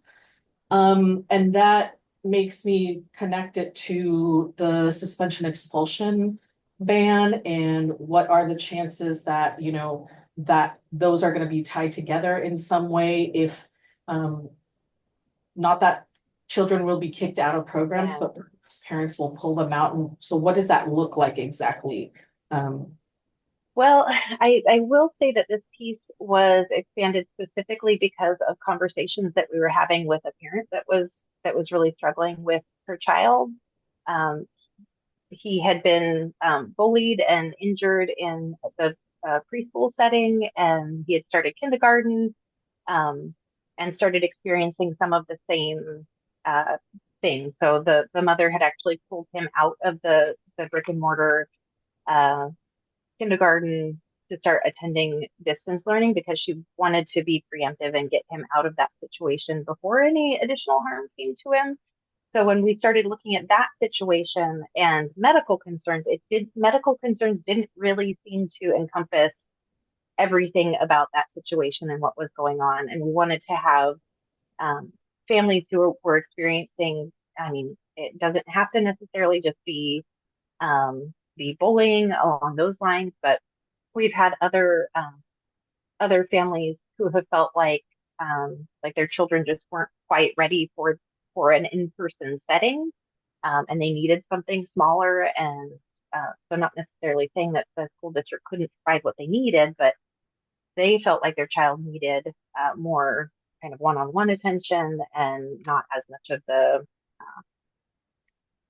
distractions happening around them. So a lot of these, the language is broad when it comes to medical concerns or mental health concerns. And that's to a point that is intentional because we do believe that families know their children best. Like we're not the ones who know, the history of what this child has gone through and what that child needs for ongoing. But that's one of the reasons why we wanted to broaden that to include the mental health concerns. And then we're hoping to get some additional feedback at the RAC from providers who've actually, provided care through COVID, provided distance learning or childcare during distance learning, which is not easy. And that's one of the things that this family is running into is it is really difficult to have a child engaged in distance learning at a childcare setting. But we're really looking forward to getting some more feedback on that to see if there are any additional tweaks that need to be made. Okay, thank you, Jen. Chris.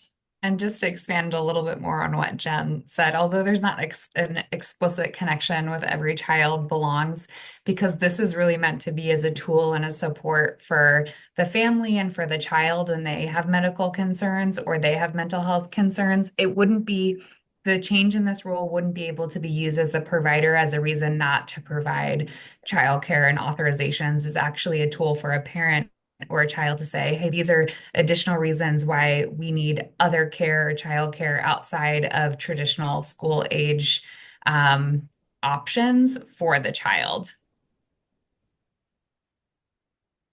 Okay, thanks. That's helpful. I'm just thinking about sort of the unintended consequence of, we know that families and providers talk to each other and make arrangements kind of on their own, and thinking about the potential for parents to say like, okay, this is not working for my child at this place, I need to pull them out. And, I don't know that it's a real concern, but it's on my mind thinking about like how many parents are gonna want to do that for their children, knowing that, the provider's having challenges, especially in a smaller community, right? Like, the provider, they're saying stuff about your kid probably, or everybody knows. So that's a wonderful option for parents, but I wonder if it's going to be a larger number than you expect, or you have an idea of what those numbers might look like. But that's a conversation for some other time, but I'm just thinking about, so first I'm just making that connection now and thinking about what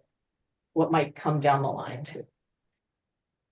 Okay, thanks, Ruby, for raising that.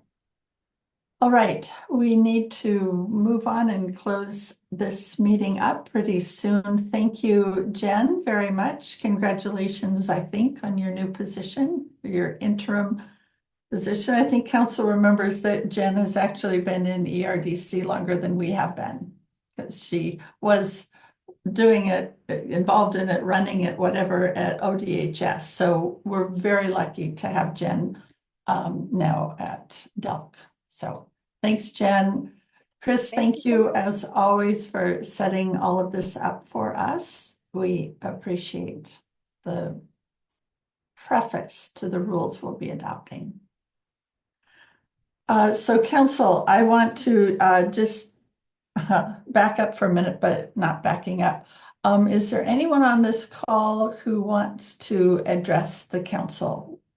Gabby, I believe I know we had no public input. Yeah, there was no request to give verbal testimony today or any written submission sent in today. So no Okay. public comment. All right, thank you, Gabby. So in closing, I just want to remind council that our meeting in February, it's on the 26th. It's going to be hybrid with the hope that as many of us as possible can get to Salem for that meeting on the 26th. For those of us or those traveling from a distance, Gabby will be talking with you about overnight accommodations.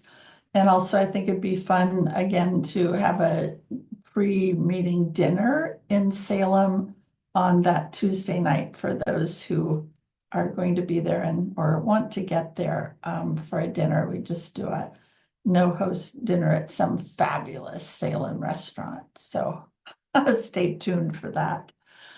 Any closing comments, thoughts about today's meeting, thoughts about upcoming work in this legislative session? It's going to be a busy one, even though everyone keeps saying there's no money. We're still going to be down there reminding them that kids need money. Any closing thoughts? I guess I just appreciate how much work went into educating us on so many levels today. And I feel like we took in a lot of information and it's nicely packaged. Thank you, Gabby, in different places in the Google Drive. So I've never been so informed stepping into a legislative procession. So thank you. Yeah, that spreadsheet is going to be something to keep track of, but and we got some more information for it today as well. Yeah. All right. Thanks, everybody. Have a great rest of your day. Alyssa, thank you as always for being with us for our meeting. And I look forward to seeing a bunch of you, I hope, in Salem next month. Take care. Thanks, Gabby.